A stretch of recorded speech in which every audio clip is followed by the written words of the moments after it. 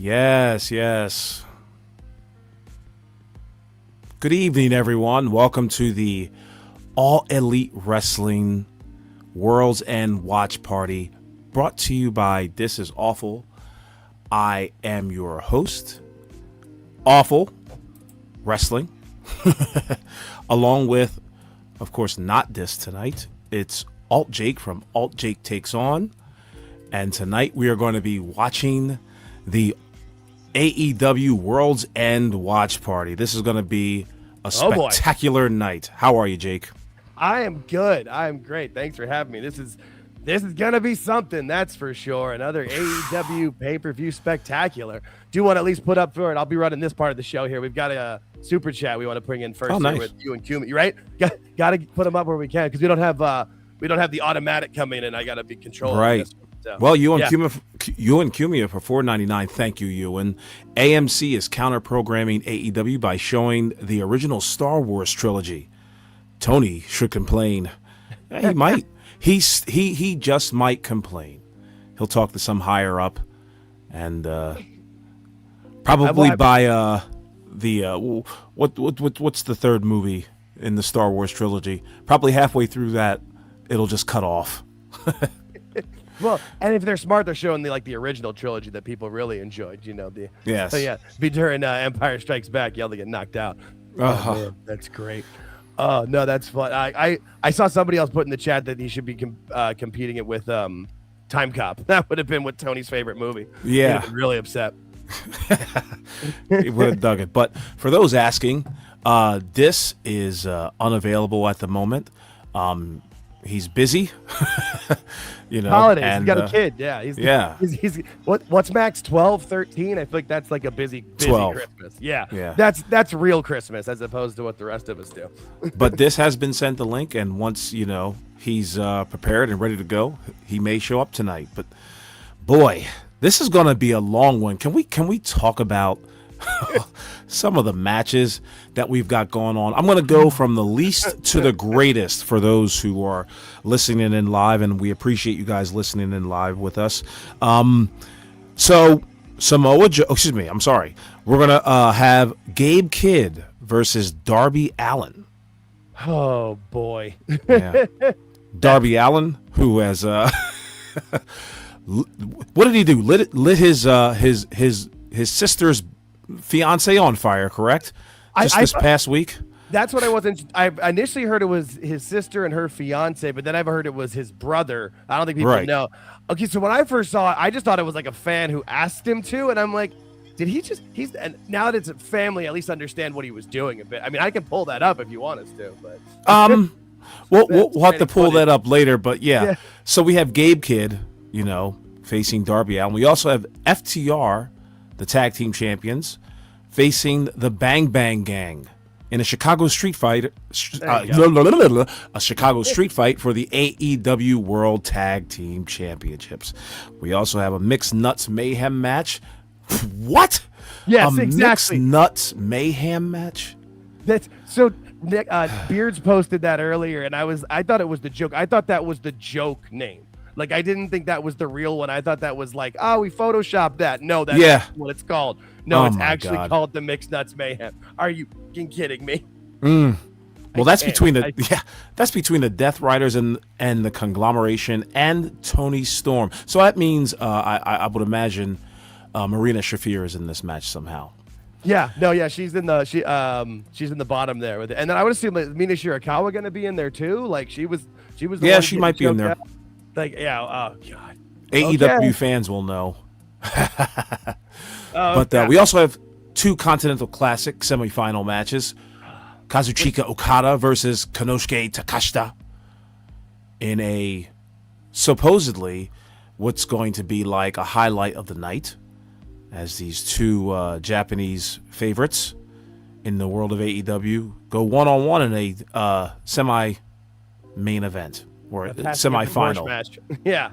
Oh, it is? Now, who's passing the torch? No, that's what people want to say. That's what they want to say because it's the older Japanese guard and the younger Japanese guard. It's not. It should be booked as that. This match shouldn't be a semifinal of a match going in for a title that nobody cares about. This should actually matter. This is this could be important, but it's AEW, so it won't be.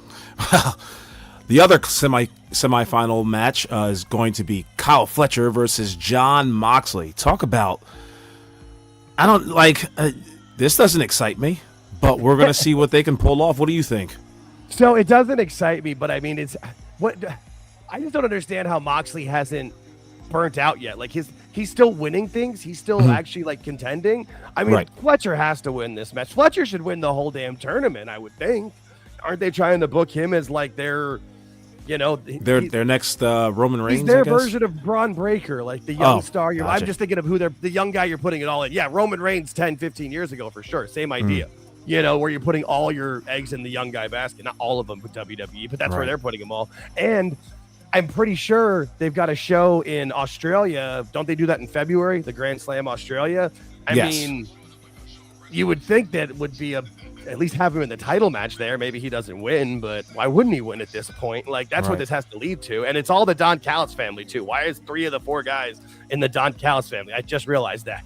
Jesus. Right. But for those who are still paying attention to us, the match between Konosuke Takeshita and Kazuchika Okada is happening right now. So me and Jake are going to give you some a little bit of color commentary, a little bit of not so much play-by-play, because they're going to perform every fucking move under the sun tonight. So we're going to try to do our best to give you a flavor of the atmosphere as what we're seeing right now. But right now, it's a stare-off. Both men had their entrances. The crowd seems to be a little alive tonight. They see that, this might be a match of the year contender for AEW. Yeah. I mean, but it's the Chicago crowd. I'm surprised that it hasn't been. I mean, when was the last time they were there? 2 weeks ago? No, that was why they didn't do, because they've normally done the show before Thanksgiving from Chicago to just burn out that town. I mean, there's no more burnt out town than Chicago. God sakes. So Okada no longer has dyed hair, of course. He's completely plain Jane looking now. There is no spark to him, but he offered his hand to Okada. Excuse me. Takeshita. Oh boy, this is gonna be a long one, folks. But he offered his hand to Takeshita, and Takeshita slapped it away. Now they're trading arm bars. Trading arm bar. Yeah. No, I just got kicked off my GR Métis, so I'm trying to get my other one. But I saw the stare down, and then I thought the stare down just kept going, but it froze. I'm like, okay, so maybe because it's AEW. They're doing the Hogan Warrior. They think they're. Oh, here we go. No, I'm back. We've got the nice twist. And we got is that Paul Turner as the referee? At least we don't have. I figured it'd be Aubrey in there. She usually wants to be in all the big matches, doesn't she? Well, this isn't the big match. Well, to sickos, it's the big match of the night. So we're gonna find out. Yeah. We're gonna find out what they see in this match. I have no problem with the wrestling style of either men. It's just that they're placed in these positions where they're just not interesting. They're not in storylines, or they're not in anything that builds their character. Yeah. Oh, there's another super chat coming in. Hang on, I got you on here. Wow, awesome. Yep. I'm still figuring that out. I haven't monetized yet, so I'm learning, but here we go. We got another one. All right. 1KQ from New Zealand. Thank you for your $5, sir. He says, how do you guys not know what the mixed nuts match is? It's real wrestling. You know what? 1KQ, I kind of agree with you. It is real wrestling. I thought everybody was allergic to nuts now, though. What's going on? No. Sickos are not allergic to nuts. Oh, right. They're only allergic to deodorant. My bad. That's my bad. That's my bad. But it is a capacity crowd. So let me paint a picture, folks. The ring ropes are white. The big AEW logo is in the center. It's in black. They did not forget this time. They did not go into an hour into the show and forget the logo was not there. I forgot about that. Right. And the crowd so far is on their asses. And I mean, Chicago Chicago is normally a good town, so if they want to be excited about it, but this is the test. They're excited about it now. What happens? What's in 3 hours or in 2 hours? Right. You know what I mean? That's where that's the test. That's what's important. So a lot of trading moves back and forth. There's a leapfrog. Waist lock by Okada, Takeshita. Of course, here we are. This is Resculation, as Marvin the Movie Monster likes to call it, where they reverse, and duck under every goddamn thing. But finally, it ends up with a spinning clothesline by Takeshita, and the crowd seems to like it. Right, well, and I mean, and that's technically Okada's move, right? The rain. I mean, that's technically the Rainmaker. Is just the short arm clothesline. So yeah, yes. I mean, that's Oh, here we go. Yeah, nice clothesline after 15 missed moves by Takeshita. Back to the live action now. Side Russian leg sweep, and of course Takeshita putting Okada in a submissive predicament as he's got a hold of the wrist. Yeah, I know. I mean, it really is though. Like, I'm a little bit behind you. So you said that, and I looked at him like, oh no, let's go. Yeah. Yeah. Well, Okada goes to the ropes and breaks the hold, and now he's outside the ring, and the crowd so far is really quiet. I could turn this up for the people at home who are listening to give you a true feel of what Tony Schiavone, who are, I believe he's one of the commentators, and Excalibur, of course. I mean, Schiavone's always one of the commentators. He never shuts up. Yeah. You have some super chats. Oh, yep. Nope. I was waiting for you to. Hey, no problem. No problem, bro. Yep. You interrupt me with the super chats. How about deal? That? All right. Hey, that's a good way to learn with it. All right, we got Denisha in the house. We love Denisha. Yes. Hey, Denisha Lane 1142 for $1.99. Thank you very much, Denisha. Hey, Jake and Awful, showing my love. Why, thank you. We appreciate it, and hopefully we can show our love to you by giving you some of the wackiest content on YouTube tonight. Hey, we're helping them out because really, I mean, who wants to pay for this show, whether it's on HBO Max or not? Like, come on. Oof. And then we got you and Kumi again. Yeah. Awesome. Thank you. You won for $1.99. Yeah. The loser goes to Mr. Birchfield's basement. Oh, boy. That's that third stage of hell match right there, man. That's the brutal one. Oh my Hopefully God. They have a lot of money on their credit cards so they can be used to pay the bills, the cable, and the electricity. And hopefully they like ramen noodles. All of them. That's all they want. Oh my God. All right. Just a bit. No, that should be their next gimmick match. The who ends up in the basement match. Right. Exactly. Yeah. So right now, they actually wrestled outside for about 2.5 minutes. Yeah, no, and you see him, he's trying to count, and he's just like one, and then he just waits, walks around. Yeah. Like, they should just change their rules. Like, you're allowed 30 seconds at it. Why are they trying to uphold like that matters? Like, that's also why no one's allowed to interfere in these matches. But yeah, like, okay, so then why can they interfere in the next one or the next one? Right. Like kick in the face. They try to do the cheap pin, the old Jericho with the 1 foot on him. Right. So far, this match is just okay. Okada going for it's slow. They're keeping it deliberate. But see, here's the problem. I think opening matches should kind of be high octane. Right. You know, get the crowd into it, and they kind of are into it. The crowd is. Some people in the front row are clapping for Takeshita to make his great return. Okada taking control with a big elbow to the cheek of Takeshita. And see, that's the cool thing about at least these guys. They can really work a stiff style and kind of get away with it because, you know, they grew up in that atmosphere. Yeah. The problem was they were kind of stuck because you had to start. I mean, I'm sure the show's going to start off with this one and then the other Continental Classic semifinal. That one's gotta be right. That one's got to be Moxley. So you weren't getting a fast pace. You weren't getting an exciting match either way, were you? Now that you think about it, like, but that's where it was. Like, that's where they set themselves up for. That you work this tournament to do that. Yeah, those in the chat, if you can kind of hear, maybe you can't hear. I could hear it was Danielson sounding like he didn't want to be here, but we got somebody who does want to be here with another chat. Somebody who does. All right. Thank you, Rick Grimm, 8629 for $5. Thank you so much, Rick. My very first super chat. Nice. Yes, it is. And it's our very first time acknowledging you. And hopefully we can acknowledge you a few times more tonight. That would be awesome. But thank you very much, Rick. as it stands now, I'm gonna turn it down because who knows what the YouTube algorithm may pick up or whatever. So we'll do our best to, and who's got what bots? There's bots everywhere, man. Everywhere. Holy cow! But yeah, we're gonna play theater of the mind tonight. Takeshita flying out to the ring and onto Okada, right outside, right beside the announce table. Crowd seems to be appreciative of it. High risk maneuver, of course.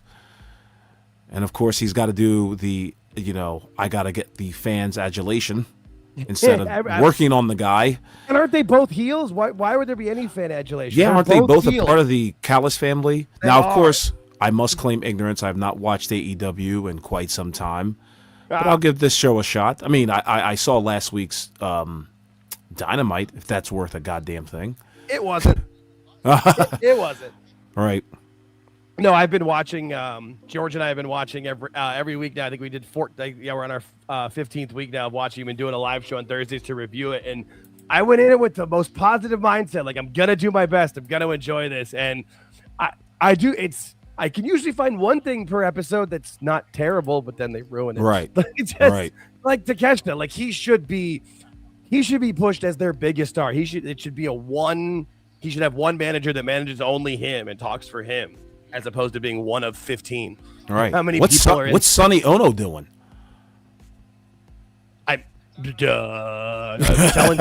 Selling cars? I don't know. I'm assuming he's still alive. He'd be a shoo-in for these guys, or at least one of them. Anything. Yeah. I mean, Jake Roberts, even just something. Yeah. You got so many people employed, and you have one heel manager in Don Callis just being the heel. For how many people are in this family? Nobody knows. It's like the joke answer is 13, but it might be 17. I don't know. It's a lot of people. It's all the heels, and the rest. No, but this match should have the crowd was ready for it. They were hot because they are names. Like, they know Okada from being the history that he's built, and then Takeshita's been a future star for how long? But this is just they're wrestling at Okada's pace, and he wrestles slow. It's just what he is. Yes, Ewan, hit the where is it? Boom. Hit the like button, hit the subscribe. It's harder for me to speak from over here, but yeah. No, it looks like there's like 35 people in the chat though. That's awesome. I'm all for it. Awesome. That's cool. Oh, there goes my alarm. I thought that was Tony Khan calling you. Stop watching my shows. Yeah, please. Who am I, Ibu? Well, no, because he would have acknowledged you. Hey-o. Right. That's still my favorite video of any year of Ibu just trying to get the handshake and being. Yeah. It's exactly. Nothing will ever top that. Well, for now, we'll see what Dave does next. Now, as someone mentioned in the chat, they are right now, as we speak, trading forearms. Always. That's the go-to. You don't know what to do. Trade forearms in this company. Right. Yeah, another super chat from Chef Eddie, though. All right. Thank you, Chef Eddie. Give me 1 second. Gunther would walk up to both of these guys and do the "you can't see me" move. Thank you for your $5, Chef Eddie. Awesome super chat. And, he would walk through them. Jesus. Yeah, just with the aura alone. Yeah. Let's face facts, just with the aura alone. So would Obafemi. I mean, I even feel like Trick Williams is like bigger and better than both these guys at this point. Like, no, yeah. Gunther would just be sad for them. Dude, handicap match, and he would handicap the two of them. Good. Right.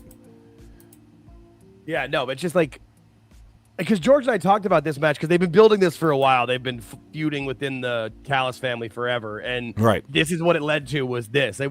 I even said then they should let it slow build and have it lead to something at one of their biggest shows, or maybe their show they do in Japan in January every year or whatever. And they have it as the semifinal in this stupid tournament that nobody cares about. I want to, but give me 1 second. I'm going to you're good. Mute myself for a second. Yeah. You're good. Nope. All right. Well, we'll keep watching the match.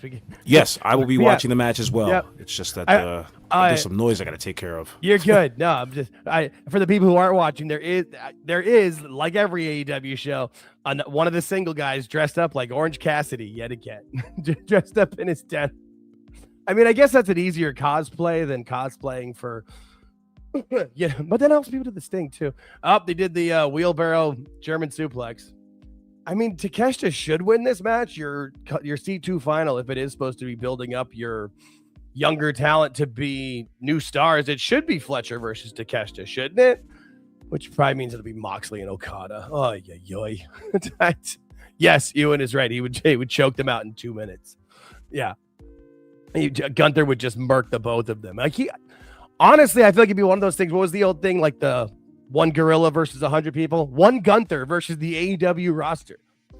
My money's on Gunther. Even if it's just, I mean, who in this company really makes you think that could take down somebody like Gunther? I mean, they don't even have anybody who's like was a former shooter that, can't talk or anything. They just have nobody in this company. I mean, maybe Aubrey, but and this match just still goes. These matches never end. I mean, how long is this match has been going on for like 18 minutes already, hasn't it? Like, this is just too long. Oh, why? Yeah, and they're trading a lot of power moves. Back and forth clotheslines, back and forth. But he reversed the knee. Like, they reversing weird moves. Yeah. No, and then they go back and forth. They reverse. Right. Yeah, just. And then, like, isn't Okada's finisher supposed to be super protected? And he's, like, basically no-sold it. Like, I don't know.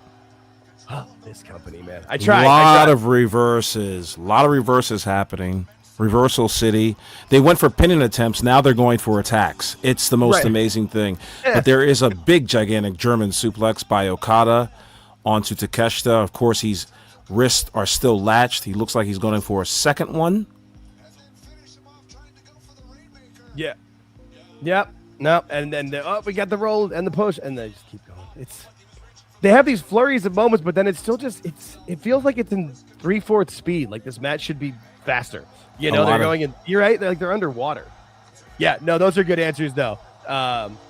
Captain J with Samoa Joe or you and either Bobby Lashley or Claudio could maybe take Gunther. All right, I'll give you those guys. But all right, anybody in the company that hasn't been in WWE. Yeah. Right. Which, I mean, let's be real. That's all Tony wants to hire anymore. How much longer do we have until Samantha Irvin shows up as the? Hey man, I thought she was going to show up earlier this year. I mean, it was part of my Awful Wrestling's AEW prediction. I think you're still right on the time. I think when you predicted that, we didn't know that she was on a non-compete. She was on a non-compete for a period, and that's still going as far as that's my dumbass fault. Yeah. I should have known. They didn't report it. But I mean, again, I'm surprised it wasn't reported pretty much right away, like from Samantha being because the moment she made that decision, we know she was taking Tony's money. So. Right. Yeah. She used it to further her music career. Oh, is that what we're calling it? Yeah. All right. Playing the flute. Yeah. Underwater. Did you ever see that video, by the way? Yes, I have. Where she's playing the flute under a pool that looks like an Airbnb. I mean, you're not wrong, though. It's like we got 20 more minutes to be here. Let's just get this shot out. Well, anyway, right now, Okada looks to be looks like he has a weapon in tow, but Takeshita about to give him a gigantic clothesline reversal, of course. What a reversal. Did he hit? No way. Does he hit Takeshita with the whatever that is? It looks like a screwdriver, folks, and he stuffs it back in his pants. Takeshita is out cold. Okada goes for the cover. 1, 2, 3, and that's it, folks. Yep. And so, it was a screwdriver. Right. Okada advancing to the finals of the Continental Classic. What, did I get the Japanese guys mixed up? No, not you and I. I just said, what did I say? The match, if you're going to have this tournament make any importance, you need to have Takeshita and Fletcher because they're the young guys you're pushing, and Okada wins. God damn it. 0 for 1. Yeah. I mean, and he hits him with and it's back to that classic, this screwdriver of Don Callis. Yeah. It wasn't just any old screwdriver, Jake. Let's get it right. It was a fluorescent screwdriver. I prefer the screwdrivers Mean Gene liked myself, but that's just me. Oh, my God. Yeah, I mean, I guess Okada wins. They keep continuing with he's the greatest tournament wrestler ever, but I don't. Again, to paint the picture, folks, Don Callis came into the ring and checked on Takeshita, see if he was all right. Then he gave a big, gigantic hug to Okada. and now he's walking out with Okada. Yeah. Bobby the Brain, he is not, folks. I don't understand how everybody in the Don Callis family doesn't turn on Don Callis. Just watching how he operates. Yeah, This is real-based wrestling. Yeah, because nobody wants to join the group, and then once you do, what are you, brainwashed? And the whole time that Don was checking on Takeshita, Okada was taking the screwdriver out of his tights and threw it under the ring. Because, the screwdriver is the ultimate weapon. Like that. Yeah. That match took, 22, 23 minutes of the show's been, of our lives, yes. Yeah, right. But this show's they got 10 matches, and your first one goes 25 minutes. Right. And they're still going with the storyline. And they slow burned it. Yeah.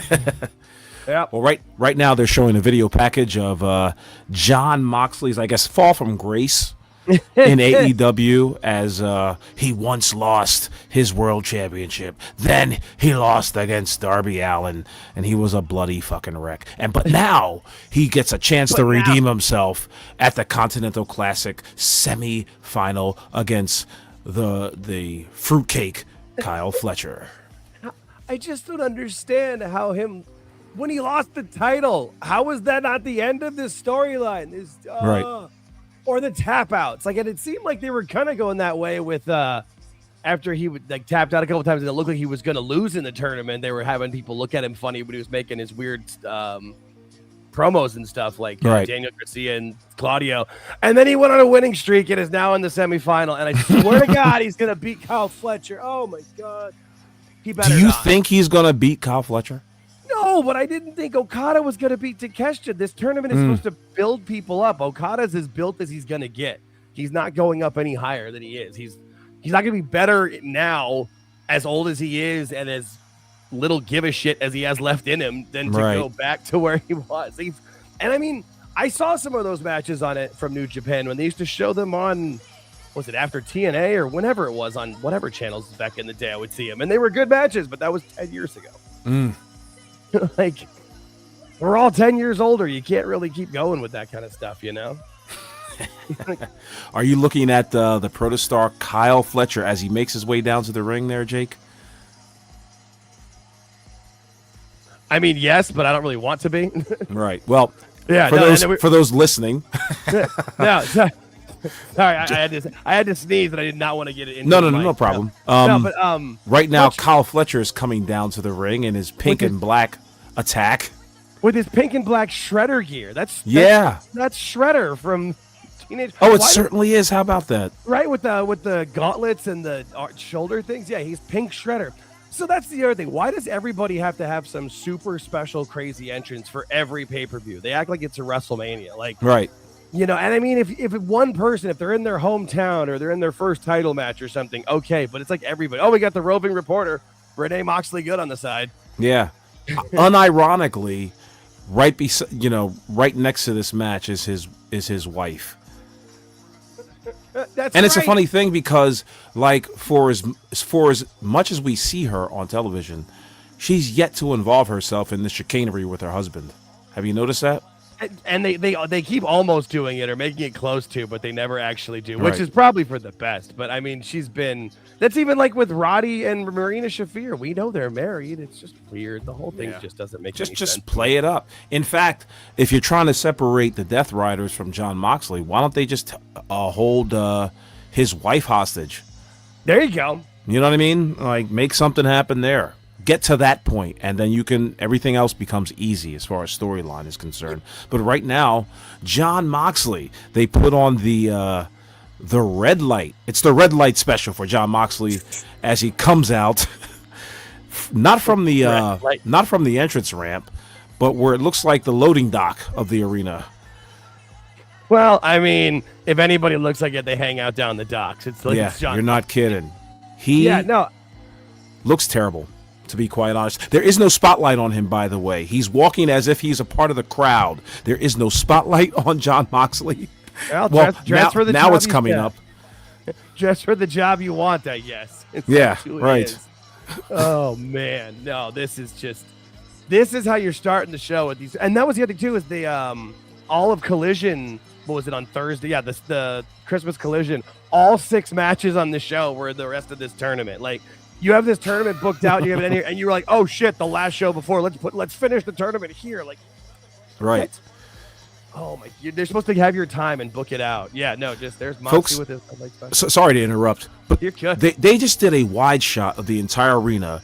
We had no idea why, and Jon Moxley just came out of this darkness. Again, they did not spotlight Jon Moxley. He was not a highlight of anything in the audience. He was the same guy that usually walks by you with hot dogs and a Coke. Yeah. Get your hot dogs here. Yeah. I'm sure they had to tell security line, I'll let him go over the ramp or over the guardrail. They have He's to one tell of all the ours. security guys. They just show them the picture instead of trespassing. They know this guy. We know that he doesn't look like it, but he's actually one of their stars. But he's finally in the ring. Crowd has a tepid response to him. As we're in here, he looks like he wants to be anywhere but here. But see, that's always the look that Jon Moxley's always had. He had that as Dean Ambrose too. That's Yeah. definitely that's always the look he has. Meanwhile, Kyle Fletcher looks, intense, focused, and they're giving each other a stare down. While Jon Moxley looks like he's about to take a shit on one side of the ring, Kyle Fletcher looks like he's ready to go on the other. The bald referee, what's that guy's name? Which one? Which bald? Oh, it's the small Bryce. That's Bryce. Because there's the other bald one, the guy who looks half dead. Yeah. He's absolutely atrocious as a referee, by the way. And I hate the way he does a little fucking curl with his legs every time he has to do a 3 count. It's the most awkward spectrum-like thing I've ever seen. But Is this match brought to you by Rogaine? Why are there 3 bald guys in this? Yeah, that is something. How about that? Who do they pick out for their rep? Oh, Jesus. And again, 2 more heels to start off the match. Yes. Yeah, we've had 2 heel matches and 3 members of the Don Callis family to start off the show. Yeah. Hopefully this match will wake the crowd up. Right now they are doing waist lock reversals. I already said that, Excalibur, punk, you racist bastard. I don't know if you guys can hear it, but I'm not trying to keep my screen so low that you can't hear exactly what's going on. But we don't want to get demonetized and don't want to get copyright stricken by AEW, so I'm going to keep it at a moderate level. Moxley just chopping Kyle Fletcher out of the ring. Is like nails on a chalkboard. It does. Yeah. You can't understand what he says. You can't understand what he says if you have headphones on a lot of times because he's the Micro Machines guy. That's what he's right. Right. Yeah. Mose AK47 says you can't take Kyle Fletcher seriously if he's wearing pink, and you can't because he doesn't have quite the aura, the prestige. I was gonna somebody say, like maybe Bret Hart. Bret could literally tie you up in knots, and he was also trained by Stu Hart, who at 90 could tie you up in knots. Right. No, there's a difference. Bret could wear pink because he could kick your ass. Yeah. Kyle, he could kick your ass, but that's only because he botched a power bomb into the corner. Yeah. Oh God. Well, so far, Kyle Fletcher's been hanging out on the apron here. Yeah. Which is weird because usually it's Moxie who automatically leaves the ring. They wanted to change it up a bit. Who wants to be the worst Larry Zbyszko tonight between Fletcher and the living legend? Yeah. Oh my God. Fletcher just rolled out the ring to do a Tada spot for no goddamn good reason. And now Moxley has had it, giving him a chop to the chest and following him around the ring with a forearm, of course. Will a punch be thrown tonight? Jake, what do you think? Will they be throwing punches tonight? No, but I think Joe might throw 1 or 2, but no, it'll be forearms and elbows. I do got to shout out the fan though that has the sign with like a target on it, like you'd bring to a baseball game of hit it here, and it said Mox Blood Zone. That was good. And it's not even like he was on the apron; like he's a good 5-7 rows back. And honestly, he probably will get blood on it. Let's be real. If they see it, Fletcher will knock his head into it. All right. There was a little bit of back and forth on the outside. Now they're back in back into the ring. Moxley is in the corner getting stomped out by Kyle Fletcher. And really, Moxley's not selling any of those kicks. He stood straight up and went to the ropes. Yeah. The thing is, they'll do kicks, strikes, elbows, or whatever, and they'll do like 27 of them each, and then they're fine. Like if you're gonna do that, at least sell it when you're done. Right. Yeah. No. Fletcher did all those little stomp, chop things. A Bronco Buster at 1.2. That was a little. Yeah. Out of the norm. But Kyle Fletcher following Moxley into each corner and giving him some hard chops. But Moxley trying to fight out with what? Not punches, forearms. And he reverses and gives him some hits here. And the biting. He's always has forearms. He bites. And Fletcher, you can see that he's got the potential there. He does. Mm-hmm. It's right there. But then the longer he's in this company, the worse it's going to be. Yeah. Because he does have the potential. He could be great in NXT, but or in TNA even now. But hey, look, they're back on the outside, Jake. As Moxley throwing Fletcher outside the ring, and of course he himself rolls out the ring. And now a chair has been introduced as they are near the commentator's table. Moxley being polite and sitting Kyle Fletcher down into the seat before running back and giving him a big boot to the face. And I thought he was going to give him the running crotch. Yeah. It seems like, I guess if the story is to be told here, ladies and gentlemen, is that Kyle Fletcher wants to keep the match in the ring and Moxley just wants to be a bastard on the outside of the ring the entire time. Of course, not another thrown punch, but another forearm. Why would anybody throw a punch? Oh my God, Kyle Fletcher returns with a forearm. Incredible. So while this match is competitive, it's not bloodthirsty yet. So, we have now got the steps being introduced into the match, but Moxley cuts him off with a rake to the eyes. And I thought these were supposed to be like no weapons and none of that kind of stuff too. Oh, shout out to the guy in the Tommaso Ciampa shirt in the front row. I'm sure Tony's happy about that. Yeah. You know who's inconspicuous by his absence? Green shirt guy. Wonder what he's doing right now. I think he knows where his bread is buttered, and it does seem like every time I see him, it looks like a clean green shirt, and it looks like he's showered. So maybe he's not fit in. I do see the ref shirt guy though. Yeah, so they're playing around with the stair steps here, as Kyle Fletcher used it to crotch. Moxley's leg pinned in there. Yeah. Excuse me, Moxley's leg being pinned in there, and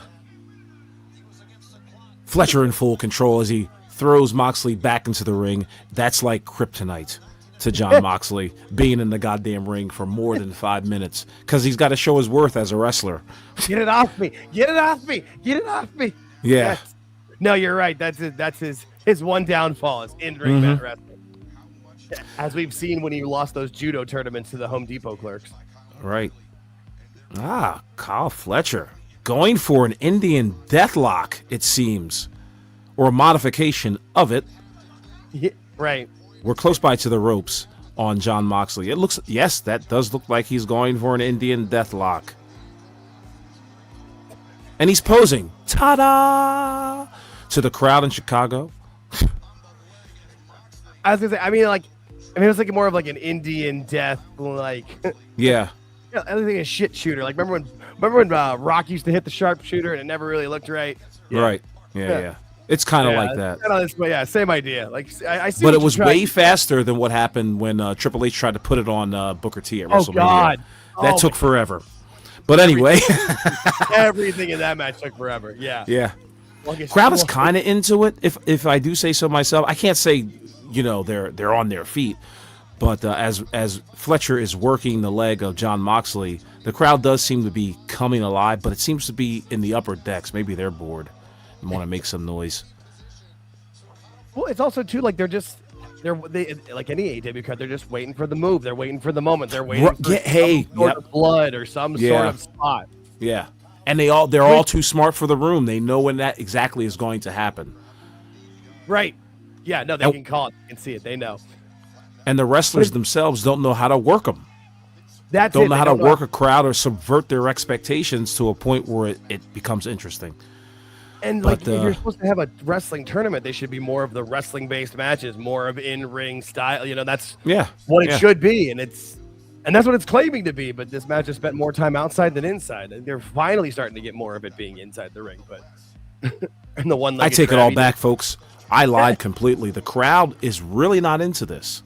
Like, they just showed a little bit of a wide shot, and the people maybe in the first deck and the upper deck, they do not seem interested. Hype it in the crowd, nice. Oh, we got a super chat. All right. Thank you for the super chat by Chef Eddie. The height of Moxley's career is when he was working with James Ellsworth. Oh. It's been all downhill from there. Yeah. Great point there, Chef Eddie. Thank you for your $5. When you say it out loud. Yeah. How about that? The height of Moxley, I got to read it again. The height of Moxley's career is when he was working with James Ellsworth. Now, on second thought, I would have to say when he was working with Brock Lesnar. It's been all downhill from there as well. But, James Ellsworth is a great candidate for Moxley's career downfall. That's for damn sure. Thank you, Chef Eddie. You could also even once they broke up the Shield, like, it was clear who the two, you know what I mean? Like, every group has that. Like, every group has the X-Pac or whatever. Exactly. And it was very clear from moment one, like, Seth and Roman were the talents. Oh, hey, look, they're back outside the ring. I stopped watching for 2 seconds. Yeah. And I will paint the picture a little bit, though. While Kyle Fletcher was working on the leg, a la Bret Hart, a la any old school professional wrestler, Jon Moxley is kind of scratching and clawing his way out of those predicaments and fighting his way from beneath. Is there some blood on Jon Moxley's lip? I mean, I'm surprised it's gone this long if there hadn't been. So I would think there. Oh yeah, it looks like it to me. Yeah. Unless he just spit up too much, you know. Yeah. Oh, Jon Moxley doing a little bit of the Hulk up. Oh my God in heaven, they're going to do trading clotheslines, folks. You know what this means. Kyle Fletcher and Jon Moxley are trading stiff clotheslines, and you already know what it looks like. Now, Irish whips, reversals. Jon Moxley getting the better of Kyle Fletcher with a big lariat clothesline. And the crowd seems to have come alive. Which is surprising, because that's what brought them alive, because this is, Which Fletcher selling. All that does is make them want to do more of the forearms. Mm-hmm. But they can't, because they got to stay on the Jon Moxley script. At some point, there's going to be fucking razor blades and maybe a chainsaw involved. Who knows? We'll find out. I could be wrong. There's got to be barbed wire stapled to something. What? Who knows? Right. A bed of nails. That was another great one. I was always told by former professional wrestlers, shout out Kevin Apollo, that you should not wear earrings into matches. Well, or any Jon jewelry. Moxley, any jewelry, but Jon Moxley has done just that. Oh my God, folks, we had trading clotheslines right now. They are trading forearms. That's right, you heard correct. Not trading punches, not even brawling each other. They're giving it to each other. Oh, that was the very first punch by Jon Moxley. He threw a right cross, but it was the only right cross of the match so far. Now they're trading super forearms to the point where it becomes very powerful somehow. They've specialed up, but Jon Moxley cuts it all off with a gigantic 1950s clothesline. It looks like Jon Moxley's lost a tooth. Now he's got Kyle Fletcher in the corner, and now he's finally giving him some blows to the top of the forehead. They look like some stiff punches. I think he's trying to open them up. But Fletcher throwing Moxley to the outside now. Yeah, let's do it hard way. Well, I mean, Fletcher on the apron. He's just furthering into his right to his meth cosplay.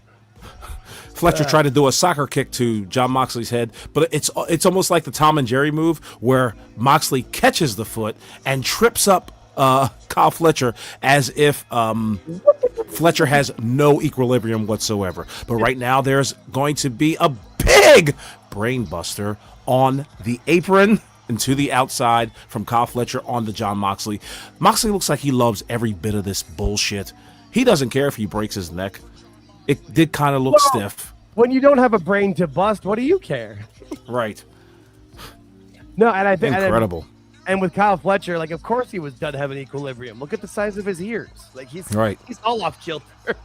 Right. Would you trust Kyle Fletcher to fucking give you a brain buster? No.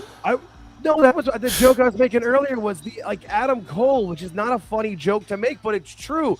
Kyle Fletcher did that power bomb to the apron, and maybe 3 weeks later, Adam Cole was in the ring, never to return, never to come back. And I don't blame Fletcher completely. I just blame the mentality of the company. That's why I want Fletcher to go to NXT, because the longer you do this shit, I mean, we've seen it with people that come over. You gotta watch the AEW stank off of them. Incredible. That's why. Well, right now to be good. Yeah, right now Moxley is still on the outside. He was stunned by that. This is the first time I've ever seen him. Well, I take it all back. At the 9.5 count, the man hopped up out off his feet and back into the ring after that gigantic brain buster. You heard it was last call. Whoa, yeah, I gotta go. Right. He gets back into the ring and is power bombed immediately by Kyle Fletcher for a 2 count. But now Fletcher has got him in a single crowd. And for the first time, folks, the crowd is on their feet in Chicago as Jon Moxley is fighting a single crab from Kyle Fletcher.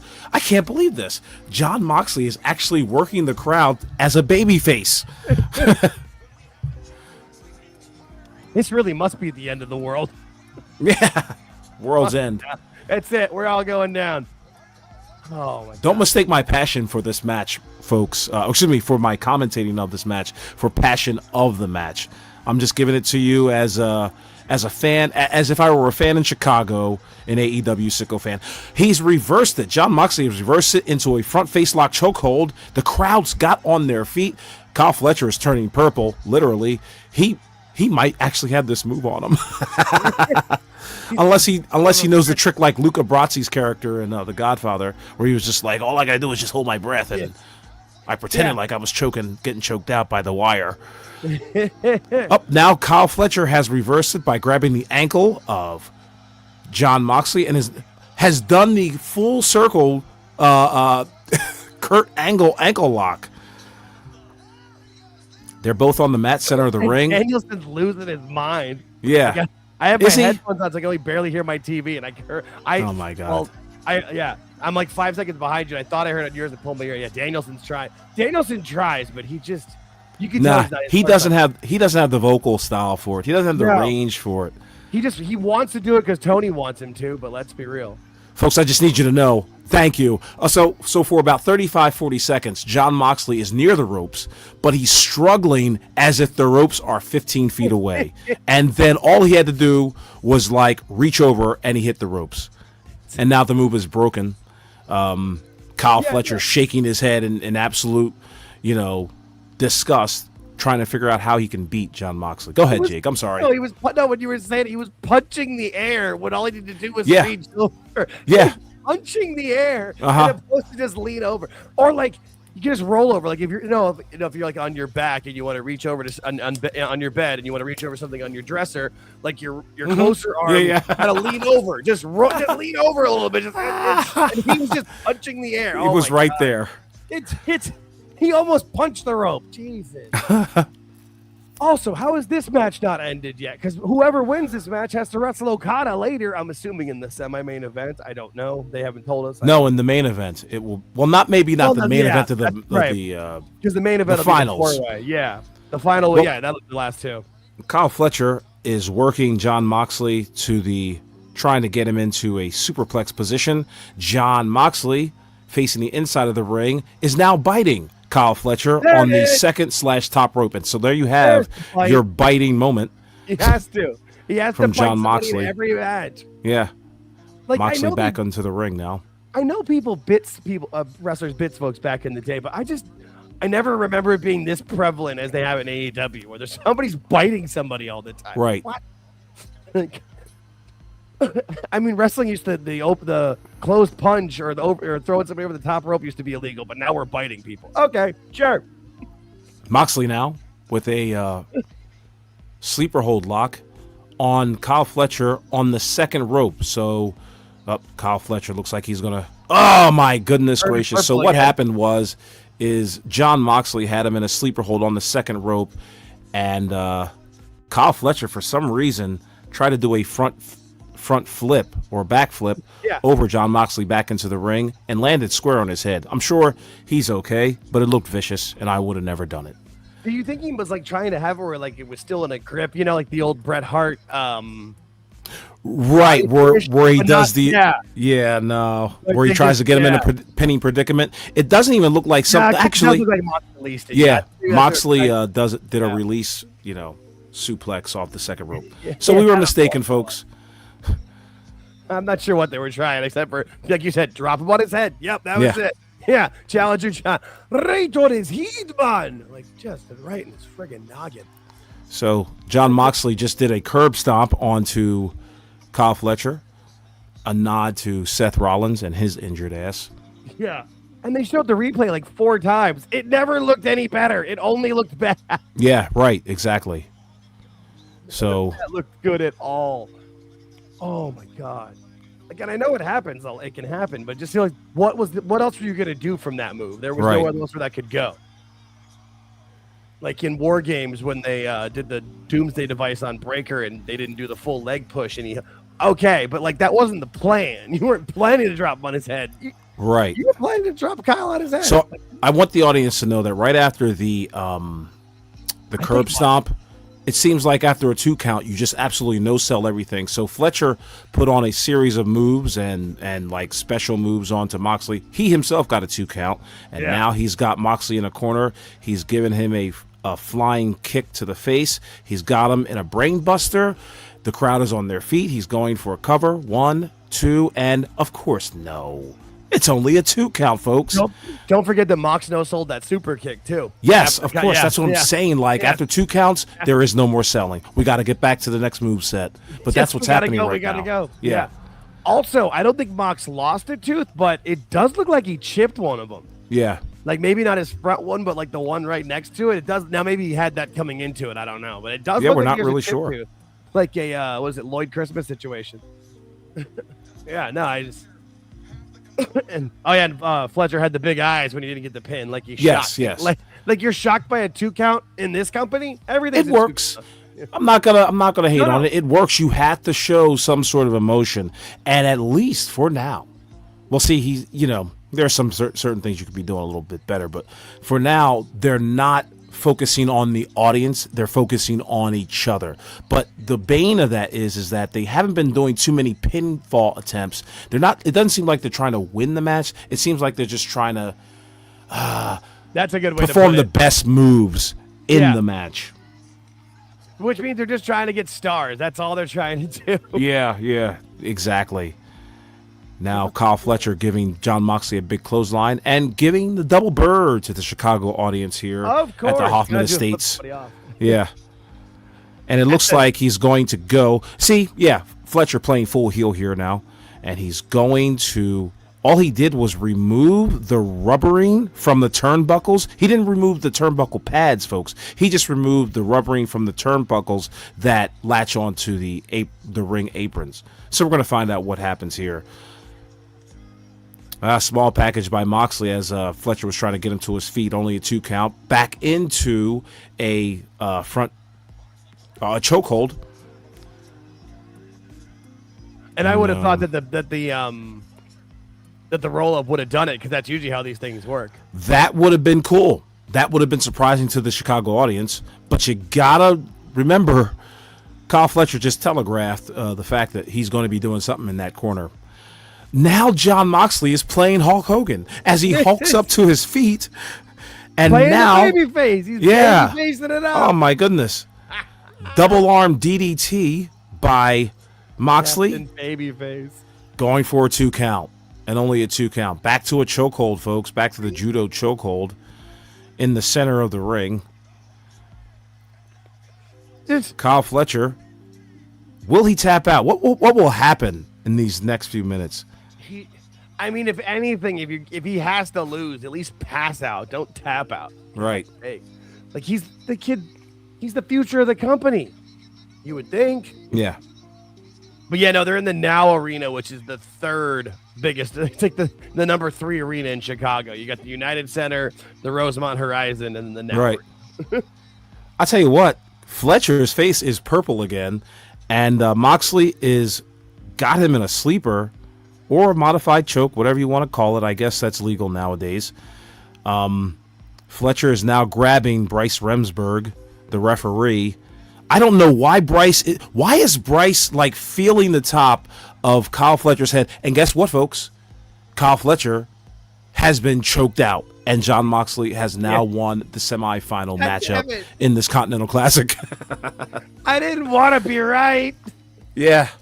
I knew it, though. You just know that's how Tony books. Oh, my God. It's not like this is like your main event of your biggest show. This tournament is supposed to build people. Oh, my God. Yeah. We'll notice that the turnbuckle padding was not used at all. Right. I was going to say, why did he do that? Yeah. What was he doing anyway? He was taking off the lower. It wasn't even the upper one. It was the bottom one. What was he doing? And again, as soon as the bell rings, Kyle Fletcher is up and argumentative. He's not feeling tired or fatigued from being choked the fuck out by Jon Moxley. He's back to his feet. He should have needed smelling salts for him and like wake him up, and he should have been dazed and knocked out. Yeah. Or Remsburg should still be trying to like revive him at this point. Yeah. Somebody told Fletcher to sell. But now he's just clipped the knees of Jon Moxley in an afterbirth of this match. Of and course. Remsburg telling Fletcher to get out of the ring. You've caused enough damage. You're getting attention. Get out of here. Yeah, go. ISS for you. Oh, my God. What's the point of this tournament if everybody who wins always is going to win? Oh, my God. Yeah, he did not. He did not subvert anybody's expectations. Tony Khan did. You would think that Kyle Fletcher, the rising budding star that they've got on the market, would at least get one over on Jon Moxley. But see, Jon Moxley had to play the baby tonight. Okay.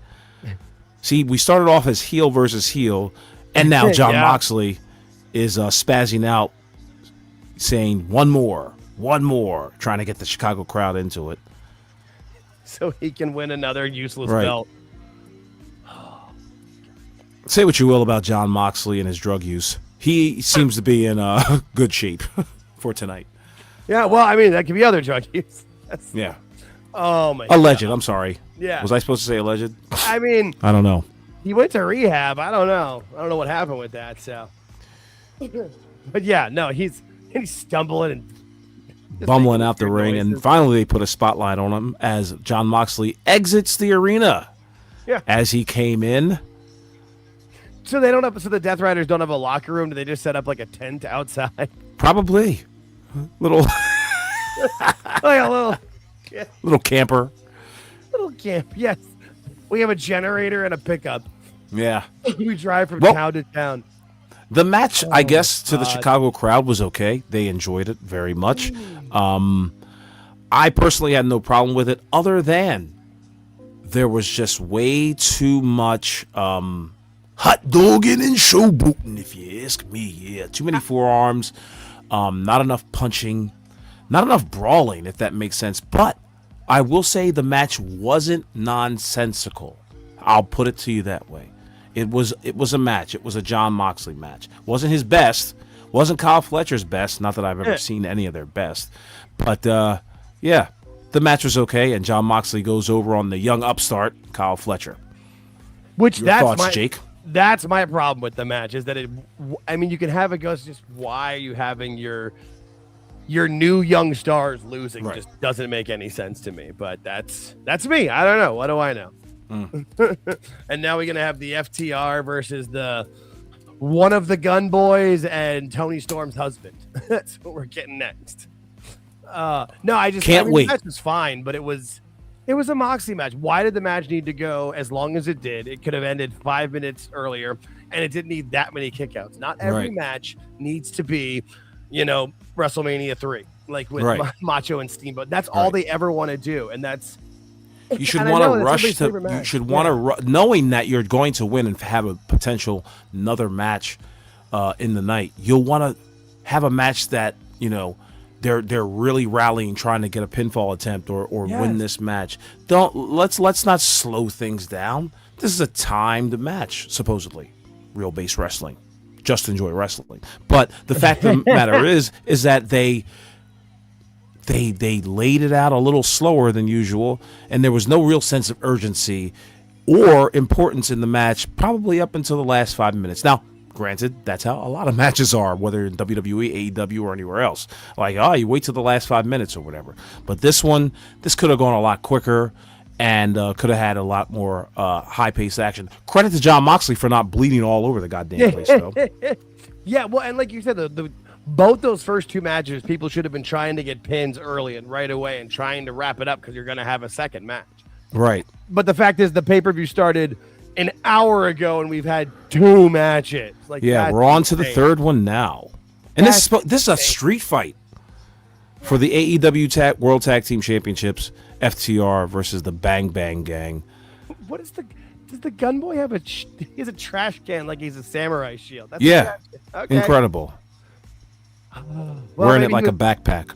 Yeah, maybe is he trying to be one of the Ninja Turtles because he saw Shredder earlier? I don't. Probably, yeah. So this is Ninja Turtle themed tonight. Right. Weren't they in New York? This is Chicago. I don't. Yeah, I mean he's like Leonardo with this kendo stick. Oh, at least Nigel's here. At least Nigel's calling on this. I like Nigel a lot better than I like Danielson. Yeah. Not that Nigel's great, but it's one of those like in comparison things. Like, hey, not too bad. All right. AEW World Tag Team Champions FTR making their way down to the ring. Boy, they've really got no presence. But see, I can't really fault all them totally because their entrance has no presence. And if they're trying to go for the old school look, sorry, pal, it seems like a lot of wrestlers in AEW have that old school look where there is no spotlight, there is no pomp or circumstance. And it'd be one thing if they, didn't have pomp and they don't have pomp and circumstance. They have no entrance or aura coming down the aisle. They're wearing leather jackets. No, I'm sorry. Those are windbreakers, it looks like. No, I think those are leather jackets. Okay, yeah. They kind of have like the old, was it like the members only collars a little bit.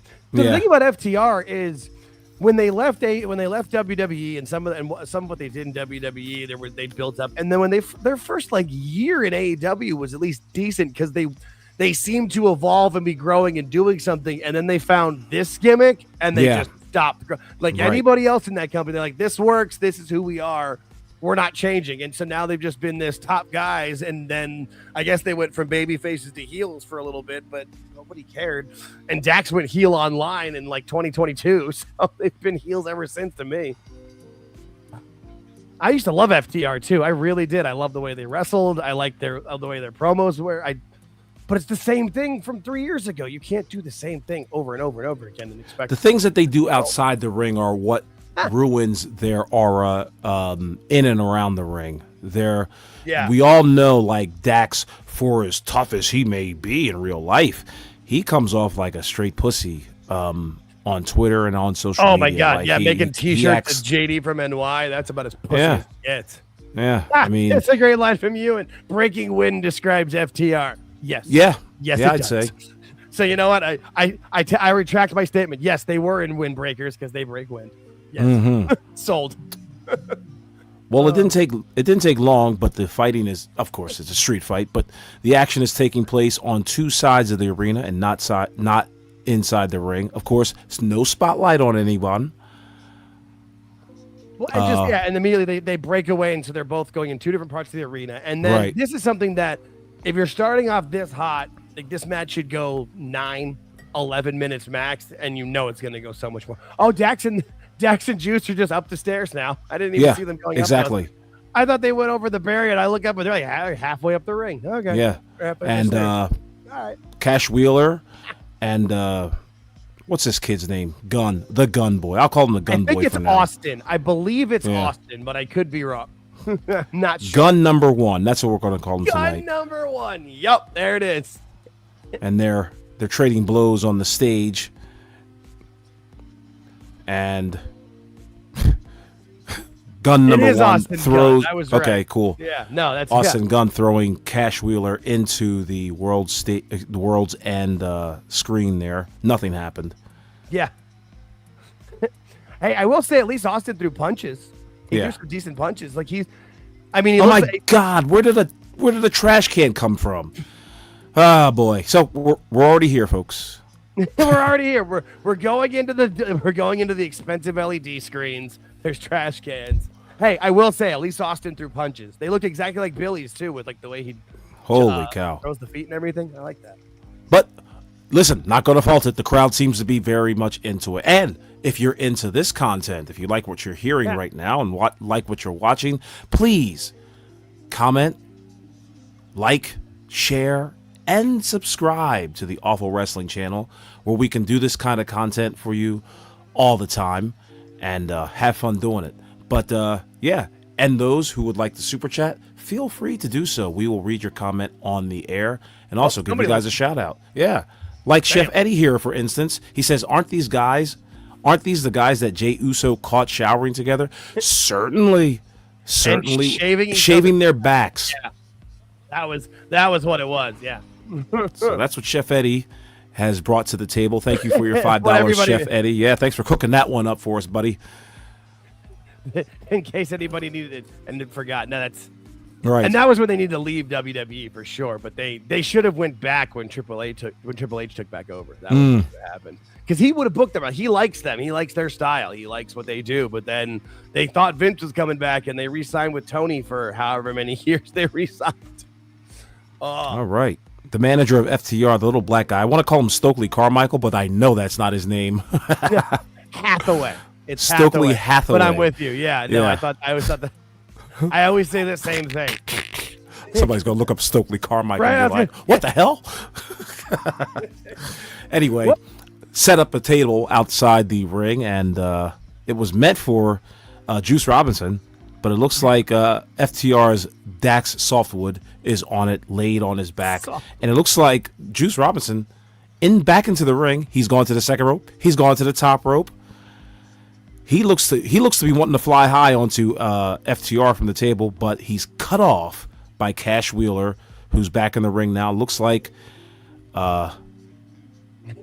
Wheeler is going to perform some high-risk maneuver from the top rope. It looks like it's going, yes, a belly-to-back suplex. Will he be successful? Will they kill each other? No, they will not. They're safe as pros.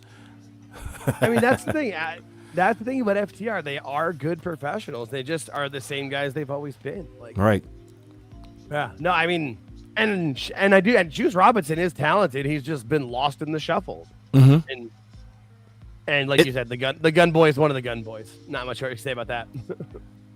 There are some times where a wrestler transcends the promotion or the company, and it just doesn't happen here in AEW. I'm trying to give a good example of somebody who like transcends like Stone Cold, The Rock. Like when they show up, it's just like it's Brock Lesnar, even to a certain degree, in my opinion. In that, like when they're on TV, the weather changes, so to speak. The atmosphere changes. It becomes more than just, hey, a WWE event. And maybe some people think differently than I do, but I feel like that aura is not there in AEW. FTR's really trying in this match, but it's to like, yeah, exactly. Like the cloud of Tony Khan hovers over everything in this company, and it's unfortunate because he's the guy that goes out and does these press junkets and these media scrums and these morning shows and all that shit, promoting interviews AEW. with John Alba. Yeah. No, right. And it's just like, where does it get you? Put some of these guys on the list to be talked to and interviewed. Give these guys some professional help as far as PR, marketing, and knowing how to talk. Yeah, media training. Thank you. Yeah, 100%. No, they just. And that's where it does, because Tony wants to do it. He wants to be in charge of everything. He loves it, and he just has to be the boss of everything. That's why, I mean, when Cornette talked about why he wouldn't work with him, because Tony's, no one's going to write my TV but me. Right. No one? Like, no one? That's not the best idea. You need, especially in this business, like there's no booker who hasn't burnt out after a few years of doing this. Especially, he's also doing everything for Ring of Honor, and then... Well, he was doing like with Dark Elevation that nobody watched, but he was doing everything. You can't. Right. He's burnt out. And then so far, all those lives. Yeah. So far, this match is kind of crash TV. Nobody really fighting for control. It's just and you know what? I'm not expecting too much from street fights, and this is like every other street fight you've ever seen. Nothing different. But Yeah, we'll play it up. Juice Robinson and Dax Softwood are in the ring, and they're trading, of course, move for move. Big spine buster there by Robinson, going for a cover. Finally, 2 count only. Juice Robinson, he does look like a professional wrestler, and his buddy Gunn. Here's the thing: they're not in wrestling gear. So let me paint that picture for you. FTR is in their wrestling gear. Whereas it seems like the Bang Bang Gang is dressed for a street fight, which is something I've always appreciated. Exactly. Yeah, that's like, what is it? The old like the alley fight between Patterson and Slaughter. Yeah, you've got to be in that. Yeah. No, and it's not even like you got to be in like, just jeans and boots. Like, it just like, don't wrestle. Yeah. Yeah, we don't want to see you in we don't want to see you in tights. Trunks. Now the World Tag Team Championship belt is being introduced as Dax Softwood nails Juice Robinson with the championship belt.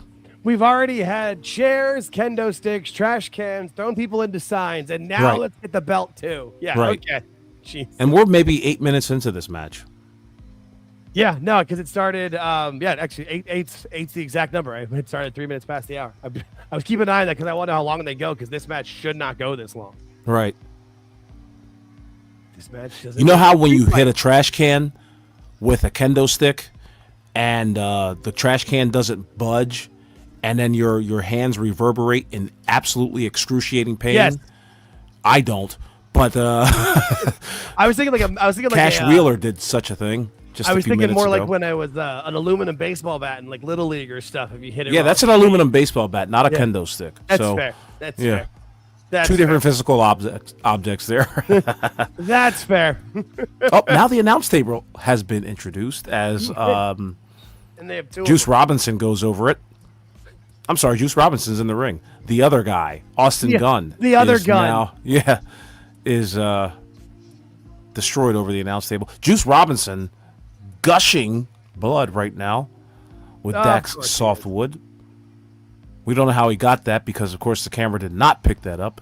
Right, and then why would you at least not have like the other camera on there? So like even if you're not going to it live, you have it recorded so that you can go over to it for the replay. Yeah. No, it's small production problems, nothing to be worried about. Just a little, just trying to help out a smidge here.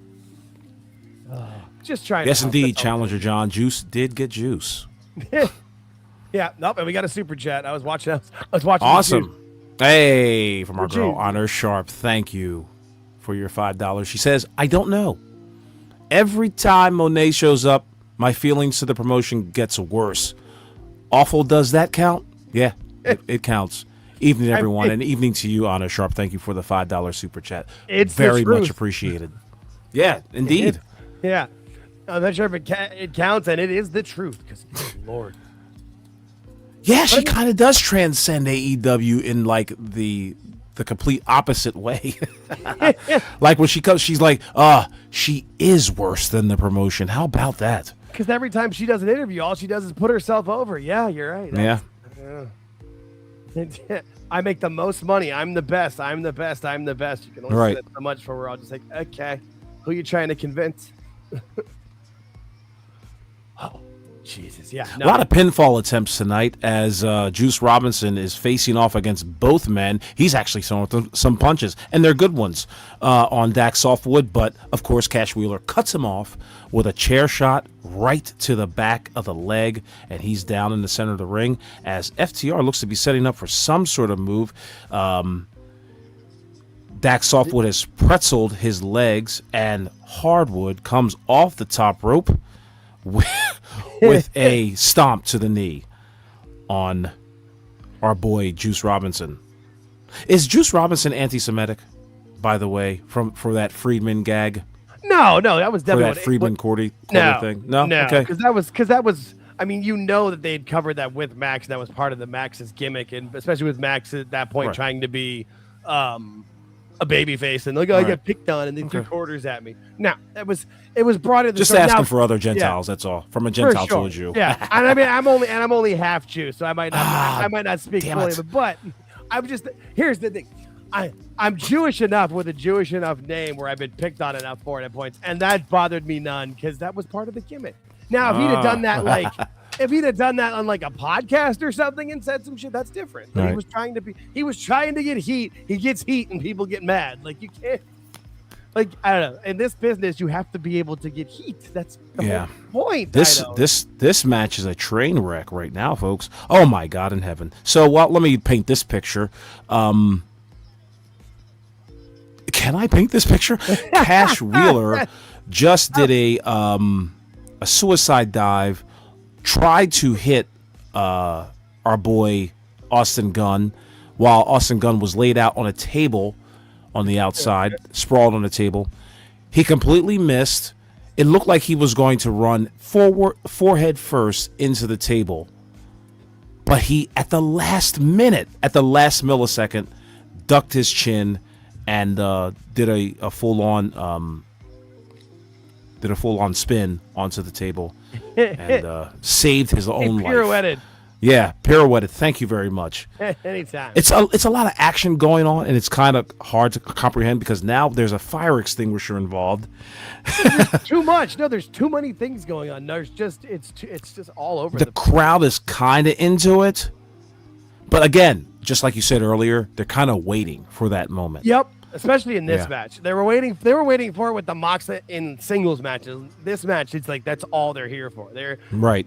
This is like the NASCAR fans that only watch for the car wrecks. They don't care about the actual race. Exactly. I'm just here for the violence. We paid for blood. Like it happened. I just did. But those are also the people that like want the crazy blood in all these matches. It's like, no, you decided. Like, right. It's not what I'm looking for. So we got another one. Super chat. Oh, why, thank you, Honor Sharp. Thank you, Regina. For $5, she says, and I mean Ulta Monet was laying right there. How stupid do you have to be to use Ultimo Monet? Hey, listen, I bet you that was probably taken. Maybe Ultimo Dragon got a hold of those he saw it and coming. trademarks. Yeah, he saw it coming. He saw it coming. He was like, nah, she ain't taking that from me. Who knows? But she says, yes, this bothers me badly for competency reasons. And I tend to agree with you. Thank you, Regina. I don't know whether to call you Honor Sharp. I'm going to call you Honor Sharp because it sounds regal.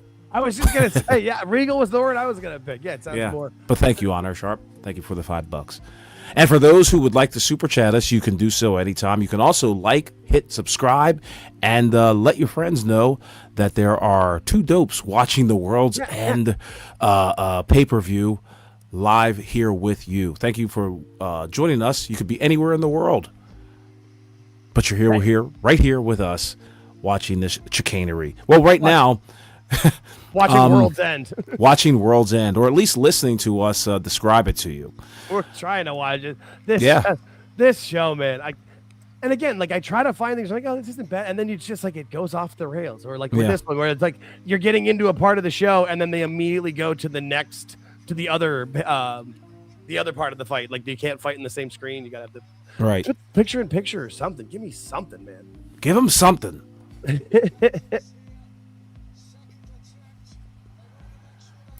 The crowd is kind of into this match. But there's still a lot of time, so they might be extracting a lot of their energy. They're just waiting. They're just they're standing up. They know something's going to happen. They're not holding on to their energy overall. They're going to be here till Tuesday. So show started 7 p.m. local time. They're going to be here through the weekend. Yeah, exactly. I've heard rumors that people think Edge and Christian will show up back at the end of this match because obviously FTR are going to win and hold up and then come back after those guys, which I could see that happening. Did you hear that from AEW Mole or AEW Rabbit? No. Okay, gotcha. I forget where I heard it, but somebody said it, and it would make sense because AEW Beaver. AEW Squirrel. Or is it the AEW Vole, not the Mole? No, I just Edge is done with his TV show, so that would make sense because I saw a commercial for it the other day with that Percy Jackson. Looks real good. I bet it doesn't. No, it looked god awful. Like the acting, and there was like a clip, like a 30-second scene. I'm like, that's okay, folks. Well, FTR wins the match after a gigantic spike pile driver from the second rope from Cash Wheeler and Dax Softwood. And you know what? To be honest, that should have ended the match. And it did. So kudos to them. You're not going to hear no 5-star reviews or even a 1-star review from us. We're just going to give it to you straight. Honest approach. We're going to give this dumb shit a chance. We don't want to be here for the next 10 hours paying attention to it, but we will definitely be giving you a breakdown of what we're seeing live, and we're not going to pull any punches, really. Going to be honest. The match was okay. Crowd, again, seemed to like it. And FTR raising the tag team championships above their heads in victory over the still selling and lying prone dead Bang Bang Gang. And that's how you do it. Who's running this Asian team tonight? You know, I'm not going to say it's a terrible night for professional wrestling. That match went a little longer than I'd said it needed to go, but it was right about where it needed to be. Like, it didn't need to go, this didn't need to be a 15 or 20 minute banger. It was like 12. But like 12 to be fair, it was high octane. Yeah, no, and it made sense within that. They didn't try to do too much. Yeah, and the spots they had, there was almost a couple of spots that were a little nuts because of accidents or whatever, but it didn't end up where you were, nothing was egregious. No one got too hurt. No one was too bad. FTR thinks they're like double Dominic Mysterios. Let me paint a picture of what just happened. Dax Softwood and Cash Wheeler are like taunting the crowd on their way out in like in a very obviously like heat-seeking way, but it doesn't seem to be catching on. Like, it doesn't seem to have the effect that they want it to be. They want people throwing like rocks and beer cans at them, and it's just not working. No, they've been trying that for a while. There was points where like the fans were that all started in the ECW arena, by the way. That when they did their residency there in ECW arena, that's when they really started pulling it off. Shout out to Brandon the heel. And they did like where they tried to we're gonna backhand you, and the fans didn't care though because no one's afraid of them, especially that stuff's not gonna work in 2025. Like, you can talk shit and like get them mad at you, like you said with Dominic, where we didn't want to hear them talk. There's a difference between wanting to boo that and then just not caring. Right. And when FTR comes out, we just don't care. Well, in the meantime, Jake, if you could pull up, because maybe people did not see this, if you could pull up that video, take your time, of course. If you could pull up that video of Darby Allin, in that fire mishap, and see if we can paint an idea of what the hell Darby Allin was thinking, and his girl. What was his sister's fiance?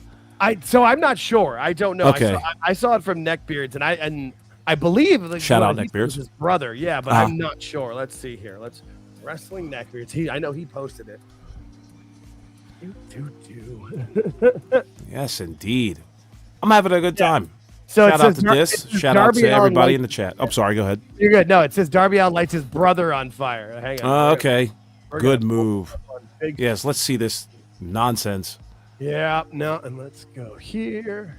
This is who a lot of people want to be the AEW World Champion. This is who people thought. Yeah. Take a look at this. Look at the guy. It does look. I can't see his face, but he kind of looks like Darby's brother. All right. Yeah. No. And listen to the people in it too. I got the volume up. All right. Here we go. Oh yeah, that's his brother. Oh yeah, definitely. Be funny if he threw a Molotov cocktail on him. She's trying to give him the thing, and he's just rolling. You've got an extinguisher. She runs away. He's not. People are laughing. Help him! Help! Jesus. So when I first saw that, I didn't know it was his brother. I just thought it was his friend or like a fan that asked him to do it. But now I see the Darby's weird van or bus behind him. Oh my God! Darby's house. What are they in the back of Bam Margera's house? What is this? Fucking. Maybe that's what Darby bought. It's Viva la Darby. Let's watch that again. Yeah. Look at this, and the girl wants no part of this. She's like, "Take my phone. Take this thing out of here. I don't want this." And he like tries to say, "Look at this. Look at this."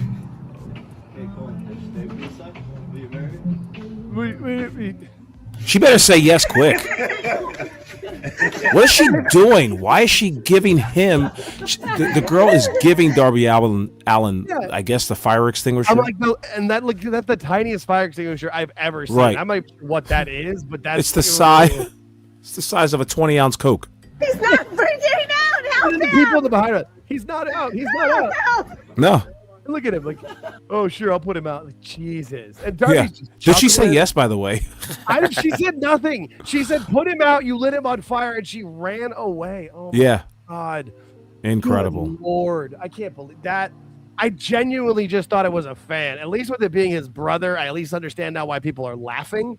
I was just like, what the? Oh, my God. Looks like we have a super chat from. People want him to be your AEW champion. No, we got a couple of them. We got Okay, awesome. Chef Eddie first. Chef Eddie for $5. Thank you very much. This is the way the world ends. Not with a bang, but a whimper. Yeah. T.S. Eliot's review of AEW. Boy, he's rolling in his grave. He really is. At least He it's definitely like, is. Hey, Elliot. What do you mean I have to talk about this also ran promotion? The fuck is the matter with you? Be gone with you. I don't even know if the guy was, if he spoke that way or not, but it would be nice to hear T.S. Eliot commentate on AEW. We're here live at the Hoffman Estates, Chicago, Illinois. Just outside Chicago. Yeah, no. The smelly sickos protrude all over the arena. Anyway, Honor Sharp, thank you for $10. Regina. The problem is all the AEW fans are so defensive generally, they can't even fake hate on command. Maybe if someone went to the WWE for a cup of coffee and came back fast, they'd have a real heel. That's a valid point, though. Honestly. Incredibly valid. Because Especially of for how that $10. company is. Yeah, and with how that company is. Wait, we got this. He's a Vietnamese monk. He's a Vietnamese monk. Okay. I stand corrected. That's. I'm not even going to go there. I've got a couple accents in mind, but. Just look at the Rage Against the Machine album cover. That's all I'm saying. All right. Oh, that's fun. I mean, hey, they both did it on purpose. So I just can't. That's the way you want to. Obviously, there's something with that family if that's his brother. Right. There's something weird with them family. Oh, Honor Sharp, your favorite has come out now. Can we put up the match graphic for this one? Yeah, we are now ready for the ladies of AEW to make their way down to the ring. It seems like. Go ahead. Nothing. The only actual women's match on the card, right? Because is that the one for the title too? I think there's the title one too. Yeah. Right. We didn't run down the entire card here. We had it up at the beginning, but it's a long card. But this is the Babes of Wrath versus Athena and Mercedes Moné for the AEW Women's World Tag Team Championships. The Babes of Wrath, they consist of who do they consist of? It seems like Willow Nightingale and Harley Cameron. And Harley Cameron. Okay. And the championships are on the line, of course. Mercedes Moné and Athena are their opponents, and they're both dressed in red. Actually, so let me set the stage here. Moné is dressed like a mummer. Shout out to those who are from Philadelphia. She's dressed in red and white, like she's dressed like a Philly mummer on January 1st. Yep, I got family from South Jersey. I get that joke. Yeah, with red hair and white hair and a little bit of black hair. Athena, on the other hand, said, fuck all this and was wearing something completely different, her normal outfit. Meanwhile, Harley Cameron and Willow Nightingale, they look like a tag team. They're wearing matching outfits that look like leopard print or maybe tiger print with a little bit of red and a little bit of black. The crowd is definitely back on their asses. I have not checked the crowd's response to these ladies yet.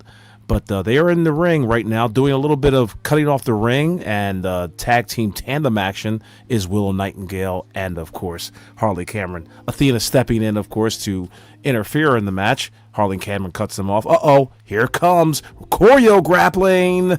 All four ladies in the ring. They both know exactly what they're going to do to each other. Count it off. One and two and three. Yeah, really. Yeah. No, double knees, of course. I have been watching the crowd. You could have had the crowds like they did during COVID, where like those stadiums had like dummies in the audience. Nobody moved. Yeah. I saw one head turn to the right and turn back. Nobody moved. Yeah. It's looking sparse as far as audience participation out there. I feel like there's a lot of people that like don't want to go to the bathroom to be mean, but like you kind of need a break in what these shows. Holy shit! There's no video packages or anything in between to like give you. Sorry to interrupt, Good. but Mercedes Moné was outside and she was with Willow Nightingale. Willow Nightingale got the upper hand, and out of nowhere, from the middle rope, Athena just spears Willow Nightingale, and it looked awesome.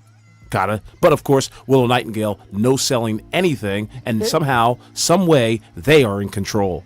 I was just gonna say, and Willow's in control of Athena right now as you say this. Oh, and Aubrey's in smokes alive. Yeah, this. I mean, I guess you still got the back to the Tony specialty, 2 former WWE talents. Although the Babes of Wrath, as goofy as they are, like you said, they are an actual tag team. They are cutting off the ring right now. When they made this tournament start, because I Cutting the watched ring in this whole half. tournament, they actually were a good team. Like they look decent. Like I'm not great, but they look like an actual team. Right. And say what you want about Harley. Like she's got some talent and she's willing to do whatever. She's like their version of Chelsea Green. You know what I mean? Like I'm not saying she's talented in the ring, but she can cut a promo. She's funny. She's a ventriloquist. Put her out there. Make her do something. I really have to think about that because my friend, it looks like she's falling hard and fast. And I remember making a video about it a few months ago. I was just like, well there goes her anybody in shine. this company for more than a little bit falls hard and fast. That's true. We got a super chat. No, this company's All right. up. Thank you, Honor Sharp, again for $5.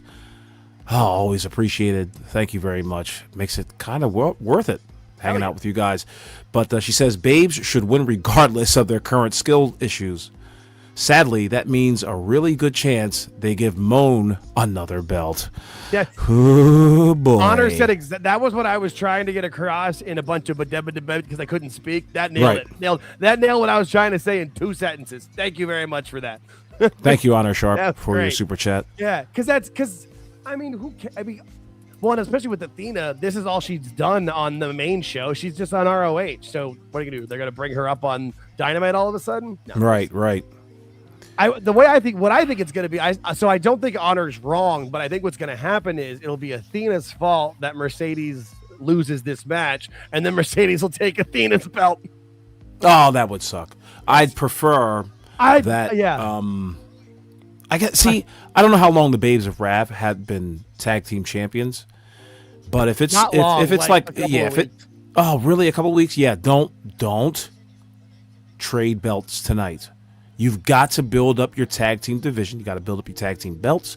You got to build up your tag team champions, and simply passing along the belts to the Mercedes Moan and Athena is not really going to elevate the championships.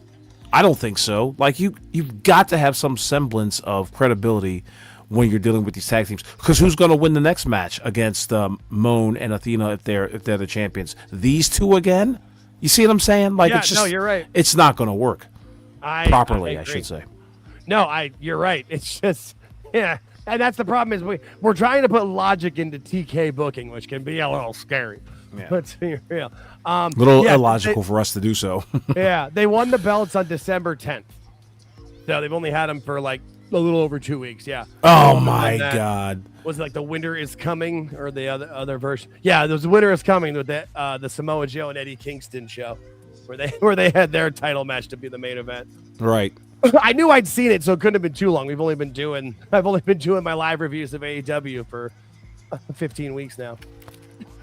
And thank God people are watching, because otherwise I would have stopped that right away for having to watch. It's just, at least George and I make it fun. We do our best. I try to take good notes. Unfortunately, I have to listen to the commentary because I like to point out all their mistakes because they make them all the time. Yeah. Just what I haven't had to listen to is too much. So far, Willow Nightingale taking control of the match with Mercedes Moné in the ring. Right. No, she's looking like the veteran in the match for sure. Kinda. Yeah. Kinda. Again, when you don't sell, that's true. You can't really get and the invested. Veteran for an AEW match. Yeah, you're right. Especially as a babyface. Like a babyface, you've got to sell. Right. Like whether you're, I know she's the biggest athlete of the match, but still, you got to sell. Like, yeah, no. Is she gonna sell here? Holy shit! Now this is Jesus. where things fall apart. Oh my God. Yeah, Willow Nightingale trying to perform a fireman's carry. Athena not really being able to step on her feet as a reversal, and then Willow got completely lost. They ended up in the corner. They also did another power move just 5 seconds later, where Athena had her up on her shoulders the one that and got me. couldn't really complete the move set, and just kind of like dumped Just Willow Nightingale for a 2 count. Yeah, Not real cool. That was the one I reacted to where, Athena pulled her up, and I was like, oh, she's got the, nope, Yep, she lost it. She lost her God we got a balance. super chat. Awesome. Honor Sharp for $10. Thank you very much, Honor. Harley and Willow have also been trying to do tag spots. That's true, as opposed to a lot of individual moves. They aren't good at it yet, but they are trying to do the spots, and they are trying to do the spots. And thank you for that $10 super chat, Honor. I also want to make mention that in the later stages of the FTR Bang Bang Gang match, that's what FTR was doing. It seemed like they were working as a tag team, whereas the Bang Bang Gang was working individually, and hopefully it came together for them, and it obviously didn't. But as it stands that's the right, problem with tag team wrestling in general, I feel like a lot of it's a lot of two individuals versus an actual team. right. Harley Cameron going, it seems, to the top rope as Athena's in the middle. Monet cutting her off, and Monet holding on to Harley Cameron on the top rope, and Athena coming out of nowhere with a gigantic flying kick. Now both Athena and Mercedes Monet are on the second rope. Here we go. What do you call this? Like the carnival suplex type move? Where That's what Willow they tried to do. Yeah. But they don't get Harley. Right. Willow just kind of does like a double, like almost double power bomb. Oh my God in heaven! Did you just see that? So, Mercedes Monet and Athena. Every time they get to their feet, they're like hugging each other so that Harley can do some sort of spot to both of them, and it was like came out to leg scissors, but it really scissor. This is not going well for them. No. This is where having longer matches starts to go, but because they laid it all out, but they've lost paces. They don't quite know where they're at. And again, This is where Harley and Willow are going to be more green, especially Harley. Like, she hasn't had that many matches. You can't hide things once you go too long. There's a point of that. Yeah, no, that again was bad. Another tag team specialist type move set by Harley and Willow Nightingale, going for a cover on Athena, and Mercedes cutting them off. Finally, a fucking punch by Harley Cameron onto Mercedes Monet into the outside. Onto the outside, I'm sorry. No, I say, how is it that Harley Cameron and Austin Gunn have thrown the best 2 punches on this show? They got one of Billy's kids and Harley Cameron throwing good punches. I mean, hey, just throw me a good punch. Oh my God! And then Mercedes tried to do the her finisher thing, and it looked terrible. Yeah. You can't do a lot with Willow Nightingale. She's a heavy broad. Right, yeah, she's trying to do the thing on the drop onto the knees. Yeah, you can't do those. Meanwhile, Monet is like 110 pounds trying to lift her up. Yeah. But she does have her in the crippler crossface at the moment. Mercedes Monet has Willow Nightingale in a I call it crossface. It's the bank statement still to me. Sure, I don't know whatever. What Mercedes, but yeah. Willow trying to go to the ropes. Willow gets her up though. Yeah. Fireman's carry attempt. Beautiful Death Valley driver in the center of the ring. Only for a 2 count. That was great. See, that's pretty cool. What happened was Harley went. Goddamn, I keep calling Harley. Willow Nightingale went for the cover and got a 2 count, and Mercedes hopped out of the 2 count, forcing Willow Nightingale out of the way as Athena does a gigantic splash, hopefully onto Willow, but she hit Mercedes Monet instead. That was pretty goddamn cool. Yeah, and then Mercedes tries to go for a forearm onto Willow, and Willow ducks it so it hits Athena. I'm telling you, Athena's costing Mercedes this match, and they're going to have a feud. It just makes so much sense because they want to put all the belts on Mercedes overall, and she's got to get the ring. She's got to get everything else first before she can get the AEW title. They're making it seem like that's important, which it's spoiler alert, it's not. Right. Willow Nightingale now to the top rope after I'm just performing a gonna say, double what is she doing up clothesline there? on both ladies.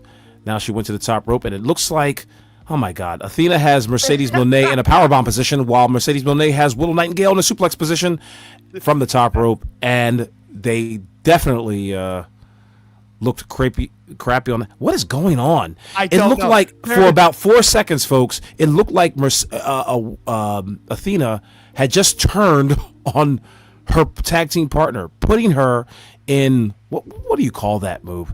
It's almost like a power bomb kind of from where Yeah, she went with it. yeah.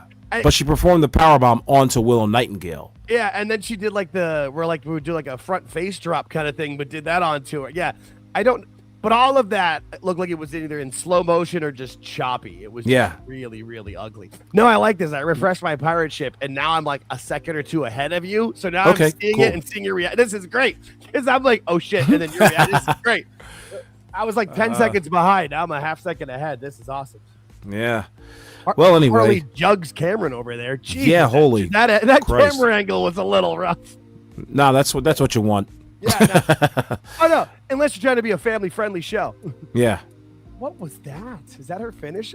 I hope it wasn't. Overdrive. Yeah. That Not was the like a coolest Rhodes move in the cross. book. It was like a Rhodes cross. You're trying to do a crossroads, but from behind. That was weird. That didn't work. And I'm not a big fan of the crossroads either. Everybody's trading their finishing maneuvers. Yep. Willow Nightingale with a gigantic. Tried to do a powerbomb, it looks like. And Mercedes Moné just cannot get this fat broad off her feet. And I mean that sincerely. Like, Willow Nightingale is like either sandbagging Mercedes Moné. Oh my goodness. Did I miss something? Yeah, no, Willow got the pin because Mercedes tried to lock. They tried to do like the arm lock thing where they do like backslides on each other, and then when it was going into the end of it where Willow was going to pin her, Mercedes lost her. Her right arm just slipped right out, and they went down.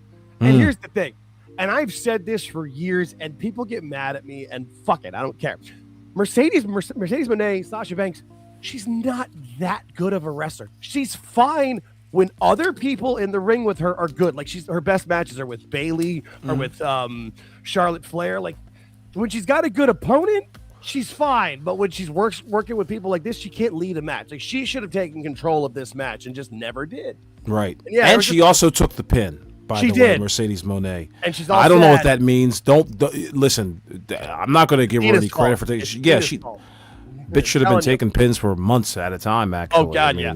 Well, and that's the other thing. Like with all these belts, like she's not going to lose them all individually. There's got to be some sort of 6 titles are on the line in this one match. She's not going to.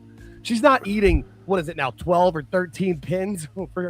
Yeah. She's probably not eating 12 or 13 pins in her entire AEW career, even if she signs for 10 to 15 years. Once Tony gets kicked onto YouTube.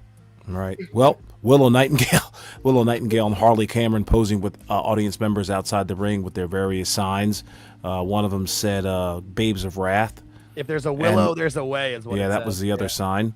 Yep. And so there it is. The tag team champions retain their belts. And they showed a little snippet of Mercedes Moné losing her composure and crying a little bit as Athena tried to console her, saying, "It'll be all right, bitch. Oh, calm down. And You're then making Athena money out this screaming her bitch." at the end. Yeah. Yeah, right. That's shut up. It's all about the money. Yeah. I mean, that's fair. That's fair. I'm glad we showed the Darby Allin clip next when we did, because now he's up next with his fire breathing match versus Gabe Kidd, who facing out of shape Gabe Kidd. No, he's out of shape and like a little bit shrunken Josh Alexander. And he looks exactly like him. The pudgy bully. The pudgy bully. That's a good one. I like that. The pudgy bully, Gabe Kidd. I like that. I'm a big Lash Legend stan, so I like that. I think she's talented. So, well, she's getting talented. She's learning. No, yeah. Remember how we all thought that Gabe Kidd could cut a promo at some point, and then it just like, okay. And again, it's one of those like New Japan things where like when they cut those New Japan promos in the press conferences afterwards, it seems great, but that's because the press all stays silent, so they just go on a rant and they only they edit it and show you the best parts. They're really not that great. No, they aren't that great. Boy. But I think it was the fact that he was speaking some real shit about AEW. Like it was undeniable. Like if you're fat and if you're a nerd, go and watch AEW. Or if you're a podcaster. He was just trying to get Tony's money. He knew that if he just talked enough shit about Tony, he would get it. He'd get the money from TK. I'm sure Tony was already in his ear about that shit anyway. Probably. All right, I'm at the bathroom before we do this. Refill my drink. I don't know why they're showing like a seizured rabbit as part of the... Oh, that's not a seizured rabbit. It's a dead rabbit in a windy area. But it looked like the rabbit was boiling. And if you don't know what I'm talking about, order the pay-per-view. You'll see exactly what I mean. But they're showing a vignette of the Darby Allin versus Gabe Kidd match. From what I see, it doesn't... it's a deteriorating rabbit. It's a rabbit that is dead and decomposing. So there you have it. We're on to our next match. Gabe Kidd versus Darby Allin. Is anything up on the line? Nope. I guess just bragging rights. But here's one of the pillars of AEW's company, Darby Allin, coming down the aisle with smoke. And see, at the very least, he has an entrance. He's not spotlighted yet. He's in a nice silhouetted cloud. And he's skateboarding down the ring with his young sister's fucking pants on.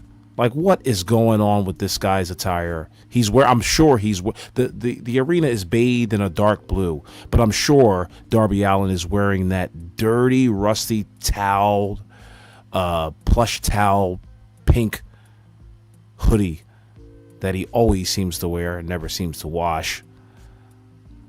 But he's slowly making his way down. If you could imagine the Undertaker's blue color bleeding the ring, that's what you get with Darby Allin right now. Trying to fire up the crowd on the second rope. Oh, I'm completely mistaken, folks. It is not the old dusty pink hoodie. It is a old dusty gray hoodie. Say what you will about Darby Allin. He's into his character, but he is completely unreliable as a talent, if you were to ask me. Because you never know what this guy's going to do as soon as he punches out from his time clock. You have no idea what this guy's going to do. Oh, I'm going to set my brother on fire. Oh, that's great liability. Way to represent our company. Arson. But then again, they are the ones that like enabled him to do stupid shit like this. Hey, let's put a Molotov cocktail in the guy's hands and let him get tackled by one of our grade B security guards. Super chats. Now we got a good one here. Thank you very much, Honor Sharp. Pay-per-views cost too much. You are a better Wow. Hands down. Almost brought a tear to my eye if I wasn't so heartless. Thank you, Honor Sharp, for your $5. Actually, yes. It's actually 10 because you got. Oh my goodness. Honor Sharp, thank you very much. Merry Christmas to you as well. It's blue because Darpin is actually the son of Glacier. The son of Glacier. Frosty Balls himself. You know what? I may have to buy into that lore. Shout out to the Wrestling Bios channel. That's the reference she's making with that. Oh, awesome. Which might be the best YouTube channel with wrestling on it because he does Reliving the War. He literally will do the Raw and Nitro comparison from like whatever Monday it was, and it's great because you get to relive what you want to of it and then laugh at the other stuff. And the two shows that I went to during the Attitude Era were covered, so that was fun. It's a fun channel though. Guy does good. He does good work. Before we go, just jump starts. Yeah, before we go into that, I just want to set the table up a little right. Gabe Kidd actually came to the ring in like John Moxley's entrance. Red light. I think he's a through death the rider. crowd. I think he's supposed to be a death rider. Okay, but he looks too much like John Moxley. It looked like John Moxley was out there in the silhouette. Too. Yeah, it's crazy. When he turned and stuck the arms out, I thought it was Moxley too, and I'm like, what's going on? Yeah. But the match has started off high octane right now. Gabe Kidd and Darby Allin fighting to the outside. They are going 90 miles an hour, and they kind of should because you don't want people taking the piss break during your match. Yeah, I just feel. Here's the thing. Darby was just medically cleared. And what's the first thing they do once he's medically cleared?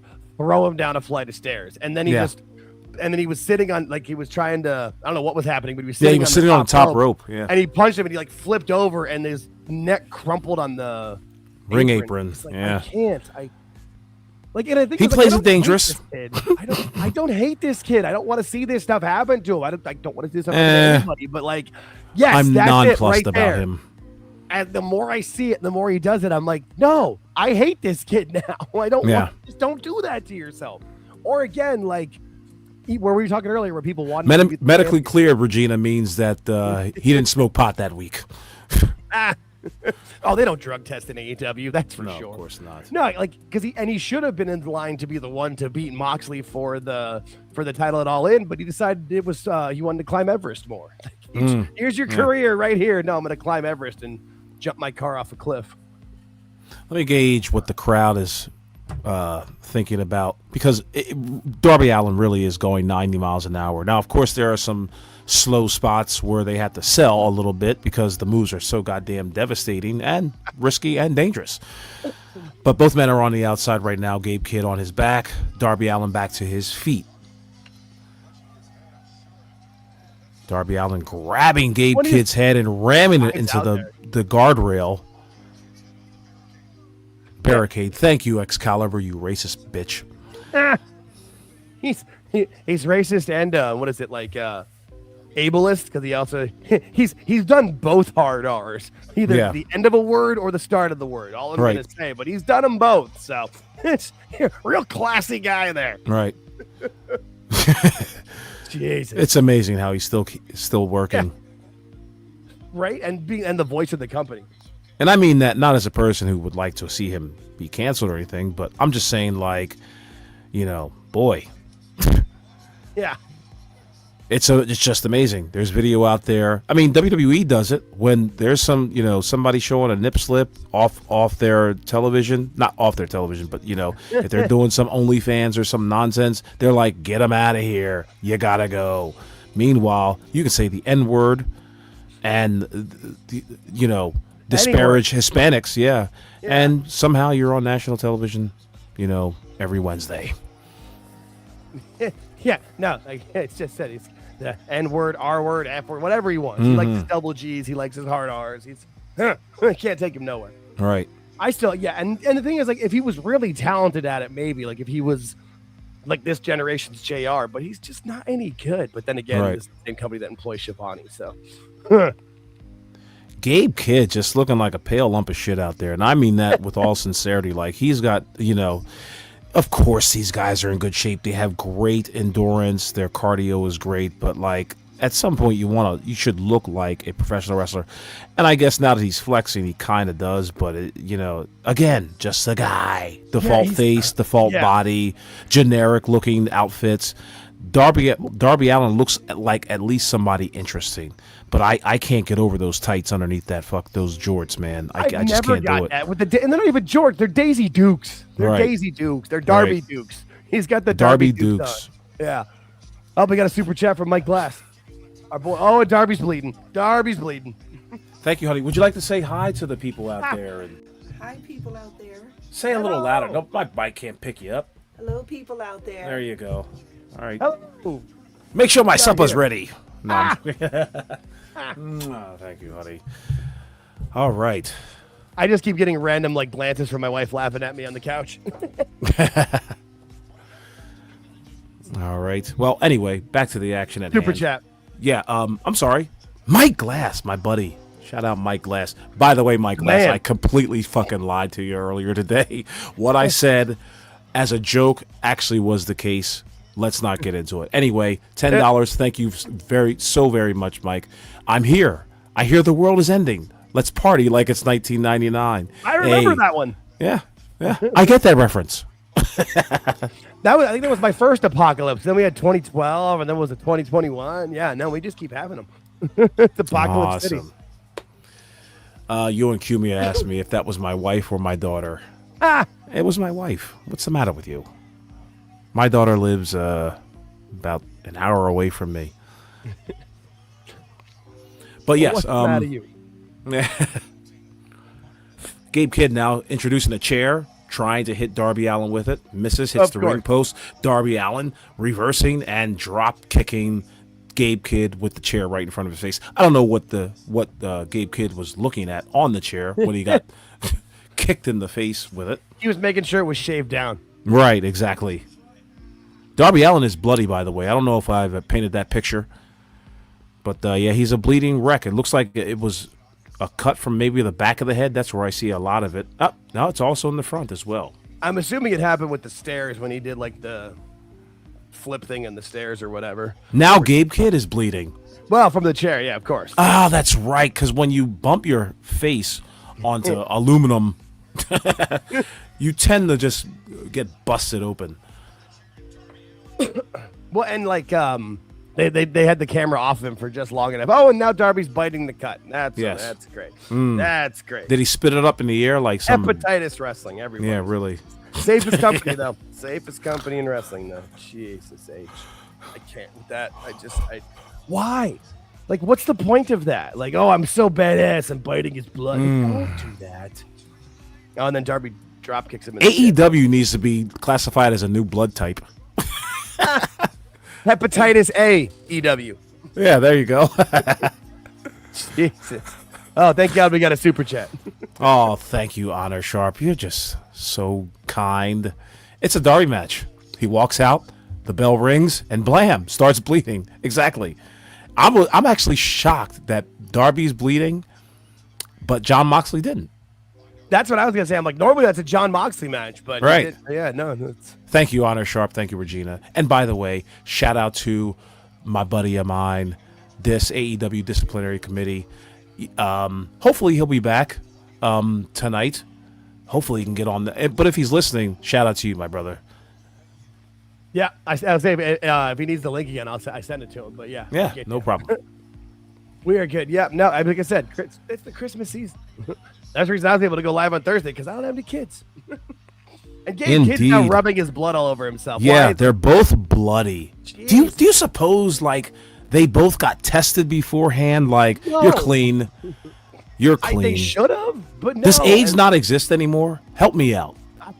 I mean, not for Magic Johnson, but I think for the rest of us, yes. But I think they're still bloodborne. That was the like soup du jour as far as like reasons why you got AIDS. Like if you're trading blood, or like you're more likely. and I'm a with child that- of the '80s, so you know. I mean, oh yeah, I was born in 1982. I remember. But also, like for me in wrestling, it's hepatitis. How many? I mean, what was it? Not Randy Orton, but his dad, Bob Orton, over with Yeah. Undertaker and stuff. That got him fired from his return. Abby the Butcher. Yes. Like you can't. And like also too, it's not like he's just bleeding a little bit. Like that's a gusher. It's all over his face. It's down his chest. Oh my God, they're biting again. They're on the second rope. Darby Allin has just bit Gabe Kidd. Now we don't know if it's real or fake or Memorex or anything like that, but we do know that shit is just nasty. And he did a oh my God, what do we Back rake. Yeah, a back rake and followed up by a Canadian destroyer. I would say. I don't know if it was a full flip, but it was a Canadian destroyer. Right. But yeah, And now he's going for a coffin drop on of Gabe course. Kidd. When Darby was like bent over on the top rope, Gabe Kidd was bleeding on him. Gabe Kidd slapped Darby's back, and the blood splashed. Like splashed, right? Like look at their Well, they had the AEW logo on the canvas. They're gonna have to change this canvas after this match. Well, Yeah. maybe it Yeah. won't be there anymore. It's now a petri dish of all sorts of nonsensical diseases. Boo. Gross. Don't do that. Just no. Okay, Gabe Kidd on his back on the outside. It looks like Darby Allin's going to go to the top rope and perform a coffin drop. I'm assuming Gabe Kidd is going to move. No, he didn't. Right. He actually sold it. But, of course, this move has a lot of impact, but it didn't really do anything. The crowd didn't even pop all that loud. Yeah. It's just like, okay. Now, if he had moved and Darby landed flat on his back, the people might have been on their feet. But We've seen Darby do that like off of a ladder that's inside the ring through chairs or through glass. So like, right. Actually landing it on a person, it's kind of like, oh, that's probably easy for him. Right. Do you suppose these guys do these moves because they're addicted to medication? I'm just asking questions out here, folks. I really mean that. I'm being truthful. Like I used to think the same thing about John Moxley for a while. It's just like I think you do this so that you can take more meds later on. And because it's like, quote unquote, legal and it's taking place in a hospital, prescribed by Dr. Nick. Yeah, I was just going to say that. I was like, if you said doctor, I'm like, you mean Dr. Nick. Yeah. He went to Hollywood Upstairs Medical College. Yes. It's hi, everybody. Room 4. I mean, it might as well be Dr. Zahorian, you know? Like, same thing. Right. Yeah. But yeah, big moves being traded back and forth by Darby Allin. Not much really happening after that coffin drop to the outside. Darby Allin now looks like he's setting up for a Scorpion Deathlock a la the newly retired Sting. He's got it locked in. Oh, he's now they're going to recreate, folks, if you haven't noticed, they're going to recreate the Stone Cold Bret Hart shot from WrestleMania 13. But of course, you have to. It's not really working. The blood is not really dripping down the face. The cameraman is not in complete. There you go. There you go, production crew. Get it together. Not long enough for the move to become memorable. Darby Allin breaks the hold. But Gabe Kidd comes out of fucking nowhere and gives Darby Allin a sleeper hold. And he has now control of the match, holding on to Darby Allin's wrists and giving him a headbutt to the chin. Irish whip into the corner. Big clothesline by your boy Gabe Kidd. And now he picks Darby back and up. Big pile driver. Didn't look too impressive if you ask me. Darby Allin playing dead. Going for a cover. 1, 2, and you already fucking know what it is. It's a 2 count, folks. And Darby Allin coming back to his feet. But Gabe Kidd smacking the hell out of his chest and biting his forehead because punches don't mean shit, but biting does. We're going in for a roll-up by Darby Allin, and somehow, some way, he gets the win. Rolling up Gabe Kidd in the center of the ring. Bloody and a massacred mess. Yeah, exactly. Hit him with the roll-up. And here is your winner, Darby Allin. Crowd came alive because they, of course, did not expect that finish to come. Doesn't mean that the finish was good, if you ask me. This is one of those rare moments. Right. There's so many of these matches end in a roll-up. You kill each other forever, and then, it's like he rolled through and rolled him up, too. It was like almost the Bret Hart. It always ends up...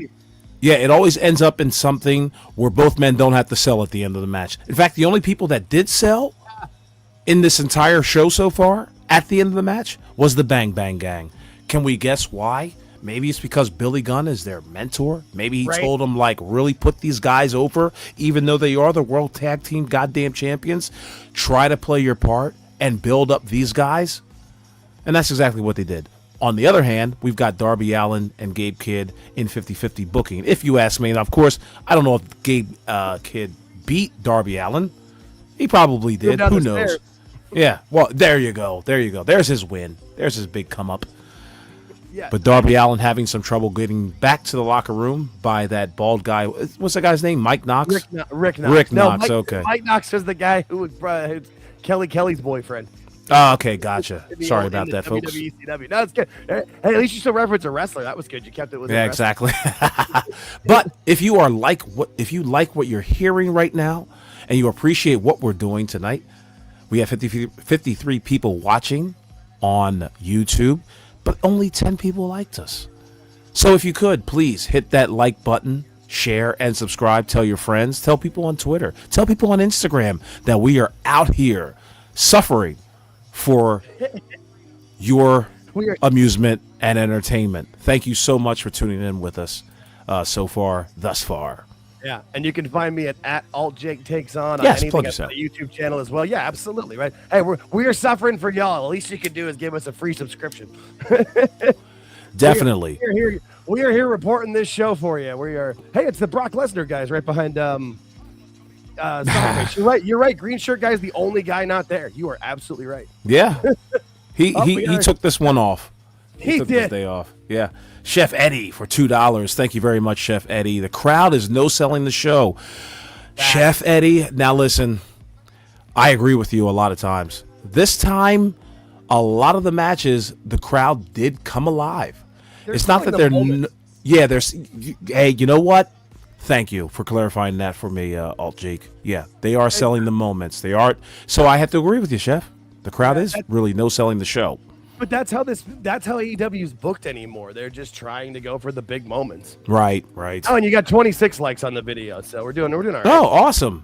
Yeah. See, I'm a little behind on my YouTube YouTube's weird with that. It won't show. Yeah, no, I have to refresh to get those too. It's weird. But we so appreciate you guys being here with us. It's awesome. Yes. Thank you so much. So far, running down these matches. What do you think of the show so far? I guess we're kind of like at the midpoint here. It's 10 o'clock at night on the East Coast, folks. Oh, my God in heaven. I hope this ends at a reasonable hour. But go on. Jake, what do you think of the show? No, this is where I'm happy I live at Mountain Time. It's only 8 o'clock for me. I mean, this show is there's been nothing surprising. This is a typical AEW show where, like, matches just for matches, a million kickouts. Every match is gone longer than it should have or longer than it needed to. But here we are. I mean, that's what they do. Those are your AEW matches. Painting the crowd right now. Yeah. Oh, and is the next one the mixed nuts match? Oh, boy. Oh, this ought to be a rousing good time. Oh, dear. Like, they're actually doing this. Okay. I genuinely thought it was a joke. No, you're good. I just genuinely thought the title was a joke. The mixed nuts mayhem. So let me set this up properly, folks. The loading dock door opened, and 4 jobbers came rolling out in the form of Claudio Castagnoli, Wheeler Yuta, Marina Shafir, and I missed the 4th guy. Who am I missing here? Oh, for God's sake. Blandiol Garcia. I forgot all about him. That's why. They're all dressed, they're all donned in black hoodies, except for Claudio, who wants to show off his guns. And, of course, again, with the weakest spotlight imaginable, they're walking through the crowd. They might as well come through in candlelight. You know what I mean? Like, this is the spotlight does not separate them from anything else. And I hope I'm making that picture clear for those who are listening. Like, it's just like they're walking through the crowd. The spotlight is not prominent enough for them to be separated from the audience. It's not focused truly on them. It's focused on them and a lot of people in the audience. So it just looked like, it's almost like Kiss Cam. Like, hey, here they are. They can't be by candlelight, because if you had an open flame in that place with all that methane gas from all the people and the towers, that place they'd burn the Now Arena to the ground. Jake taking shots out here. Yeah, we're into hour 2 now, into hour 3. So yeah, you're starting to get all Jake uncensored. I'm here for jokes now. Well, anyway, like the these guys, exactly. Because we're trying to be laid back out here. We're trying to have some fun. Yeah, exactly. But yes, the Death Riders are now in the ring. And now it's time for their opponents to come out. Oh my God, it's the Conglomeration. Wait, Roddy Strong and Marina Shafir are married and they're against each other in this. Come on. Like, are we really Roddy Strong and Marina Shafir are married? Yes, oh, in real life. Thank you for that factoid. And that's something that all the sickos know, too. I found it out from when they had something happen between the Conglomeration and the Death Riders not that long ago. But it's just like Mox and Renee. It's like right. So they're showing the video. They're showing the stage video, and the Conglomeration stage package on the video is a kind of like a parody of Friends, and it just didn't come off good. It's not even Friends. It's like 80s sitcoms. Yeah. Just a bad 80s sitcom. And it's just like, okay, so what are we supposed to glean from these guys? Are they tough asses or are they just a bunch of jokers? My bet is on the latter. But here we are, the Conglomeration and Roderick Strong. You see what I'm saying, Jake? Look at the stage. Look at the lighting of the stage. They don't look spectacular out there. No. There's no spotlight on them. And again, they don't have to always have a spotlight on, but there should be a presence while you're on the stage, and there isn't one. Yeah. Yeah, no, there's just it's just nothing. And production said, fuck it, when Toni Storm came out, they were not going to do the black and white. So right now she's donned in a white halter top with a nice white gown. And she had to be in white because we know she's bleeding. Oh, that's right. You had to. You knew that was coming. Ugh. Oh, by the way, coming down the aisle, Timeless Toni Storm, Orange Cassidy, Roderick Strong, and of course, Jay Briscoe. Mark. I did that on purpose. All right, Mark okay. Briscoe. I'm like, he's the only one I feel bad for because, like, it's not his fault he's stuck where he's at. Like, it's Dude, he's getting paid. As He long is. as the hens are fed You're right. and the pigs have been slaughtered properly in his you're right. You're right. Delaware haunt. This is putting all of his be all and right. Jay's kids through college. You're right. Yeah. That's a good point. I just feel bad for him because there was a chance to actually make a real career, like a real star out of this guy. But Right. Oof. Oh my God! It only took, folks. It only took 7 seconds for the for all 8 combatants to be in the ring and then out the ring. 8 seconds. it's like a rodeo. We're getting out in 8 seconds, man. Woo. Yeah. Yee-hoo. Tony Storm taking advantage of Marina Shafir in the corner, giving her some pretty maudling punch shots. And when they had that over the high shot, you can see they did replace the canvas. They got all the Darby's blood off of it. Oh yeah, yeah. Oh, the mixed nuts mayhem. Oh my God. I still just can't believe this is actually what it's called. I thought it was a joke. That was my joke guess. I can't believe this is what it's called. Oh my God. So we don't really know where the action is going to be focused on. Everywhere, Right yeah. now, it's right now it's in the ring between Mark Briscoe and Wheeler Yuta. Wheeler Yuta, I swear to God, looks like a fan who just hopped the guardrail and Wheeler rolled up useless. into the mat. Yeah, Yeah, he squeals. The and office talks, clerk. and He's the office clerk, but not even like the Office TV Yeah. show, like an actual office. He's like about. He's 10 like Milton from Office Space. Just 10 that guy. punches from our boy Mark Briscoe, and now he just sailed to the outside and hit Blanio Garcia. Looked like Blanio Garcia. Not really sure. Roderick Strong now in the ring, and Claudio Castagnoli follows through with a big, gigantic forearm to Roderick Strong, and of course, Claudio must pose. Claudio must pose. Hey, He at least must after pose. this, there's only 3 more matches. You got the women's title, the Continental Classic final, and then the 4-way. So at least we are getting towards the end. Good. These matches are going to be longer than a This Is Sorry, Awful Jazz, episode. right? This is true. Yeah, no, George and I normally go live for like an hour and 15, 20 minutes. Yeah, this matches will go longer. Yeah, this is. Oh yeah, no, this is gonna end at what, like 1:30 Eastern. Yes. The match is so chaotic. Listen, we want everybody to save 25% when you go to shopaew.com. That's on the lower chyron of the screen right now. Make sure you get their bullshitting t-shirts. Literally, the worst Overpriced t-shirts. you've ever Yeah. seen. Make sure you get their direct to fabric transferred t-shirts that will only last you about 15, 20 washes. I need one of those Britt Baker shirts. Oh, we got another super chat. Awesome. Thank you, Honor Sharp. For $5, AEW doesn't have a ring. They have a Pop-O-Matic bubble. Yeah, how about that? There's another thing for the 80s, 90s kids that get that reference. That's a good one. Yeah.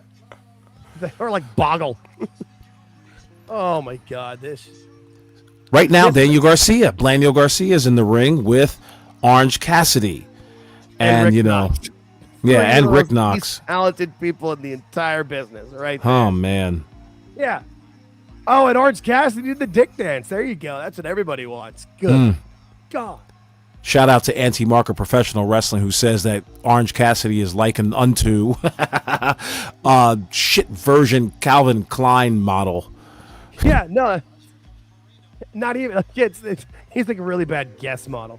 Oh, here we have a standoff between Marina Shafir and Orange Cassidy, and Marina Shafir is mirroring Orange Cassidy as they both put their hands in their pockets.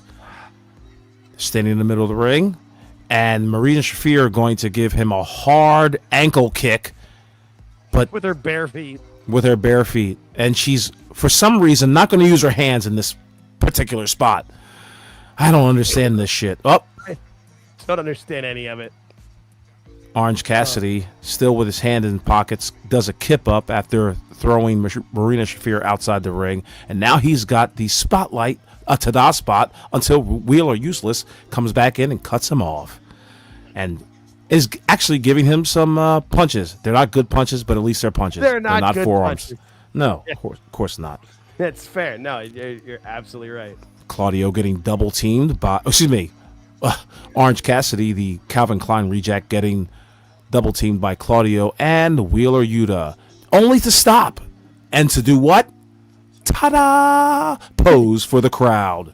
Must pose. He's got to. You That's must, everybody Claudio must pose. wants. I mean, we don't want him to talk, so I can live with that. Right. Please don't speak. Oh my god.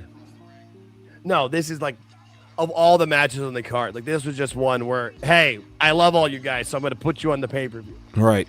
Tony still treats this company like they're at, like they only have. Where is everyone else? Where are Orange Cassidy's companions as they are quad teaming Orange Cassidy? The entire team of the Death Riders just ran amok on Orange Cassidy. And now finally Roderick Strong gets enough balls to go back in the ring, and he himself gets stomped to the ground. It shows you how much they care about Orange. He's in there. He'll be fine. We don't care. I agree with you, Challenger John. This is such a nothing match. Yeah, no, this is a complete nothing burger. Like no. What if the winner gets a whole bunch of trail mix? A mixed nuts mayhem match. That's Chex Mix. what I think should happen. Yeah, Chex Mix. Mixed nuts. Yeah, no, why was it? And then, yeah, now they're Pecan beating walnut. up. Now they're going to have Marina beat up her husband. Yeah, okay. Right.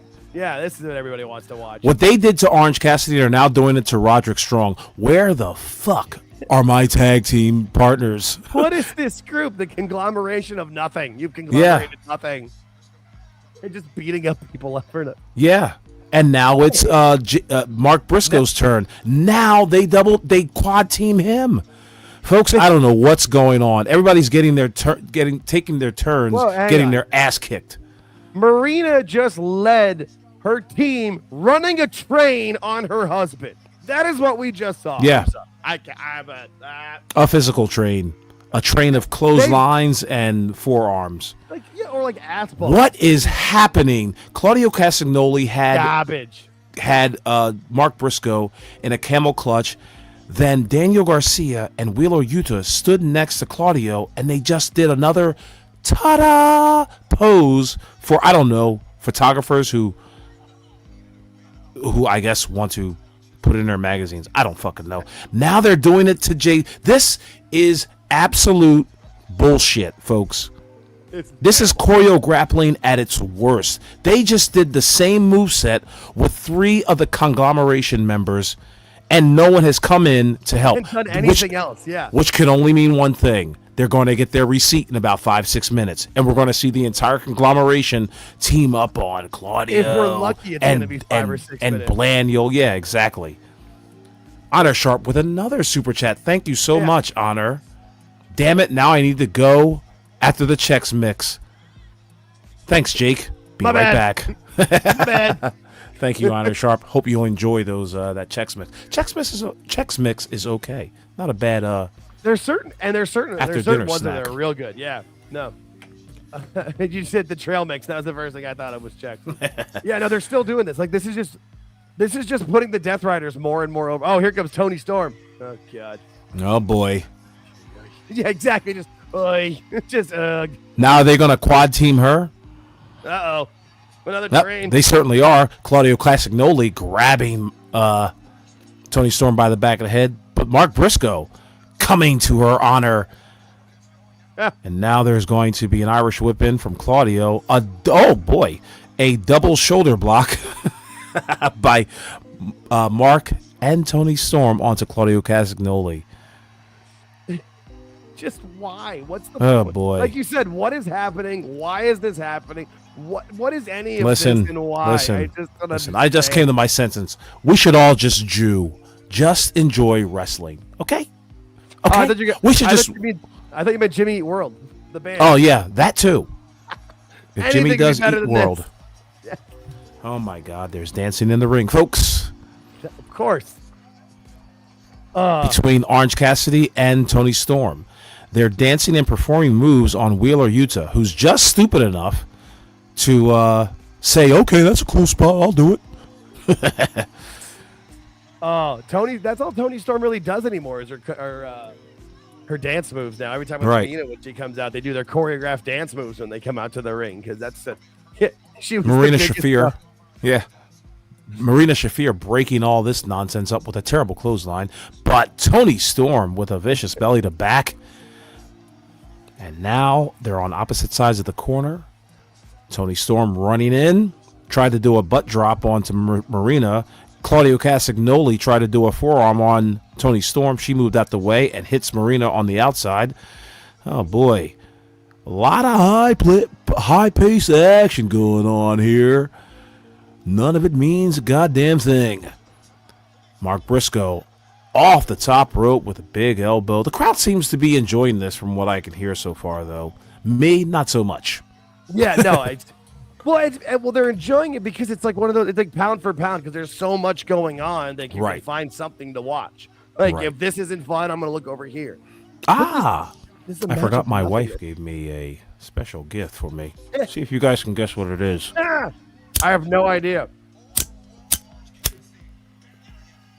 I have no clue. No idea what you're talking about. Okay. None. Sorry. We're getting through the show, people. We're getting through the show. In any way possible. Oh, my goodness.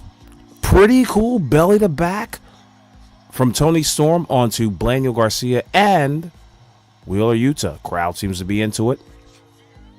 Marina Shafir cutting off Tony Storm. She's terrible, by the way. Marina Shafir is an absolute terrible wrestler. She's awful at everything. Remember her promo that you don't know me? Also, why is Garcia wearing capri pants? Why is that? What's that about? Did he forget his gear at home? Maybe. Is that what happened? I mean, that is. Or did it get lost in the? Did United lose it in the flight? Right.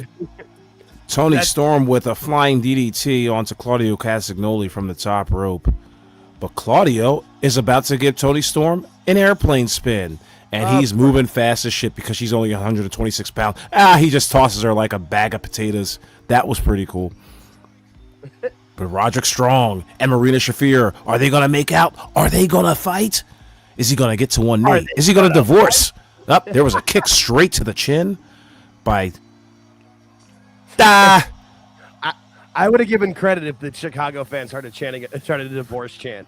Yeah. So Marina Shafir kicks Roderick Strong in the face. She turns around. I love when wrestlers turn their backs to their opponents. But yeah, she turned her back to her husband, and Roderick Strong retaliated by smacking the hell out of the back of her head, which was kind of funny. Probably says that and says like, "Give me my supper." What are you even doing out here in this match? I mean, but did anybody believe that it was going to be anything more? Like, I don't know. I wanted to believe there was going to be something more. You should have done the back. You and Cumia said Roddy pulls an OJ. Oh! Can we say that? I mean, I'm sure we can. Well, I was just like, who's going to be going along with her? Is that where Yuta goes? Is Yuta? Speaking of Wheeler Yuta, he eats the pin as Jay Briscoe. So sorry. Mark Briscoe pins Wheeler useless and wins the match for the conglomeration. Well, and Wheeler took all the finishers. He took like the orange punch. He took the ass to the face. Yep. Like he took all the finishers. Well, I mean, crowd seems to like it, but when you raise your hands, there should be a bigger pop, and there wasn't. So that just lets me know the crowd's getting a little tired, a little long in the tooth of this pay-per-view. Well, I mean, the show. Because how long was the pre-show? Was what, an hour or 90 minutes? And this has already gone 2.5 hours. Right. And they still know there's 3 matches left. Right. Yeah. Oh God. Well, the conglomeration being joined by the rest of their family members, Willow Nightingale and Harley Cameron, the tag team champions. And so now we have 1, 2, 3, 4, 5, 6 mid-level talent in the ring. Oh, the mid-carders. You're a mid-carder. You're a mid-carder. She's a mid-carder. Why didn't these two broads show up when they were getting quad-teamed? You know what I mean? Like, they needed some sort of help out there. And as we see, that spot was for nothing because it meant nothing in the context of the match. And now, Mina Shirakawa shows up in the ring. And, of course, they do their lesbian love peck with Tony Storm. I always thought they would have done their, choreographed dance. And for some unknown reason, they do a hard cam shot, and the entire arena goes black and white. Thank you, production, for being so late. Yeah, where were you? Black and white filter for Tony Storm. Oh, now they got to do it again, folks. Now there's 1, 2, 3, 4, 5, 6, 7, 8 mid-card talents. Actually, 7 mid-card talents. jobbers. Yeah. And 1 unknown butler. Is that Luther? Oh, no. Yeah. Okay. Yeah, because he's still with Tony Storm. And a yeah. jobber. So we'll put him in the jobber category. I'm just surprised. I give him credit for latching on to Tony Storm once he realized Jericho was out the door. I do give him credit for that. That was Right. smart. That was a good play. Jake, if you want, let's put up some chats, some regular chats from some people who thought there's one person did what now? Yep, that's where I was going. Yep. Said that they enjoyed the match. That's awesome. See, you can enjoy the match. I can hate it. I didn't hate that particular match. It was just okay. A little too fast for me.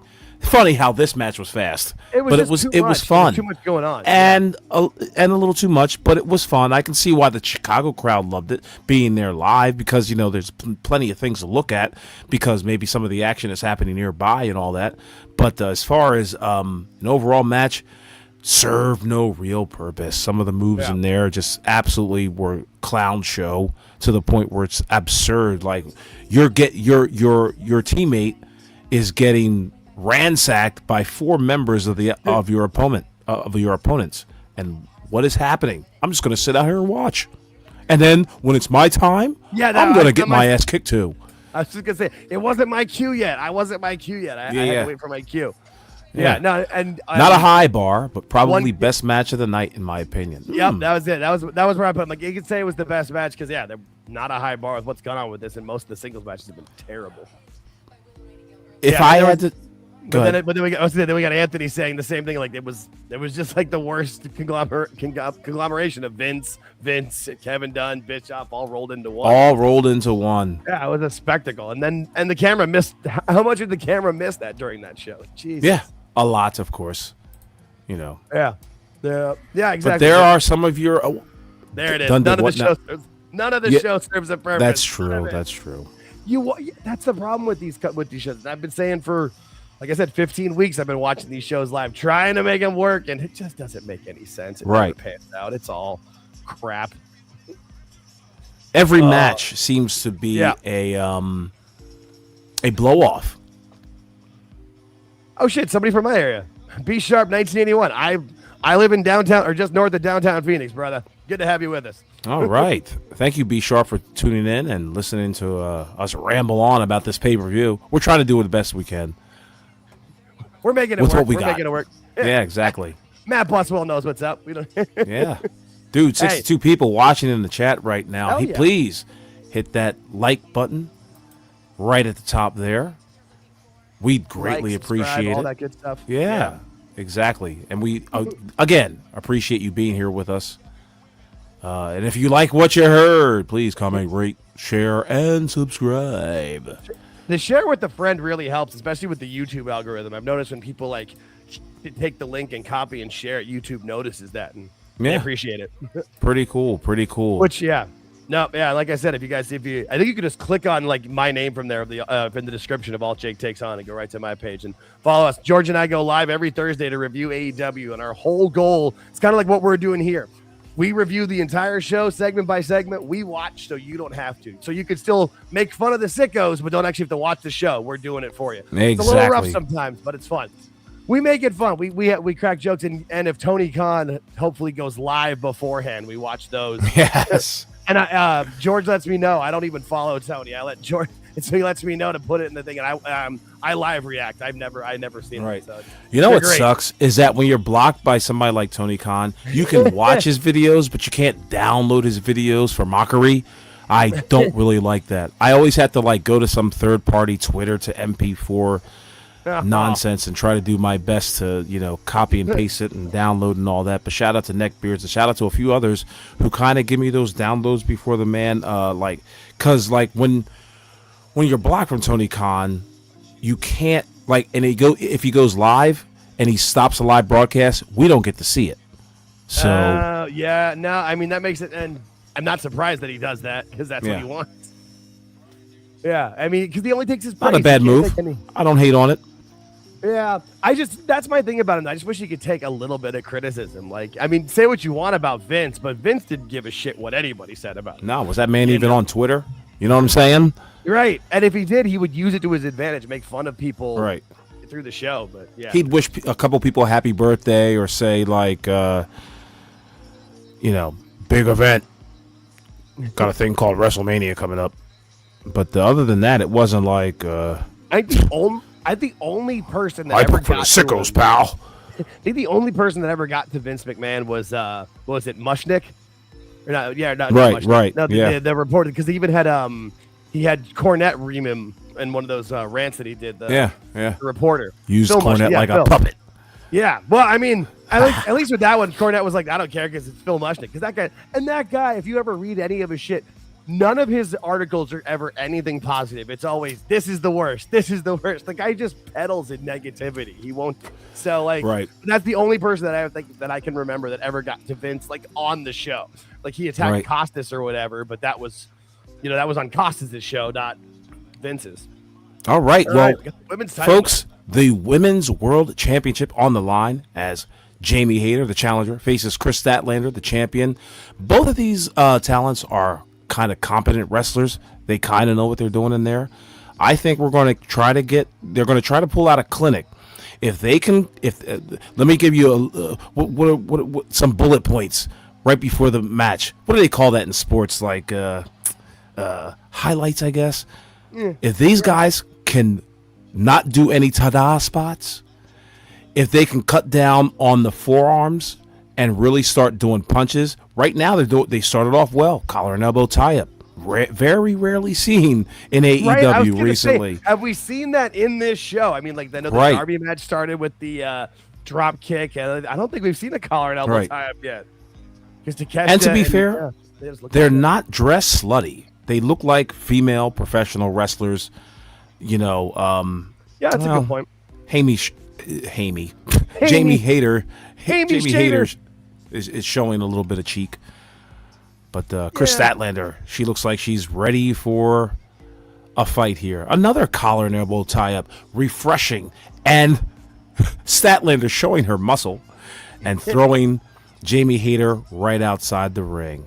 Which makes sense for the match or in the setup because Statlander is the strong one of the two. That works. I'm just surprised Statlander still has the belt. I definitely thought she was winning it just to give it to Mercedes. So that's been surprising. And I mean, Statlander's earned it. She's not that she's the best, that she's the greatest, but beautiful takeover headlock by Chris Statlander. Reversal now. Yeah.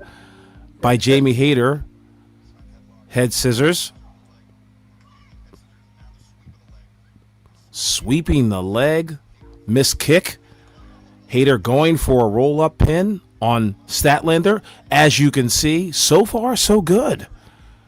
Another pin attempt, which shows the audience and shows the people at home, and hopefully we can convey that to the listeners here, that these guys are wanting to win the match. How about that? They want to do a quick win. They don't want to be here all night, folks. They want to win. They're not paid by the hour. They're not paid by the hour, but of course, we must have a pose by Jamie Hayter. It was short-lived. Match back in succession. Big shoulder tackle by Chris Statlander. Ta-da!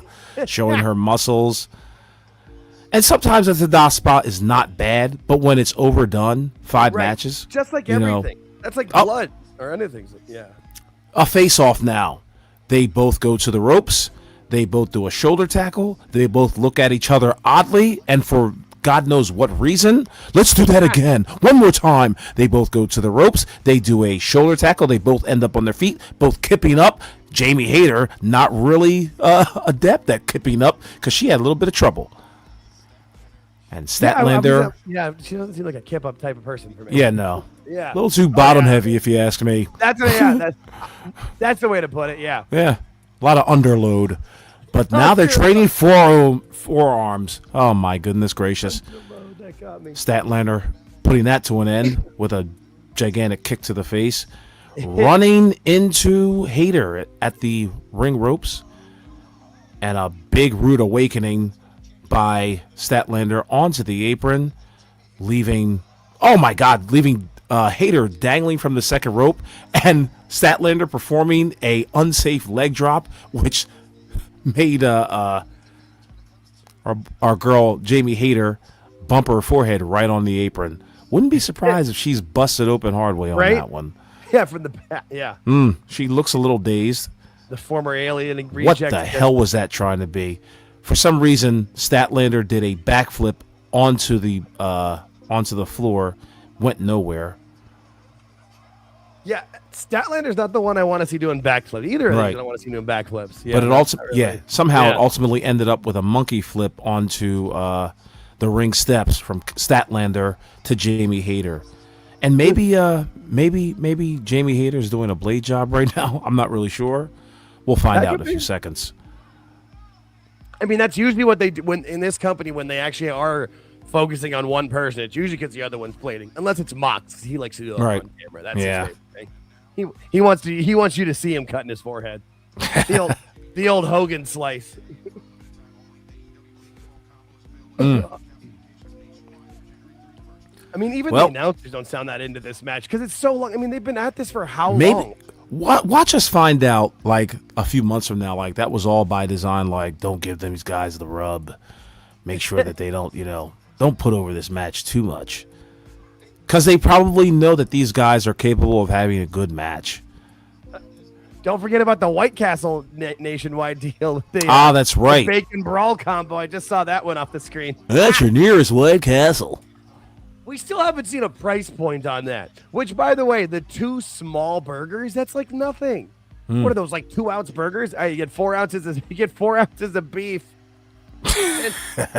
4 ounces of beef, 1 strip of bacon between 2 sliders. Come on. Yeah. It's White Castle. Speaking of bacon, Statlander throwing Jamie Hayter into the ring post. Into the turnbuckle in the corner. Reversal by Hayter and giving some hard-ass chops to the breast of Chris Statlander. Aubrey Edwards, persona non grata so far in this match. But somehow I'm sure she'll try to ingratiate herself. Of course. Unnecessarily into it. Big slam by Statlander into the corner on Hayter. Looks like she's about to go to the second rope. Oh, she tried to do a big splash, Vader style, missing completely.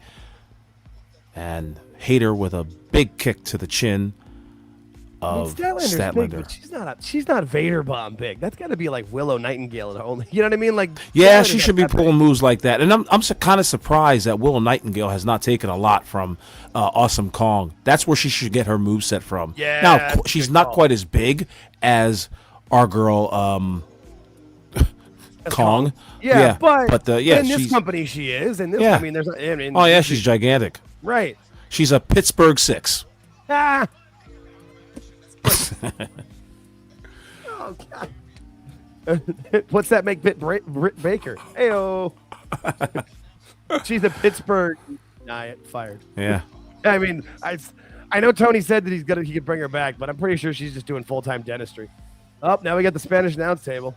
Yep. Oh, I'll tell you what. That was a nice drop kick. Hard, impactful. Oh, yeah. Yeah. That looks good. Sounded pretty good. And Statlander selling it. If she doesn't get up in about the next 5 seconds, it'll come off as a good sell move. I mean, I will say, yeah.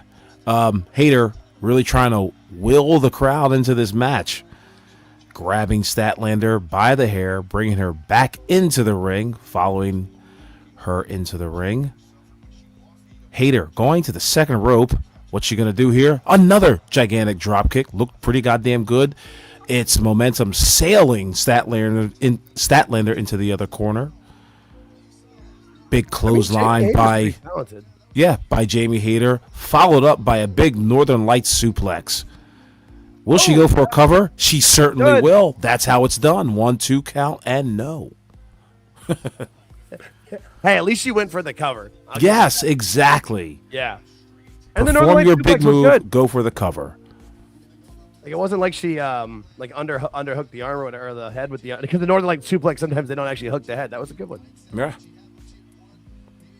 I'm surprised Jamie Hayter still gets these good of a matches when she said that anybody who doesn't listen to CM Punk's an idiot or whatever she said in that interview when she put Punk over, because normally not in that company.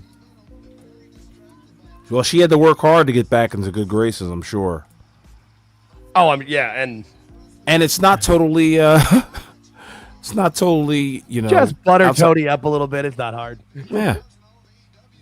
Give him a Christmas card. He'll really appreciate it.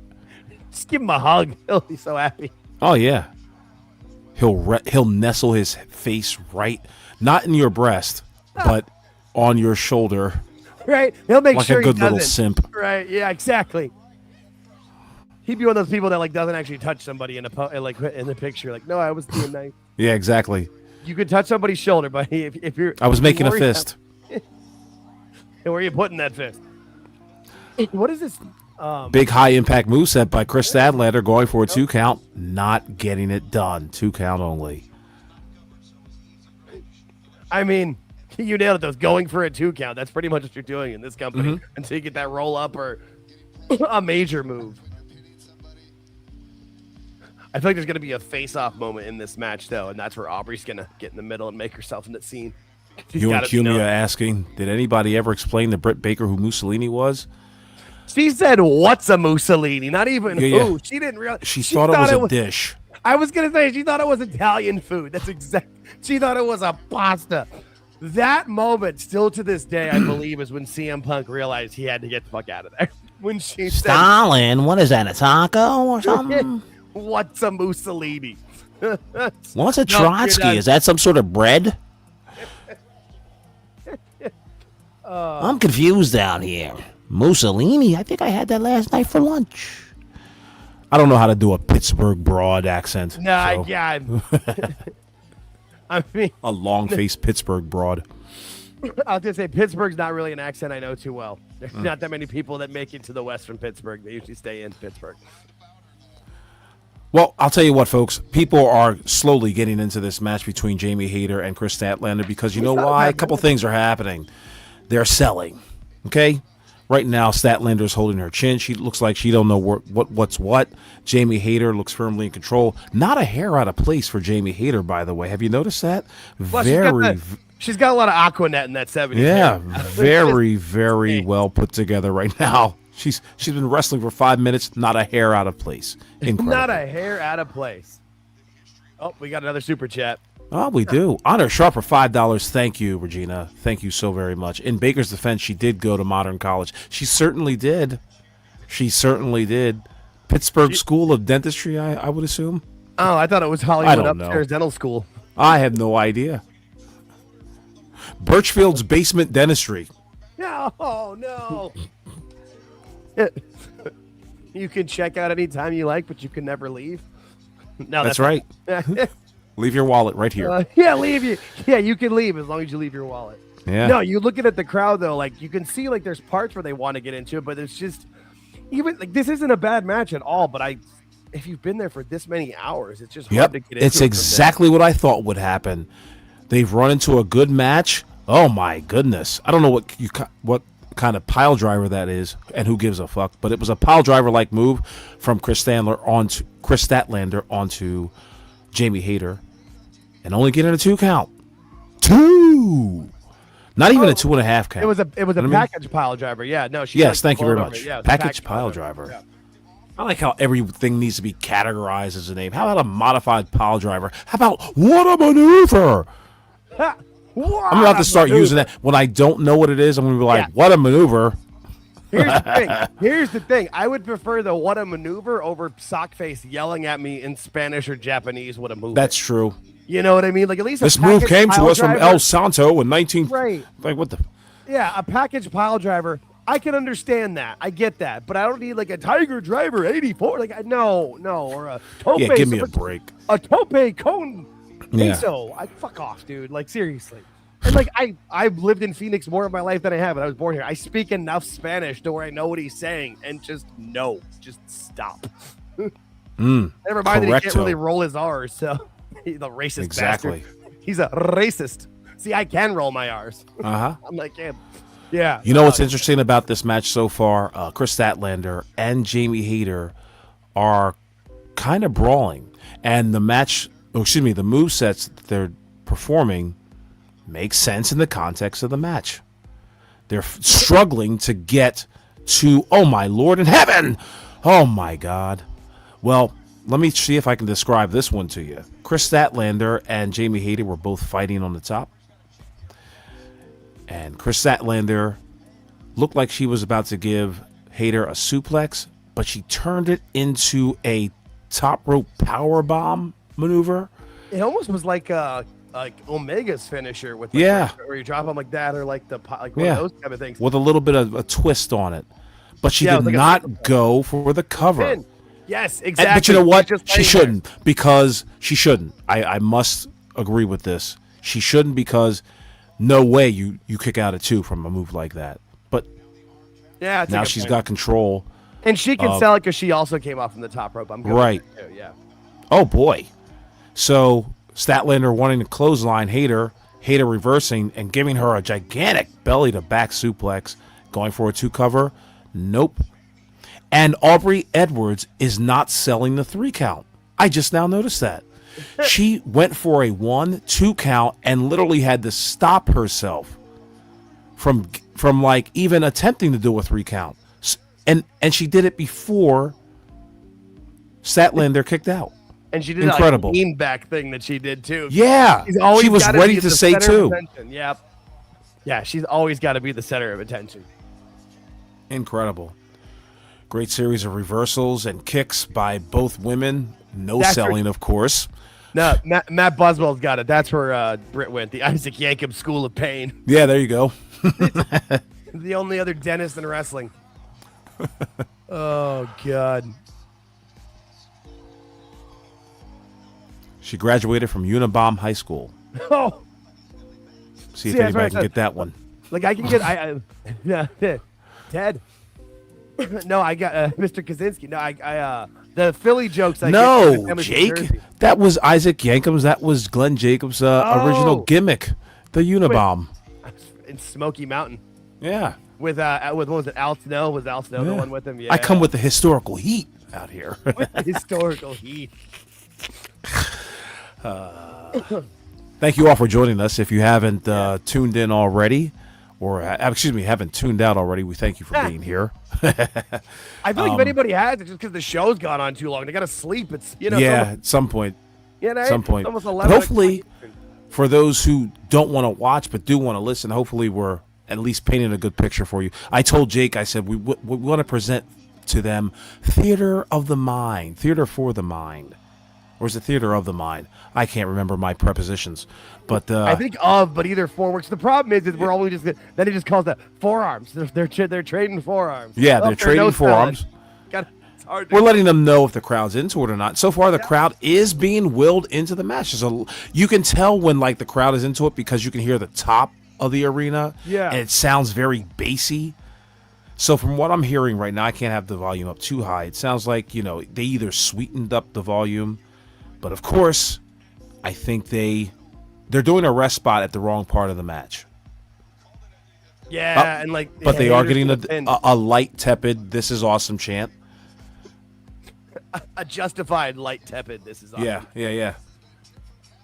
No, it's just it's so hard to be into a show. I mean, I went to a Raw this year, and after like 2.5 hour mark, I was glad it was ending. Like it's so. I'm tired. And that was when Gunther won the title back from Jay. It was a good show, but I was getting tired. There's only so much you can do when you're in the arena. Never mind, you got to buy 2 meals while you're there. At arena prices? Right. $12 for a pizza?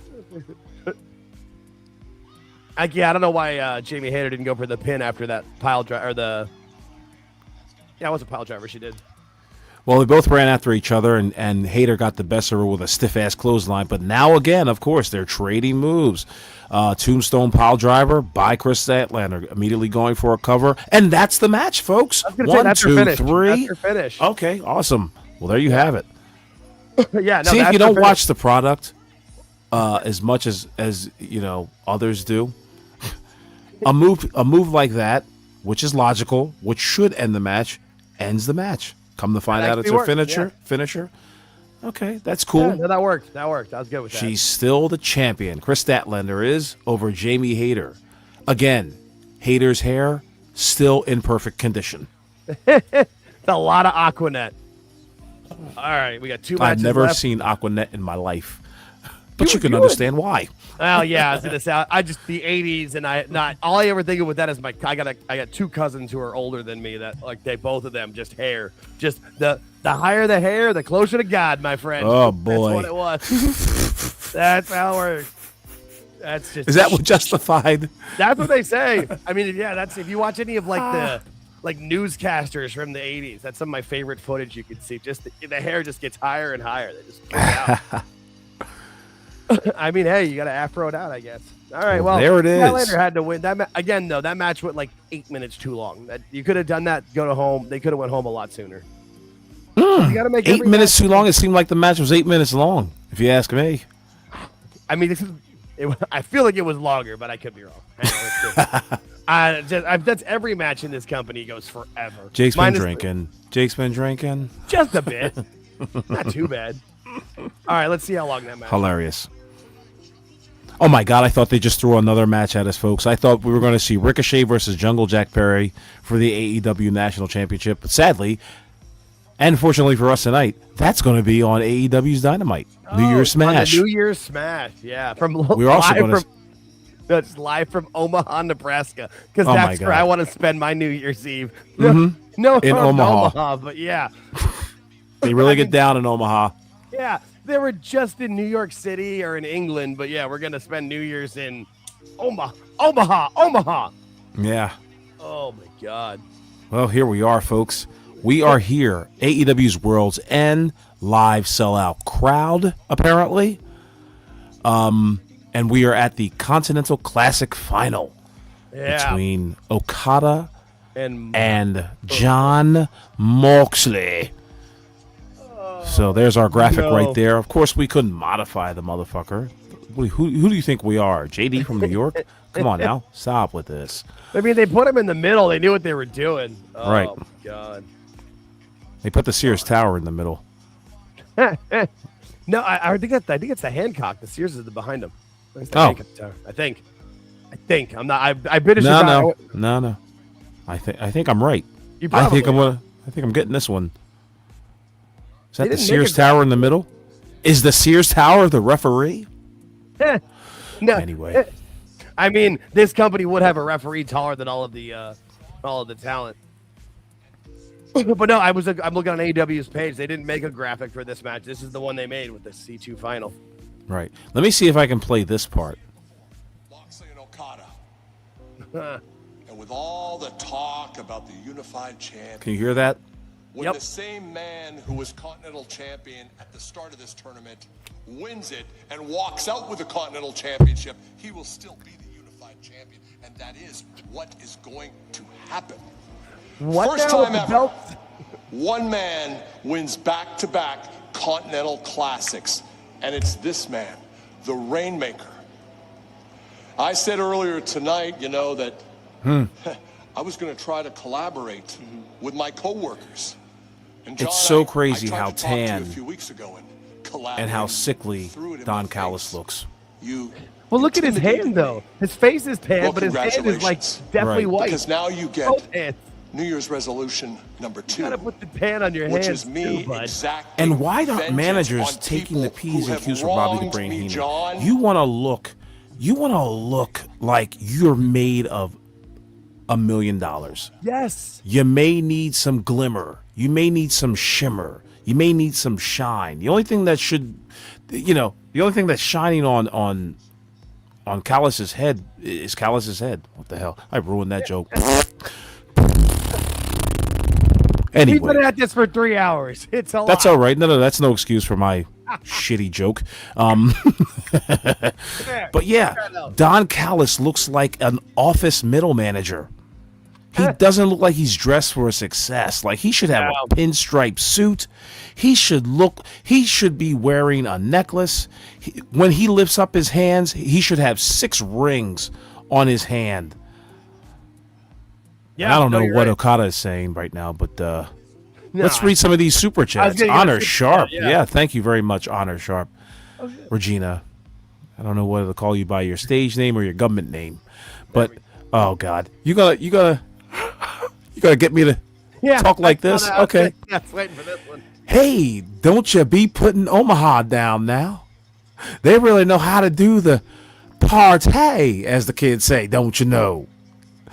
I don't know if that's the right accent either. It's Omaha. Nobody knows. Yeah, I feel like she was going for Bobby's word. Don't you know there, Bobby? Nobody knows this. Nebraska.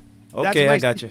Voices is like one of my secret talents. I can do a lot of different accents. I've just All right. to pick it out. Well, unbutcher Honor Sharp super chat and read it all for us, please. All right, so I'm going to add a few bits. Hey there, don't you know? Don't you be putting down there? Don't you be putting Omaha down now? They really know how to do the partay, as the kids say. Don't you know? That's what you're looking for.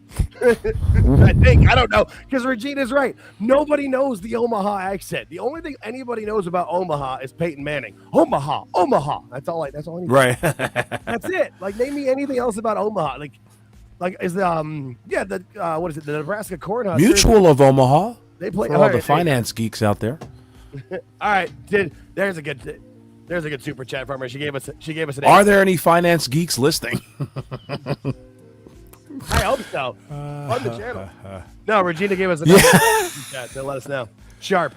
Oh, awesome. Thank you very, very much, Honor Sharp. You caught me off guard there. $5. Thank you so much. We so greatly appreciate this. This is awesome. Seriously, really is awesome. Feel free to just call me Sharp. It's easier. Okay. I like Honor best, so I might just keep calling you Honor. And because I have oppositional Well, what's disciplinary disorder. What's funny is I told everybody to call me Jake, but the Alt Jake was my name initially because it was a play on the band Alt J, because my last name starts with the ALT letters, and people just kept calling me that. I'm like, all right, this is my name, I guess, then. So sometimes you have a gimmick name, It's just, I got the Vince gimmick name. He stuck me with it, and we're getting pushed. Alt Jake breaking the fourth wall out here. Yeah, well, we got it's either this or talking about Moxley cutting a promo. So I'd rather break the fourth wall, buddy. Oh man! Like a hey, look at Justin Roberts. Miley Roberts. Yeah, what's he wearing tonight, folks? I mean, the tux is okay. I don't know about that tie though. The tie did not work. Yeah. If it had been solid, the whole thing would have been beautiful. It would have been nice. I'd have been like, okay. If the tie was like black and had like the red color that's on his tux in it, but that white throws it way off. Now, who knew you'd be getting fashion advice? Right, from here we are. Awful and Alt Jake. Yeah. And I'm not most fashionable. That's for damn sure. Right. I'm like 80%. But we know what looks good on people. Right.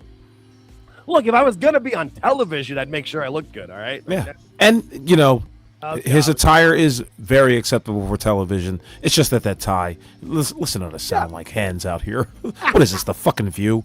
Oh, boy. We're the fucking network, yeah. Yes. What is she wearing tonight? Oh, is that Prada? Speaking of wearing tonight, as Moxley growls past his wife, who just right. Like, what? That we know you're married. You have right. You might as well lean into it. Right, but then Tony would lose. I mean, Renee's basically hosts all their pre-shows, their post-shows. She's everywhere on there. She's basically the roving reporter, the backstage interviewer. Whatever happened to Lexi Nair? She was there. Who? She was there last week when Darby got attacked and pushed down the stairs, and we never saw her again. She was an accomplice.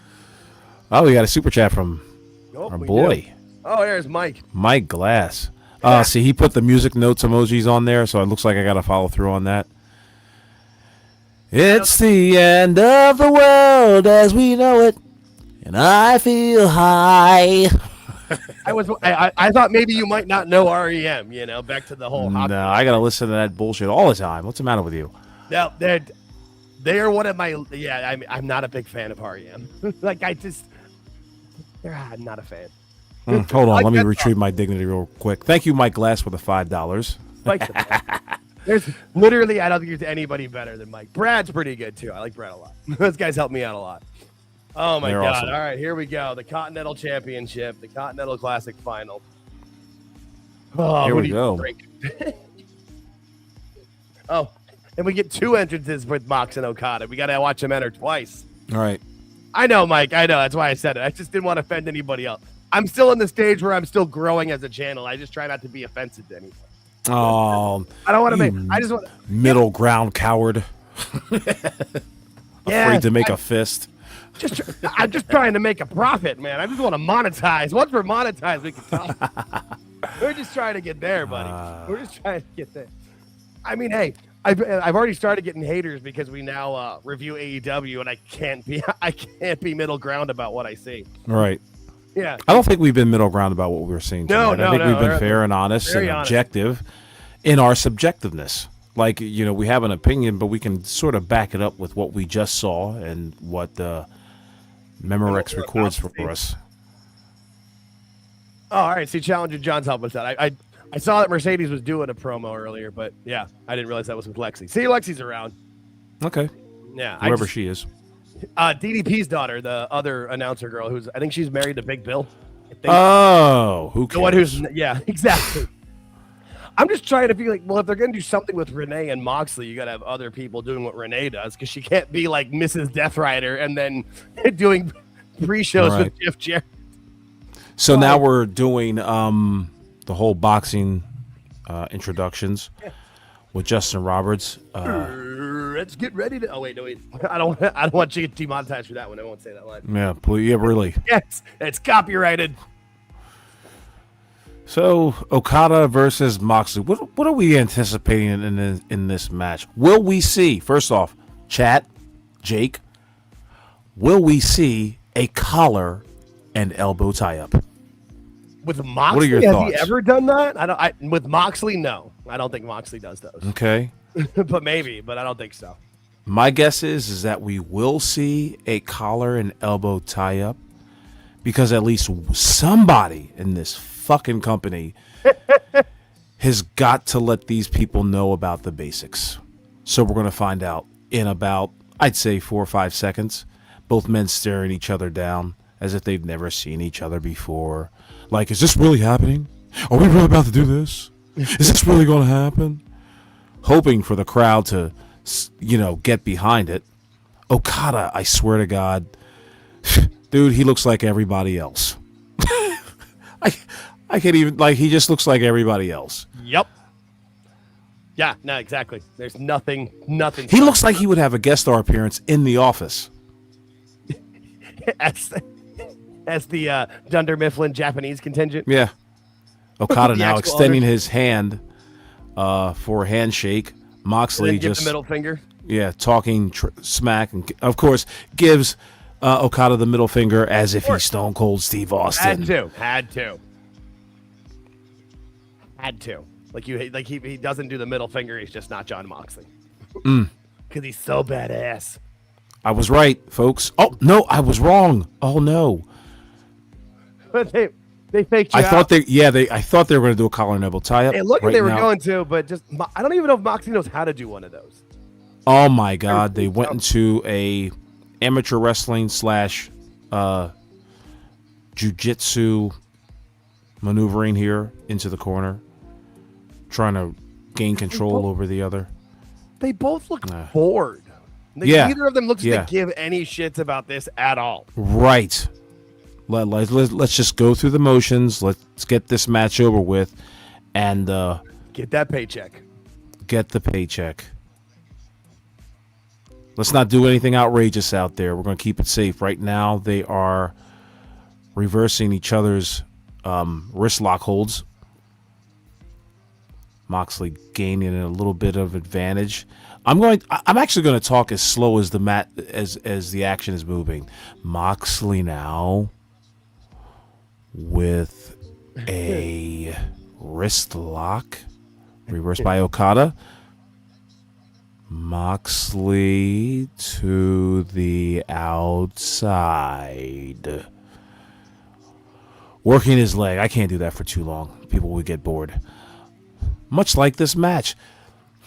Moxley pulling a Larry Zbyszko, trying to see if his knee will act right.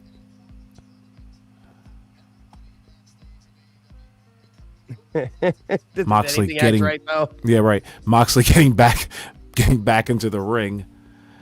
Are they going to do collar and elbow tie-up? No. Yes, they do. It's the weakest collar and elbow tie-up you've ever seen. Now they at least did one. I just knew they weren't going to start with one. Right. They're just this is terrible. Yeah. They're trying to do some chain wrestling. They're trying to. Yeah. Moxley's just not a wrestler. I mean, he thinks he's a jiu-jitsu master, and he's just Right. Yeah, and he loses to Home Depot clerks. I still think that's where the belt was when he had it, and when they thought it was in the briefcase. I thought he had it. I think Moxley, he lost it to a guy, and he was wearing. Yeah, they were like, we cannot Depot. embarrass ourselves a second longer. Like when Jericho did it, it was pretty bad. We cannot have this happen to us again. I forgot about. Let's just put it. Jericho. Let's pretend it's in this fucking Halliburton briefcase. Oh my God, I forgot about Jericho losing it. Jesus, that did happen. Yeah, and we'll present it when we make another one. Yeah, right. When Tony gets his other 3 belts made. Oh my God, I forgot about that. Jericho did lose it. Oh man, This is pretty bad. yeah, this match Again, no one really trying to fight for a win. It's just like, hey, you seem to be a popular guy. I seem to be you seem to be a big star Sure. here. Challenge I'm a big is star here challenge. too. Tony thought this was going to be Let's his match dream ego. matchup because he loves these guys. He thinks Okada is still Okada of 10 years ago, and he thinks Dean Ambrose is cool. Like, this is just, he loves it, but it's just not anything. And this is your whole tournament. You've had this tournament going on for 2 months now, or however long it is, that you put all your eggs in the tournament basket, and this is your final. Two guys who nobody cares about. Oh, man. I feel like he did this just to piss off Cornette. It's Cornette hates these guys. Right.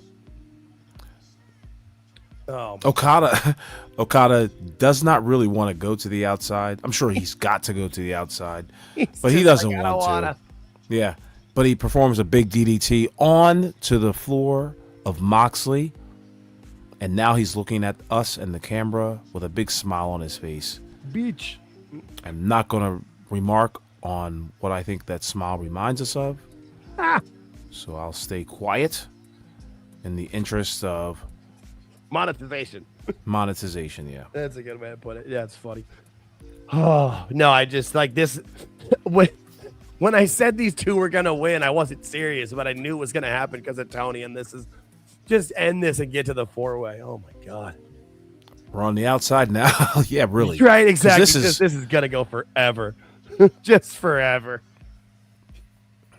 But I see what they're trying to do. Okada's trying to draw in heat, make Moxley the big winner because he's going to win this thing. You don't build up Moxley to win the semifinal as like some conquering hero, only for him to go down to Okada. Come on now, that would be horrid booking. But but then I guess having Okada, there's just neither winner makes any real sense with the way the show's gone. But I'll be right back. Well, as Jake takes a pee break, I guess. Oh my goodness, he's been sending me private chats, and I have not been looking at them. Okay, he says be right back. See, I caught on. Anyway, Okada and Moxley. I'll tell you what, these guys are putting on a wrestling clinic, okay? Back and forth. It's just been an absolute fantastic match. I'm giving it 8 stars so far.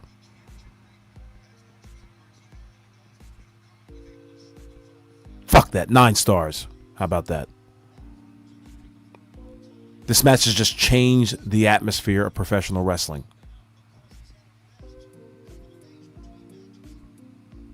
I'm lying, folks. The crowd's been on their hands. Moxley and Okada are staring at each other as Okada has Moxley in a knee lock. Okada allowing Moxley to headbutt him by grabbing the hair and headbutting Okada, who finally breaks the hold. No one in Chicago at this moment gives one fuck. Somebody actually tweeted that Mox is undoubtedly the best in the world. They just had it on the screen. Oh my God. How? Just Ugh. Are The they match is exchanging very fights? slow paced. Yeah, it's very Super slow slow paced.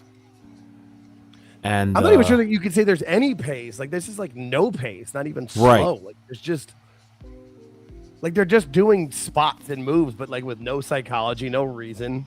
They keep Right. staring at the crowd who nobody cares. Everyone's seated. They're just everyone's here just like let's get to the main event, see what happens with the title match because that match a few different people could win. Something could happen, but not this. Right. Nobody cares. Now, listen, folks. I understand that we've got this thing on low volume, and I also understand that the commentary team is really supposed to be painting the picture for this match, giving you some sort of real in-depth insight on what these guys are thinking. But there is something to be said when you watch a wrestling match on mute, and you may not hear some things that you would usually hear, obviously, if the volume is up. But at the same time, there are some things that should transcend what these commentators are saying. There should be a story being told in the ring because you know why? The audience doesn't get a commentary team. So these guys have to tell their story to the people all the way up in the nosebleeds for as much as they do the people in the front row. So it's something to see a match when there is no commentary team. So my point is that I'm listening to the commentary team and they're not adding anything to this. Tony Schiavone and Excalibur, I had to take off the headphones for just a little bit to really pay attention to what these guys are saying. They're not saying much. They're not adding any sort of intrigue to the match. They're not adding any sort of excitement to the match. They're actually rocking along with what the crowd is feeling. And that is apathy, maybe a little bit of, being a little drained. And Shivani's just going to tell you how great it all is or how he's never seen anything like this. That's all. Shivani's there to like act like his experience. He can, whatever he says is going to go. Oh, I've never seen anything like this. Yes, you have. Shut up. Yeah. Yeah. And as bad as Excalibur is, for me, Shivani's way worse. Like, he's just so obnoxious. Yeah. I mean, he great. Everything's great. I love this. This is awesome. Shut up. Oh, and we got the Okada middle finger. Can't forget about that. Yes, but it's been grabbed by John Moxley. Yeah. Shivani was never talented. Man, he Ewan. He was good as like the ring. He was good in like the old World Championship Wrestling when he would like ask the questions. He was never a really good play-by-play guy. He's just. I guess because when he was younger, he had a more trebled voice and it came off more sports announcer like. I would always like to, it was always cool to hear Tony Schiavone go, this Friday at the fairgrounds, we're going to see Sting and the Road Warriors going up against, it was just very sportsmanlike. When he was still announcing baseball and stuff. Yeah, I think that's what it was. Yeah, I never heard him announce baseball. No, I didn't either, but that's what he was doing that too. And I think even like Georgia football. So he had that sports-based feel to him. Yeah. Now he's just an old guy at his house doing whatever Tony Khan tells him for a paycheck. Because he has like 5 kids, so I'm assuming he has like, 20 grand. When they used to do those tour rolls on NWA television, like, this Friday night at the Omni. Yeah. And at least, back then when, the Omni was. Dusty Rhodes versus Ric Flair, the steel cage match. Of course, maybe it was what he was talking about. Voice, that helps. Yeah. As opposed to when he was at the end of WCW and when everything was written out for him. Mm-hmm. Yeah, kind of like what we should have been doing. Hey, I'll take that Tony Khan money to do that. Sure, I got no problems. I'll sell out. So, folks, this is what this match is designed to do so far. I'm starting to get the understanding. Okada is supposed to be the vicious, merciless heel, the Japanese heel who Pearl Harbors. Who attacks John Moxley. And tries to be devious against him. But John Moxley is the fighting challenger, but who always gets cut off. Well, and Okada's the greatest tournament wrestler ever. They keep saying that. They gotta tell us that. What the hell was that? There was a move that Okada grabbed Moxley by the leg and then did a drop down on Okada drops down on his back, but he still has Moxley's leg, so it had no impact whatsoever. Yeah. Ridiculous. Was that supposed to be like a dragon screw? Like, I don't know Who what that knows? was. He didn't even follow through on it. He was just like, Right. let me just snap back to the mat. And now he's got a shit shooter on him. Right. Like, what is he? Knee to the back. Now he's put it on. Actually, what is that? A Texas cloverleaf there? Now it is. Yeah. Once he turned him over, I don't know. When he was doing it to the back, it was like the old lion tamer, but with different leg grips. I don't know. I try to understand, but this just gets confusing. Dude, this has got to end within like the next 8 needs minutes. to end. Seriously. Like, no. And this is not to disparage what we're, like, it's just like this shit takes too long. Like, we like what we're doing right now. Like, I love it. Yeah, it's just this match. Like, I'm actually excited for the 4-way main event in the sense that, like, I want to see what, and I don't really like 4-ways, but stuff will happen. But nothing is happening. They're moving slow. Like, Right. This isn't old school slow pace. This would be like boring in Memphis. This is terrible. And then, forearms. Got to have the forearms. Yep, the forearms in the corner. Imagine sitting here, folks. Imagine if you're watching the show right now, they're showing some hard cam shots. Imagine the hard cam showing this entire pay-per-view. It would get boring after a while. You almost kind of need to watch AEW television or AEW shows on television, because otherwise it's just like, I can see how you could get bored sitting in the same seat for 3.5, 4 hours next to strangers. This is kind of like the movie theater dilemma. Like, not a lot of people are going to the movie theaters, because why? I haven't been to a movie theater in forever for the same Right. reason. Like, you just rather be home, you know what I mean? In the comfort of your own home. You're paying such and such amount of money for beer. You're paying such and such amount of money for just to have something to eat there. You've traveled there already. You're traveling there with people you don't know, people you don't necessarily like, people Somebody in front of you got their cell phone open. Right. You just have no idea. You have no real control over what is going on around you as you're watching this event. Now, I'm not saying that goddamn AEW is dangerous, but I also am saying, like, the product that you're putting out, you've really got to engage the audience. You've really got to make this a Disney, terrible example. You've really got to make this a gigantic, huge production in order for the people to forget all that other shit and focus in on your product and have a good time in the process. But holy smokes, this is... And the pacing of the show, like you said, it opened with the two matches that were slow and plotting because you had these two in it, and then these two win, and you're gonna keep, you're gonna have to see them again. Like, right. The show is plotted along.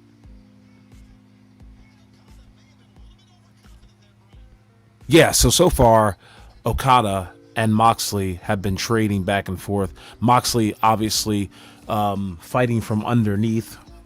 And for those that don't know, as the baby face, I guess. Yeah, as the default baby face in this match. Well, yeah. Okada to the outside now, and is taking the championship belt. I've completely forgotten which one this is. Is this the Continental Classic belt? Let's just call it the Continental Classic belt because they renamed it so many fucking times I can't remember. The referee, the black referee, shout out to him, snatches away the championship belt and presents it to the timekeeper. And while doing that, Moxley gives Okada a low blow. And that smirk. Yeah. Such a bad mess. Yep. We got another Ref super didn't see chat. what I did. Oh, thank you, Anna Sharp, for another $5. Thank you. Awesome. This match is putting me to sleep, and I'm not even watching. Dead ass though. Like I had to raise my standing desk to stand up, or I was gonna fall asleep. This match is boring. It just doesn't. Wow. Nothing's happening. I feel sorry for you, Regina. Hopefully, we're making it some sort of entertainment out here for you.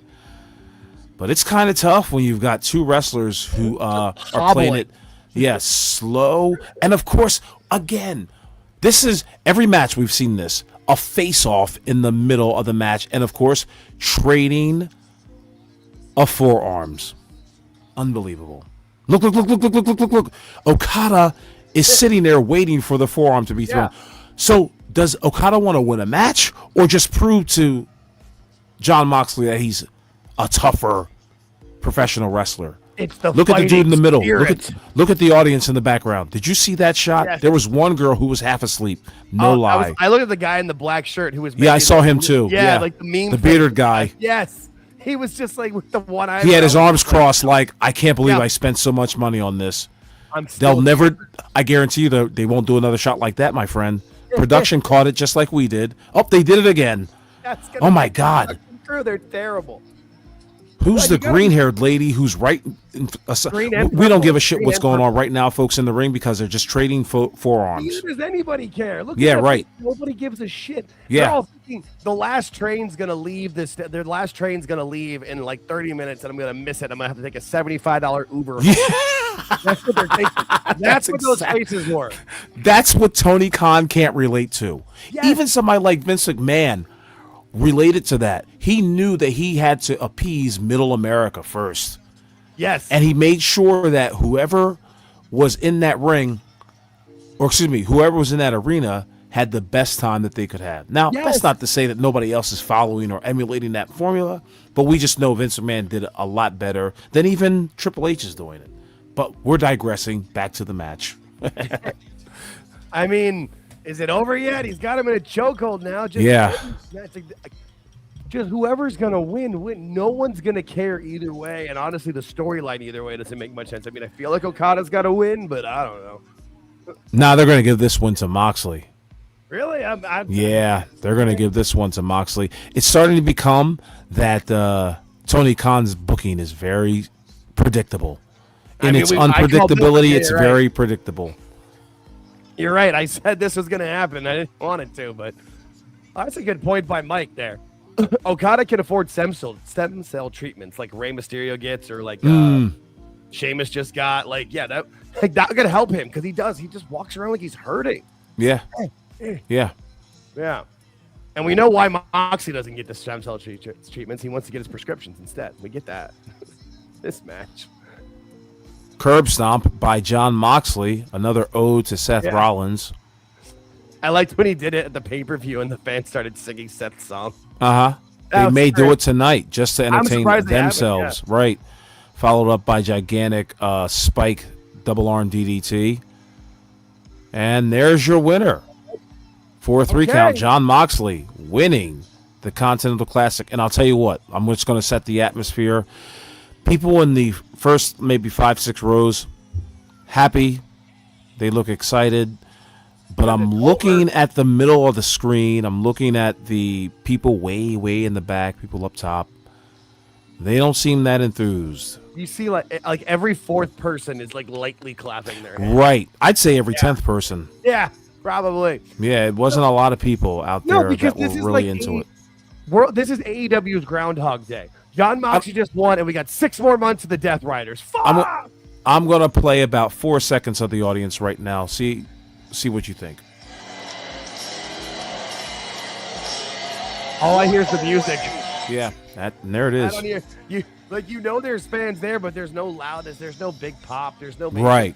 Like, say what you want about WWE, like they have big moments. There's big things that happen. Oh, now all the Death Riders are celebrating. Oh yeah, everyone's excited. Are we going to see a turn tonight, folks? Are we going to see John Moxley get turned on by the Death Riders? See, and this is what I'm talking about. I hope I'm wrong, because it would make no goddamn sense. But I believe because it will make no sense, they're going to turn on John Moxley now. I mean, when you say it like that, it does make sense in the sense that Tony doesn't make any fucking sense. But it only... Oh, God damn it. Do this on Dynamite. Do it. That's when you do this. You do this on Dynamite. And they still may. I'm not. Hit him with the belt. Claudio. I'll tell you Hit what. him with the belt. Now I want to see it. Do it. Do it. It would be so stupid. He put the belt on him. I was hoping he was going to hit him with it at this point because it would be so stupid. It would make no sense to do it now. But I'm going to check and see what the attendance is tonight for tonight's show, because that might give us an indicator on, the sound and the resonance of the audience. So real quick, remember when you said that the Chris Statlander and Jamie Hayter, but you thought it was 8 minutes? It was 18 minutes, brother. Wow. minutes, but it was a good match. That's why I just said it should have been 8 minutes shorter. Like 10 right. minutes would have been perfect. It Okay. wasn't a bad. It I wasn't a bad stand match. It's just that all these matches. Well, here's the thing. So all the matches that have been on the regular show, like the Okada's match with Takeshita, 17 and a half minutes. Oh, hold on. Sorry to interrupt. No, but you're let's good, hear you're good. Moxley. I didn't realize he was cutting a promo. This thing here, this doesn't belong to me. This thing here, the Continental Championship, it belongs to everybody in this Continental Classic. Oh my God. Busted their ass. Turn on him. Now turn on him. That came out to the ring every single night and gave it everything they had. Yep. He lost a tooth because he's talking like he's slurred. It's chipped. It's chipped. Gotta, To the yeah. fans who support professional wrestling, who paid their hard-earned But a chipped tooth will make you do that, to come out here. especially in the front 3 or 4. Right. I think it's his And we front owe it middle. to them Yeah. to give everything we have every time we step foot in a ring, no matter where it is. Oh my I owe God. it to Yeah, those something's people. going on with I owe it his to my teammates. his It's speech. what we do. Is it We are kicking in? hardworking professional Do you think it's kicking in? wrestlers in the world. I just think he needs a cigarette. He sounds like my grandfather I'm not who saying died of lung cancer. all the people stand in the ring with Like, that's what he sounds like. I mean, everybody that has the balls to get into the Continental Classic tournament and give it everything they got. He said balls. Who shows up every Look at the single fans fucking when the day next hard cam shot. None of them, look at them. They're like, what? and gives everything Why are you they saying have. this? I will continue- Because they need the rah-rah we will speech, just continue like Yeah. Honor to Sharp give said. Every single fair. effort Gotta we have the rah-rah. in our bones. Every Dax single can't do it day. anymore. Because there is no other organization in professional wrestling Yeah. like All Elite Wrestling. And we want to be the elite We know that. of the elite in All Elite Wrestling. So we give Dungeon, what now knows? goddamn He's trying to be Dax Softwood. every goddamn time. Because that is what my teammates, Oh boy. that is what the fans. Is this a and phone that's sex what voice? Yeah, exactly. And just rah, rah, rah, AEW, rah, rah, rabble, rabble, rabble, rabble, rabble, rabble. A decidedly different tone from And they John didn't Moxley turn on him. All They that didn't turn on him. than just over a year ago.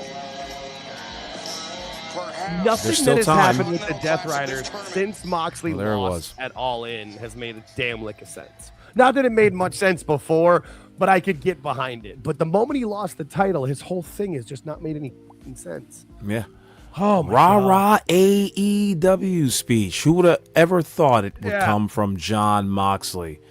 He's never. He's bent the not- knee. Ah. This is He's just bent the awful. knee. He's bent in something. Holy smokes. 60 people in the chat. Thank you all, Nice. all for Yeah. coming in and listening to us watch this. Debacle. I'd say it's a mid-card pay-per-view. It's not the worst wrestling I've seen. It's clearly not the best wrestling I've seen. But, you know, it is what it is. We thank you guys for listening and watching so far. If you're watching the pay-per-view, let us know. Let us know in the chat. Hit 1 if you're watching the pay-per-view, and let us know if you're listening to us and not watching the pay-per-view. Hit 0. That'd be pretty cool. I'd like to see it happen for the next, I don't know, couple minutes. But yeah, here we are, live and in color. Awful Wrestling and Alt Jake here watching World's End at the watch party here. The next like will be the 40th like in the video with 60 people watching. That's a good ratio. I like that. Awesome. Thank you guys very much. Let your friends know that we do this each and every Saturday. Well, not this, not Yeah. these watch parties, but this is awful every Saturday. We're trying to see if we can possibly go a little earlier than 11 o'clock because we don't want to keep you guys up till 2 in the morning. We recognize that.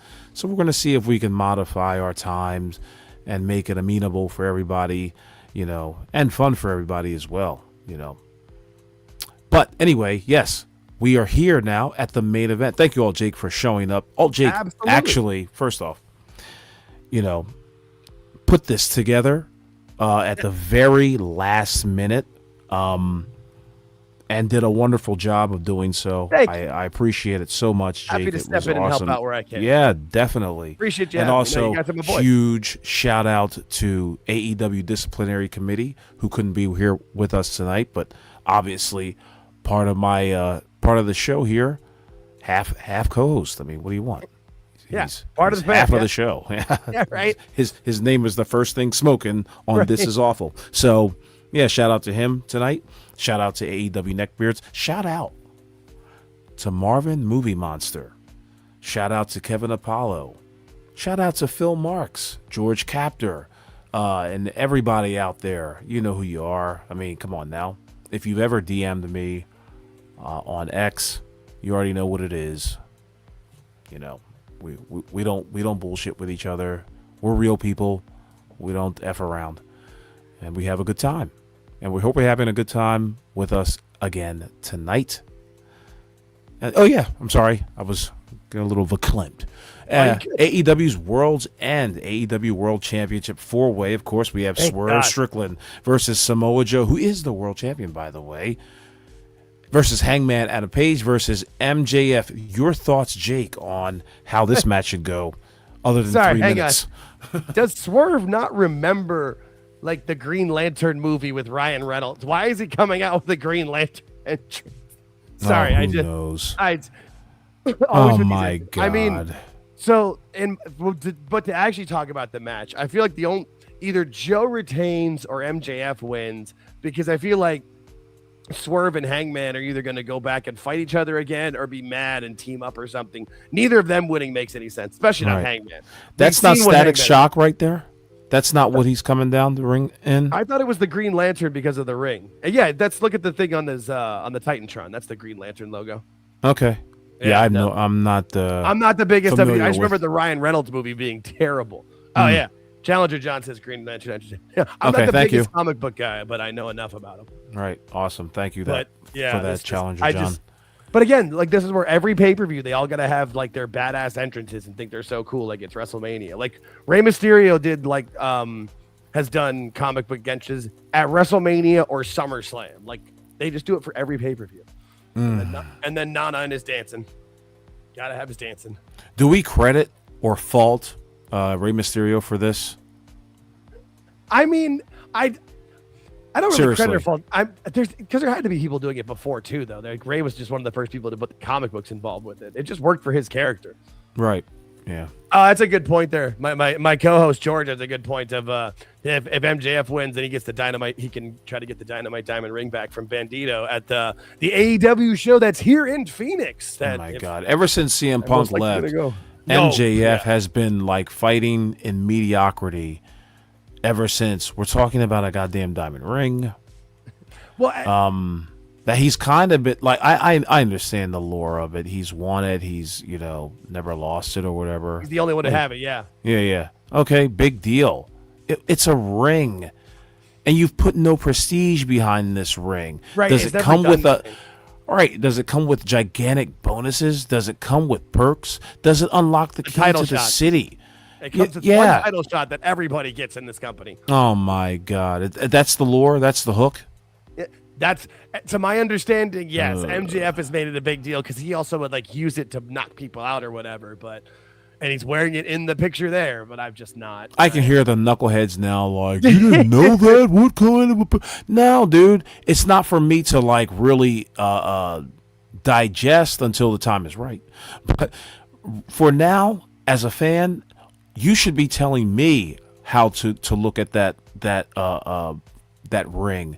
And if it's also ran to MJF and to the company of AEW, it's also ran to me. So... miss me with that whole, like, I don't know about the lore of the ring bullshit. Who Right, cares no, about you- the lore of the ring if they don't?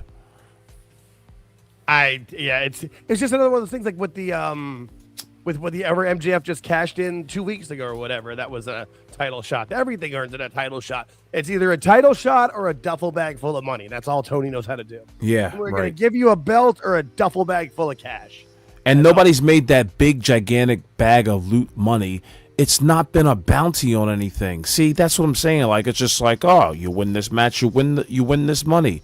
But remember, there was a time when wrestlers would be like, I'm putting out $35,000 to anyone Yeah. who can break the leg or put Ric Flair out of business.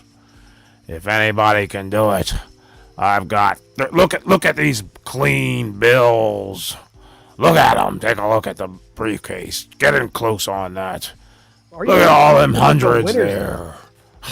Yeah, or even like talking about the winner's purse to win it or for winning a match or whatever. Like nobody, this never has any value to it anymore in this company. Break Ric Flair's leg. Get him out of the business. I'm sorry. No, a Flair for the gold. Yeah. But that's how you use the big bounties. I mean, not as like some thing to win when in a match. Like, somebody's money has got to be put up, and it shouldn't be the company's money. It should be one of the wrestlers' money. It's just Tony's money. Yeah. That's how we see it. It's just Tony's money. That's all it is. Yeah. And why not do it for $50 million? What's it matter? Especially with Tony's money. He's a billionaire. Anyway, Yeah. MJF yeah. has made his way down to the ring. There's a gigantic cloth backdrop that says MJF that completely hinders the people The crowd, on the hard. Yeah. Completely hinders the crowd from seeing anything. Well, I mean, that is a heel move. I'll take that for MJF. Right. Jesus, just come on, guys. Get out here. Let's get this match going. There's 4 of you. And here comes the world champion now, Samoa Joe, which, in my opinion, he should not be carrying. I guess it's that Trios Championship. Yeah, the 6-man title. Like, that's ridiculous. Don't bring it down to the ring. You kind of look JoJo, as Conan would say. Like, you're bringing it down for what? It's not even on the line. And really, you should really be highlighting the World Championship. Right. No, it only works if they're both singles title. Like with Dominic Mysterio, he's got the AAA title and the IC title. That works. Right. They're both his. Right. That's fine. Yeah, like this extra 6-man belt, and it's not even a tag belt. It's a 6-man belt. Come on. Nobody cares. Nobody.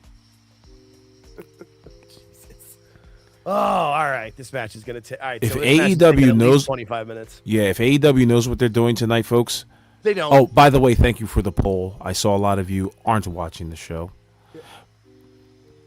But we're watching, so you don't have to. Yes, indeed. If Samoa Joe doesn't go over tonight, I don't know what to tell you, folks. You've got to build one of your champions up somehow, and he's got to look legit. Look at our screen right now. They thought that man right next to Samoa Joe, and they thought the other guy right next to Samoa Joe were going to be top flight world champions, and it just wasn't the case. Because want to know why? Two of those gentlemen act tough. One of them actually is tough. In fact, Samoa Joe, in that graphic that we have up there, actually has fighter's eyes. Whereas the other guys look like they were caught doing something. Anyway. I was gonna say, no, when you said the guys to the right of Joe, I was like, look at Hangman's eyes. Like that's why every promo he gets the same. It's fake. And like Swerve, I've said this. Everything I say about Swerve is this: his Twitter handle is Swerve Confident. If you have to tell me you're confident in your username, who are you trying to convince? Because it ain't me, bud. Sorry. A lot of these wrestlers put their real names on there. Might have did him well to do so. Yeah, I just like I don't. Oh. And like the way he talks with this stuff, like he just thinks he's such a bass, and the whole like Fox thing, like there's a reason why Swerve was released. Like it's just, oy. Yeah, no, MJF actually is a talent and could be a star, but in this company, it's just never going to be used right, and he doesn't need.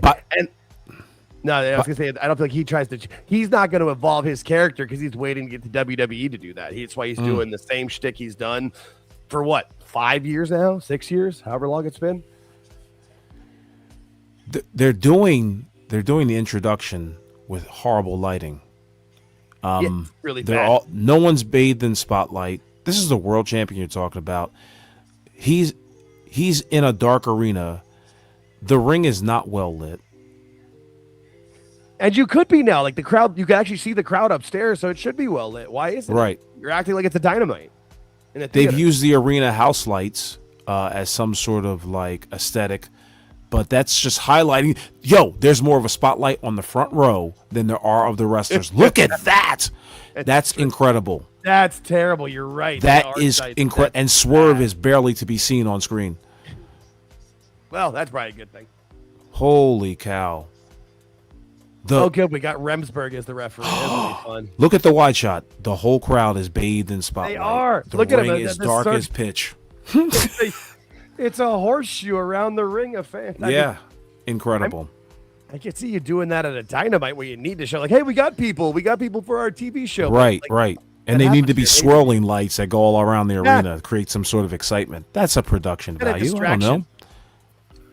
Oh, my God. This is... All right, the bell has rung. All 4 men in each corner. MJF, Samoa Joe, Swerve Strickland, and Hangman Adam Page.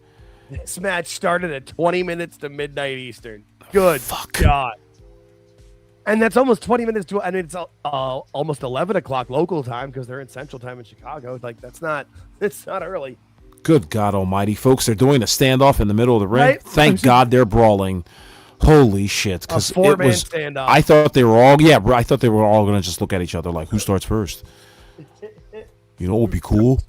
If we all just fucking looked at each other. Of course. I should have timed that. It probably took about 20 seconds for the action to go outside. I'm sorry. Yeah, I'm sorry. no, I take you're- it back. Samoa Joe's on the outside. Where's Swerve? Is he not on the outside too? No, he didn't make it this is to gonna be the a lot of outside. that. There's going to be Yeah. a lot of spots and resting and spots and resting. Oh, we got a super chat. All right. Honor Sharp, thank you for the $5. Production? What is this strange word you use? Tony Khan, probably. No. Tony Khan, actually. Let me correct that record. Production. Or meeting. He doesn't understand either word. Right. It's nothing. The only thing he's meeting is his white dealer. And apparently, recently, he doesn't really understand the word collaborative anymore. No, He, which you he can is tell. He probably, I think he's claiming that he knocked out a lot of people in his creative staff and is starting to write and book on his own and not really take so much outside advice from people who might know better. He And actually said that, folks. And this is at least the second, I believe it's the third time he said that. And every time AEW has lost like 200 or more thousand. Yeah, I actually thought it was a rehash of an old quote from like Right. January, I think, or early in the spring where he said that kind of thing. Yeah, and so I remember when it was like when they were first kind of getting started, and then like after the pandemic, and he made that point of like, no, I'm taking over and I'm running the show, and that's basically when Cody was like, I'm out of here, and a Right. year later, Cody was gone. I think the moment he didn't have to renew, he didn't, because this is just Ah, boy, MJF is just so unappealing. And, he's just doing his same shtick. He yeah, doesn't- like he's it's not all gonna a one-trick pony. yeah, no, I've got to and- play up to the crowd. Yeah, and I mean, I would if I was him, I wouldn't evolve my character either. He doesn't have to, and he's just gonna wait to change it up in WWE. Oh, he's got to do his little dick thing. Yeah. Why did Swerve even agree to that? Because he's nice. Because Because he's not confident in himself. It didn't come with a stiff potato punch. It came with a dumb kick. I'm talking about Swerve Strickland as a Yeah. receipt for that ball block, I guess, from MJF. And then he's got to do the Yeah, everybody's he's got to do his gritty. dance. Oh, that's why Swerve allowed it, because he gets to do it back to him. Gee. And MJF sells it Jesus. harder because that's okay. Look, I want to like Swerve. I just think he's an idiot. Yeah. I just Oh my God. He's got beer belly, by the way. I But was the just match, gonna say, is that a yeah, little he's chub got beer up there? belly. He had a little too much fun at Christmas. Like, yeah, that's Samoa supposed to Joe be Joe's look. storming from the inside to the outside, giving both Swerve and looks like MJF. Was that MJF? Yep. Yeah, it was MJF, the double shoulder. A double shoulder block. Where's Safely, Hangman, by the way. way. See, this is what Hangman happens. coming off the top rope and man. completely botching. Ah, Because he doesn't look. He never looks, and he missed everybody. That's what happens when you don't look. Why do you do that blind? That Performing a moonsault from the top to the floor, he completely missed everybody. It's performative for no reason to not look. Take a glance. Like, come on. He should be thanking his lucky stars that he's not hurt. That he actually, like, he clipped somebody on the way down. Because if he'd have just landed directly on his feet like that, he could have easily popped one or both knees. Yeah. Could have pulled a Vince and blown out both his knees. I know Vince was quads, but same ridiculous. idea. Right? An unnecessary spot, of course, in the match. Like, I just, but that's all these. That's why I've never been big on the multi-man matches, but anymore and for modern wrestling, it's just all of that. Like, at least now there's two things going on. But yeah, it's just all right. I'm waiting for my spot. And they inserted MJF in the worst type of way. You know, they gave him no fanfare coming back. That's a big sticking point for me. Like, you knew you had this guy on the ticket. Well, you should have promoted the hell out of him and his return. Well, and it was on the ticket, and he when he was coming back, you knew he was going to cash in his title shot. For him to do that, to get into a 3-way match and make it a 4-way, it's just, that's bad business. Dumb. Like, he's supposed to be smarter than everybody, and he does this. Like, even if he wins it, it's just dumb. Like, it's easier to take out 1 than 3. So we have Swerve Strickland and Adam Page doing a stare down again. Like, I remember you. Aren't we in a match together? I'm going to look at you. You're going to look at me. We're going to look at the crowd like we're Hogan and the fucking Rock. And then we're going to do the punch spot. Up. The weak punch spot. They're barely even doing it. And they're like hitting each other in the shoulder, not even close to the face. Right. But this is supposed to be their version of Rock and Austin. That's what this is. Why did Swerve just do that little I was just going to say, what was that little pirouette? It's little flippy-doo, jobby-doo. I don't know what that was. Oh, my God. These guys are not... I don't think they're... They work well together. That's why they... I think they know they don't work well together. That's why they were doing all those... like the blood stupid spots. And the concrete block spots. No, this is just bad choreo grappling. They're trying to do the same thing here with that, but this is just ugly choreo. At least when the Bucks do it, it does look smooth. It looks like ballet. This looks... Right. This doesn't look like a struggle because it's wrestling. It looks like you're struggling to just reverse each other over and over again. Oh, boy. Yeah, this is tough. Yeah. No, this is gonna be bad. And it's only tough because, for one, I didn't really get an adequate pillow for this chair. And two... my ass is falling quite asleep. Yeah. This is the longest live stream I've done in a year, like at least a year. I enjoy doing it. I've enjoyed it. This is a good time. But I'm happy to be part of it. 11:49 rough at night. And it's going past midnight. Like, you know it is. There's no way this match is ending in 12 minutes. Is where I'm calling it. Probably. Now, they still might end this thing just a hair before 12, just to keep somebody like Awful Wrestling shutting up. Maybe. And they do pay attention. I do firmly believe that. What the hell? They block you, then they gather their burners. Yo, the burners. Mm-hmm. I got the Wrestling Observer burners like a week, maybe 10 days ago. They blocked me for 12 hours or suspended me for 12 hours. Oh, now we got this the Tower of Woe. Yeah. Oh, and MJF just walked into it. Why? You saw it coming. Like, you reacted. Move. Oh, Jesus. Well, I better get involved. Samoa Joe going for a pinfall attempt on all three members or all three opponents. Yeah. Which getting that a 2 actually count out of all of them. Triple the 2 counts. Nuts is laughing at Challenge John. Swerve and Hangman flipping choreography presented by the White Castle Bacon Brawl Combo. That's right. Oh, that's right. God. Yeah. Did you see their commercial for White Castle with Tony Storm and Hobbs? I've seen the print ads. I haven't seen the commercial yet. Yeah. There's not many White Castles. George brought it up on our last live show, and I looked it up. The closest White Castle to me is like 12 and a half miles away. Yeah, because they're more. I live like right in like just north of the downtown in the city, and like they're all in the suburbs. But the suburbs scare me. More choreo grappling ensues with Swerve taking most of the shine here, giving Samoa Joe belly to back after doing some flippity doodah bullshit on MJF. He now has the leg of Swerve and going to do some over-complicated move just to break his back. Awesome. And again, what the hell was back that? up on there and some sort of Granby slam. What the hell was that? He From couldn't Swerve figure out what to Strickland. do with Page's leg at Right. any time. And he was knew like, that "Look momentum over was my leg." yeah, he knew momentum was going against him. He had to drop him some way. He couldn't figure. He's like, I'm gonna put Hangman's leg over my shoulder. Wait, over my neck. No, up Yeah. here. Like just do the damn move. Yeah, It doesn't need to be drop that him on his flashy. ass like he just did. Yeah, but Swerve he Strickland, doesn't the extra Rube flash. Goldberg of professional wrestling. Wow. But seriously, Yeah. no, that was terrible. Look up Rube Goldberg, folks, in the chat. You'll see what I'm talking about. Oh, but now we got Hangman's moment to shine. Hangman's got to get his shine on now. Yep. Yay. It's shine time for Hangman. Yeah. After being power moved into oblivion, he must And now MJF is deliver just sitting power there moves. waiting. Yeah, exactly. Yep, and Hangman's going to come to the back of the ropes, and MJF's going to grab him.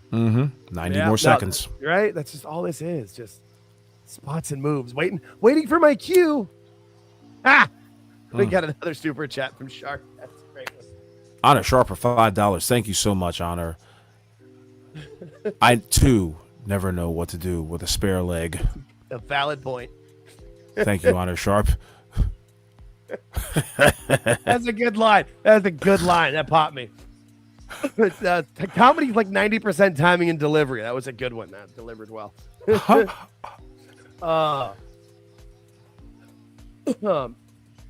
So Yeah, no, far, Yeah. it's Joe's Samoa's back time. cooking. Yeah, Samoa Joe's time to shine.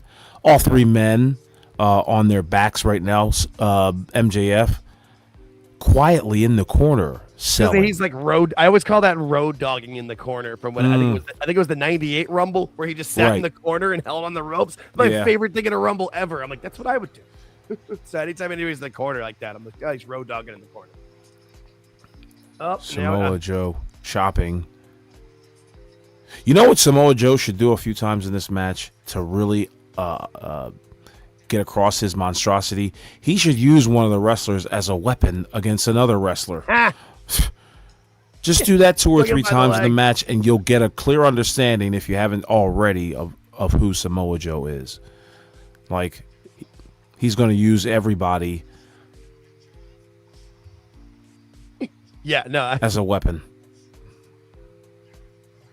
Rube Goldberg did a great job in Star Wars, but that Bret Hart hated that goddamn Rube Goldberg. Yeah. Please donate your spare legs to Buff Bagwell. Just the calves. Just the calves. Oh, man. Great people in the chat. Thank Yeah, you guys for good tuning stuff. in. Oh, we had an MJF cutter over the top. And yeah, Right. Now it's an arm bar. Yeah, that's Fujiwara how we- arm bar. MJF has to shine now. Everybody gets their moment of shine. We went from Swerve to Hangman to Yes. Joe to but now we got the is Joe gonna choke out Swerve or is MJF gonna get Hangman to tap? Oh, nope. MJF rakes Joe's eyes and stops both. Did MJF get hair plugs? Oh yeah, he went to Turkey, got hair plugs, 100%. Oh my God. Oh, yeah, he he got looks Turkish horrendous. hair I was plugs. just like, there's something uglifying about MJF right now. Yeah, he did it in, I feel like he did it, I forget which movies, but like one of the movies he did, like he had a wig or with like fake hair or whatever, and then in between that movie and coming back, he did the Turkish hair plugs. It wasn't Happy 100%. Gilmore 2, was it? I'm not sure. Maybe it was before or Okay. after. I just know he films like it was because whatever I think it might have been like he finished filming and then didn't come back for a period of time because whatever that period of time was definitely Turkish hair plugs. Right. I can tell too because I'm a big I watch a lot of European soccer and those guys do it all the time and you can easily tell. it's just, I swear you were going to say European scat porn. Scheisse! Yeah. Oh, we're doing the 3 arm things. Nope. MJF didn't tap out. Oh my God! This Give me match one is never- second, folks. I got to readjust my mic. Take your time, buddy. This match ain't going nowhere. We got Swerve being the badass now. Look at him, Max, like he's going to attack him. Where's Joe to come out from? Yeah, everybody up. Swerve picking up Max for his belly to back or the one-armed the half Nelson. Oh, MJF with the roll-up, and no, another 2 count. No, nothing. Yeah, of course not. No, there's no chance.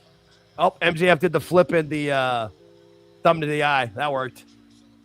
I like the heel stuff that MJF does. It's just that we've seen it a billion times. Like, he's a good working heel. It's just in this company, like, you know, what was the year, like, whatever the year before he, like, teamed up with Adam Cole, when he wrestled, like, 10 times at all? Yeah, maybe 2022, I think that was. Yeah, something like that. Wherever he wrestled, like, 10, 12 times or whatever, that's what he needs to be doing. Or 2023 might have been. Yeah, whatever. Yeah, exactly. Yeah, doesn't But matter. Yeah.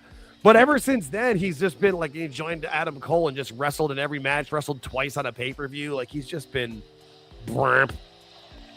I do too, you, and I still have a full head of hair. I'm 44 years old and I got all my hair. I'm excited about that. In all these matches tonight. It's what sets us apart. So what happens is the crowd will get absolutely bonkers and chant AEW, and then they'll sit back down and get quiet. And so I sit just on wanted their to make hands. sure that was recorded for posterity. No, it was dead on. Because listen to the crowd now. Oh, maybe that's exactly what he There's wanted. nobody there. That's MJF. And you're a damn thing. That was Swerve lined up. Destroyer! Cover me. 2. Yeah, no, and they're not excited about the counts because they know it's not going to be a 3 count. They know that's not the end of the match. Right. Because in AEW, the matches either end with like big spots at an ending or a big spot, a kick out, and a roll up. Like, that's it. Like, there's always going to be something big before the end. You know that. Right. You know, Hangman hits the dead eye and a kick out. Yeah, 2. Yeah. Now he's getting ready to go for the Hangman Lariat. Yep. Samoa Joe cuts him off with a forearm to the face, dropping him back outside to the entrance ramp. Swerve coming in with a big, gigantic DDT. He's back on his feet. Samoa Joe is down. He's waiting and lying in wait for Samoa Joe to get back to his feet. But he, too, is cut off by, oh, my God, Will Jobs. And who was that? Shibata. And Hook. Shibata and Hook. Oh, there's Hook. I only saw Shibata. Yep, there's So, Hook. Why is Hook not wearing a shirt? Samoa Joe and the Ops have taken control of this match. It being a 4-way, there is no disqualification. Oh, well, yeah. Of course Samoa not. Joe with the gut buster up and only getting a 2 count. Should have done the muscle buster. Muscle buster. There you have it. Thank you. Oh, was it? Whatever. I was in the chat a little bit. I wasn't watching. I knew there was no. He wasn't gonna do a pin. Why is Hook I said not in a gut shirt? buster. All right, and why I thought he did that. Just why is Hook not in a shirt? He didn't have a match tonight, or maybe he had a match on the. Even if it was on the pre-show, get out of here. Yeah, that was 15 hours ago. I don't see. Well, I'm looking here. I don't see his name in there. He didn't have one. I just still laugh at Hook. Remember when they compare? Remember when the comparison was Hook and Dominic Mysterio? Those days are long gone. Oh, we got another chat. Super chat. Oh my, Honor Sharp, thank you for $10. Awesome. She says, kinda unrelated, but does anyone wish WWE/AEW/other acronyms would make a cheap audio-only version of the show so you could kinda listen to it like there was a radio broadcast? Or is that me? This is why we fill in that lane, Honor Sharp. Thank you for the $10, first off. Yeah, we fill that lane in perfectly. We're ham radio for AEW. The ham radio of wrestling. CB radio. Because they used to do that. Wasn't it like Memphis used to do that or whatever? And like Lance Russell was so good that he would be watching another match but call a different match out with using just the sounds for radio to like right. Yeah. Yeah, we're trying to do our best. Of course, this is our first broadcast doing such a thing, but I made mention to this, and I also made mention to Jake when he stepped in for us that I kind of wanted to make, try to keep the attention focused on the show as best we could without going off lane or anything like that. And I feel like when the show's been watchable, we've done that well. We've veered off course when the show's been boring. Right. There's been which is going to happen with AEW. But no, I mean, at least this match is bang bang. There's shit happening. Yeah.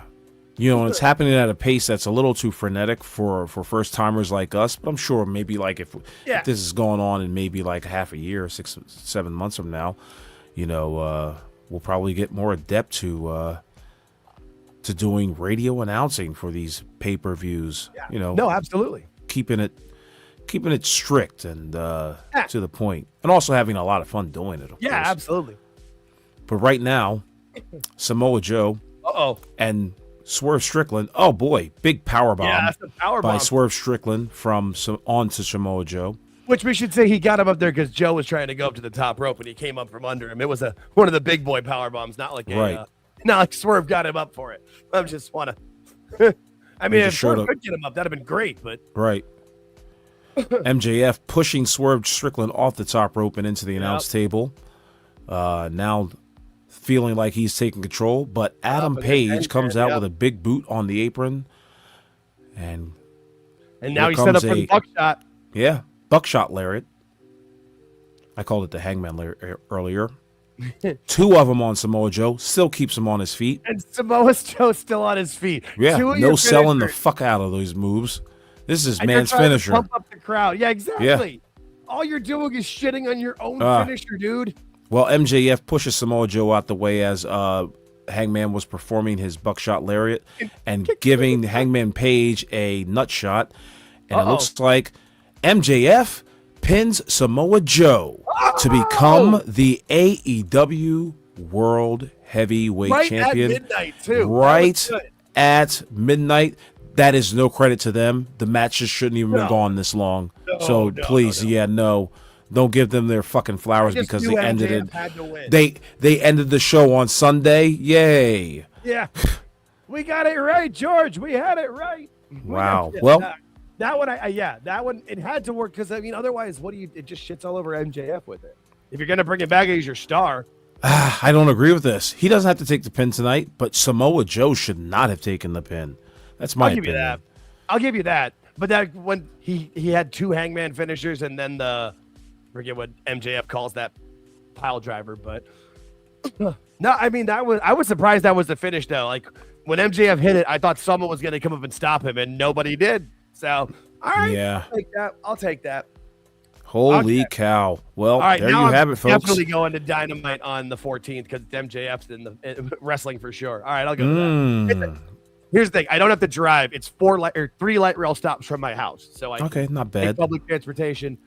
I also have donation options on my channel if folks want to help me out with that because I don't want to pay for it. But I also feel like if I just wait till the day of, I can get tickets for like $10. Alt Jake the Grifter, folks.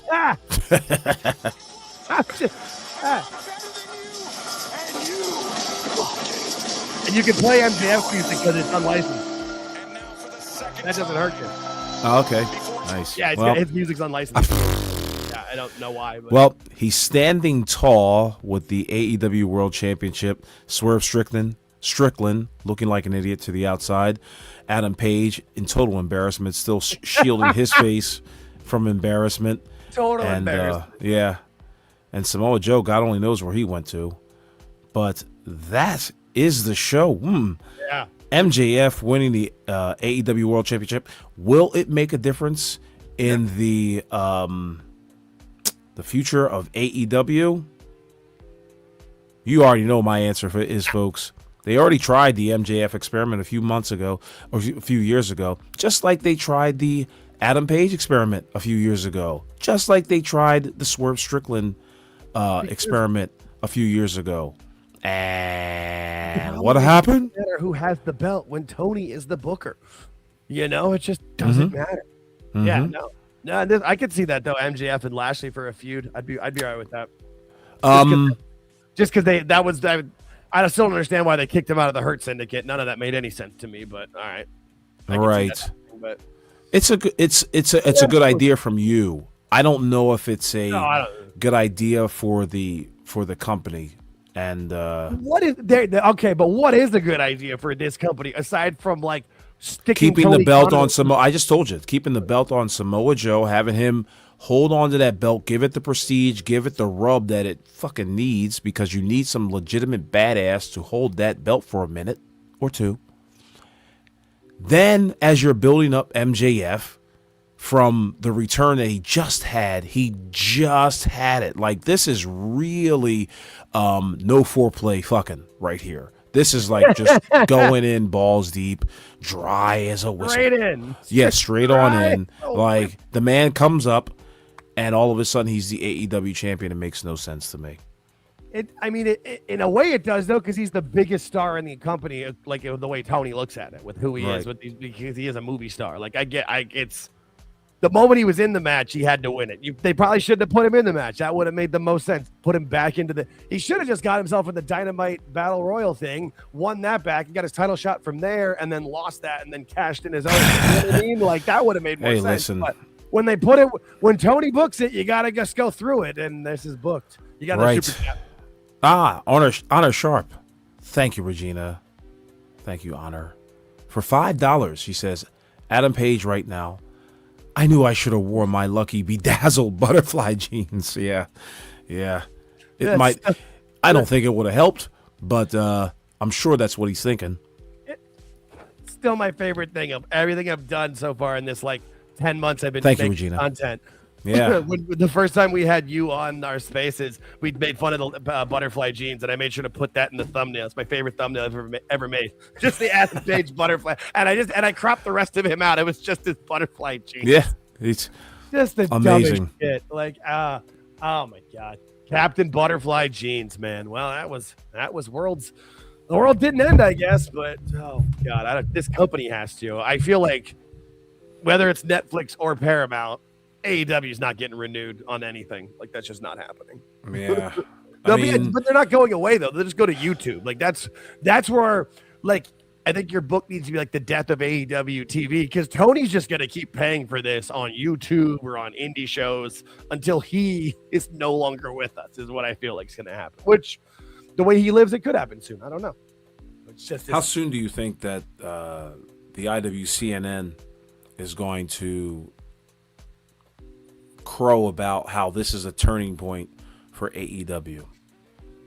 I'm assuming how many think pieces they're going to be. We're so in the back, next few baby. days. Feeling restored. Restored. No, a new era has taken place in AEW sports. How many times can they be doing a refresh or a reboot or go? The 2024 is the new 2021, 2025. They just keep going back, and they say, and it's funny because they always go back to 2021. Do you know why that was their biggest year ever? CM fucking Punk. Because CM Punk came back in August, had the match against Darby in September, and then won the title in November. That's why that was your biggest year, jackasses. It's like, you can't go back to that because you can't bring back CM Punk. That was your draw. He was your draw. And you lost him and Cody and Jade and Ricky Saints and everybody else and they're actually doing well. If you remember, Javon Evans, he never was signed by AEW, but he wrestled on AEW Dark. They could have signed him and they didn't. Tony just doesn't know what he's doing. He's listening to the wrong people. He's got the Bucks and Kenny telling him what to do, and he keeps doing it. Tony doesn't have a well-oiled machine backing him up. Not at all. Somebody like Javon Evans. Come on now, let's face facts. It will be tough for any of us to come up with, things like bouncy and make it work. You know what I mean? That's the thing. Somebody hears a terrible idea, and all it takes is a few remixes, just whisper down the lane type shit, trading off the idea, modifying it a little bit. The WWE has that kind of capability to do such a thing. AEW does not. It's still a privately held company, and they're going to do things their way at the, and at the expense of their wrestling fans and at the expense of wrestling culture. Yeah, and you've already said that Tony doesn't take collaboration anymore, so you can't get that with him. Right. You got to do what he tells you. Yeah, I'm sure he is still taking collaboration, but maybe not as much. Maybe he's growing a set of balls and growing confidence in his booking style. Maybe. Ratings, attendance. People like to talk about how that doesn't matter, folks. This is what he's writing for. If the crowds went down and the ratings dropped to 300,000, you watch with swiftness how quickly Tony Khan switches up. And right now he's in that twilight You know, he's in that twilight zone where it's just like, will I switch up fully? Will I give up the book? Will my writing be comprehensive? Will I keep a show? I've been saying this in all of my videos. Like, the show is too long. You should not have people up till midnight on the East Coast watching this thing. And you really kind of, now listen, the Chicago fans, you know, they're a hot crowd. They're going to be a hot crowd. They, just like you said earlier, got hot in moments and not in the overall event of it all. They weren't, it was just like this wasn't a happening for them. You know, they got to see things that made them go, ooh, and ah. Yeah, and that's all they were waiting for. Right. Nothing that got them emotionally invested. And Tony Khan is going to have to realize that, you know, come 2026, you know, it's a lot of crunch time. Now, of course, it's a lot of crunch time for me, too, because, you know, that just makes it, you know, at one point I thought I was closer to winning this bet than losing. But the WBD, Netflix, Paramount, Skydance negotiations that are going on, because I know executives, I think executives don't really pay attention to wrestling. I think AEW might just fly under the radar. I think their ratings are going to have to go a little deeper into the hole before anything happens. But I see we have a super chat. I'm so sorry. Papo2464Z for $5. Thank you so much. He says, a boring second MJF run loading. He probably isn't losing until Wembley. TK convinced Hollywood Max will get eyes on product. The Hollywood Max dead on though. Like that's what he looks at. That's what he thinks it is. He looked at the box office for Happy Gilmore. Yeah. He was just like, oh, we got a star on our hands. 47 million people watched it. That's what he thinks. That's what he thinks. And it's just his. Yeah, oh God, Tony. I just can't with him. There's nothing that he can do. And that's the thing with the deal with WBD and Netflix. Like, if Netflix buys it, then the TNT network becomes like independent or whatever. Or if Paramount buys it, they're buying everything. Either way, or one of two things going to happen. Either they're not going to get renewed just because they don't want to renew them, or they do get renewed at such a like cut in half deal or cut in a third deal. You know, like if this was 185 million, they might be lucky to get 8.5 million. You know what I mean? Like, look what TNA just did with AMC. That's what, like 30 million? Like that's right. NXT is a $25 million deal. Like, they're not getting the same deal ever again. It's just not happening. And remember, there still are exit clauses within the current deal that they've got. You know, I'm sure, like, benchmarks, I think, would be the better term. Like, they have to meet certain benchmarks in order for them to have a continued existence on TNT and TBS. But we shall see. Yeah. But I'll tell you what, Jake, I had fun. Yeah, this was awesome. Bro? Thanks, buddy. Yeah, indeed. I enjoyed it. And I hope the chat had fun too. We'd like to do more of these. And of course, like we told you earlier, you know, if we can make a little slant on this and make it like a audio broadcast, something enjoyable for the listening audience, we will do so. It was awesome. And Alt, I was gonna say we kept plug some of your stuff. I was saying, we kept a good consistent number with the chat, which is really all you want, is to keep a good consistent people in the chat. Yeah. So that was good. I think it was awesome. Great. But yeah, no, thanks for having me on. It was a ton of fun. If anybody wants to check out what I'm doing, just look at my in my name there, the @AltJakeTakesOn. I'm on Twitter. I'm here on YouTube. We're on all podcast feeds. We usually do 2 live shows a week, and we try to record an episode too. We're live on every Thursday. If you don't want to watch AEW, we watch it on Wednesday, process it, and then talk through every segment on Thursday live. And we do the same thing you and I did here. We try to make it fun. I come up with some jokes. We try to have some fun with it because the product's not fun, so we make it fun. Come hang out with us. We'll be doing this Thursday, even though it's New Year's Day at 9:30 p.m. Eastern. We will be there. Come hang out with us. It's a lot of fun. Indeed. And you can also check me out on Twitter, X, at Awful Wrestling. I'm sure some of you guys know that. And also here on YouTube.com. Oh, by the way, tomorrow, I'm debating on whether I should do Awful Jeopardy live or have it recorded and nicely edited for a premiere. I think I'm going to go for the premiere because I know a lot of people like polished work. You know, they don't like raw things. And I know I can make this episode very, very polished. We're going to have Awful Jeopardy recording tomorrow. And hopefully that will be out by the end of the day on Sunday, so that before your work day, have a little fun, you know, with some wrestling trivia. See if you're better than the contestants that we do have. And tomorrow's contestants are Chris Connor from Last Call with Chris Connor, DJ from Rockin' Ropes Wrestling on Spaces on X, and of course, Alt Jake. Hey, you can't get rid of me. From Alt Jake takes on 3 powerful contestants. And I need to warn you, Jake, these questions are extremely difficult. So I just want ready. you all to be on your best,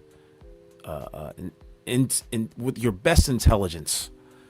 And I'm only talking like this because I'm a little tired. But yes, you can also check us out on Toonie Talk Wrestling, which I believe will be happening this Tuesday. Yeah, New Year's Eve. Absolutely. We will be there. And thank you guys all for listening. Thank you guys all for watching. Thank you guys all for supporting this channel, supporting me, supporting this, supporting Jake, and all your favorite podcasters out there. We do this for fun. Some people do it for a living. I ain't got that kind of time, my friend.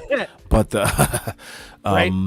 yeah. But hopefully everybody out there in the chat has a great night. Shout out to this. Thank you to this. Shout out to Neckbeards, Yes, you and Cumia for manning the chat, and also Denisha Lane and a few others I know I'm forgetting, but you know I don't forget about you. So with that being said, for Alt Jake and AEW Disciplinary Committee and everybody out there, this is Awful Wrestling bidding you adieu. You guys have a good night. Peace.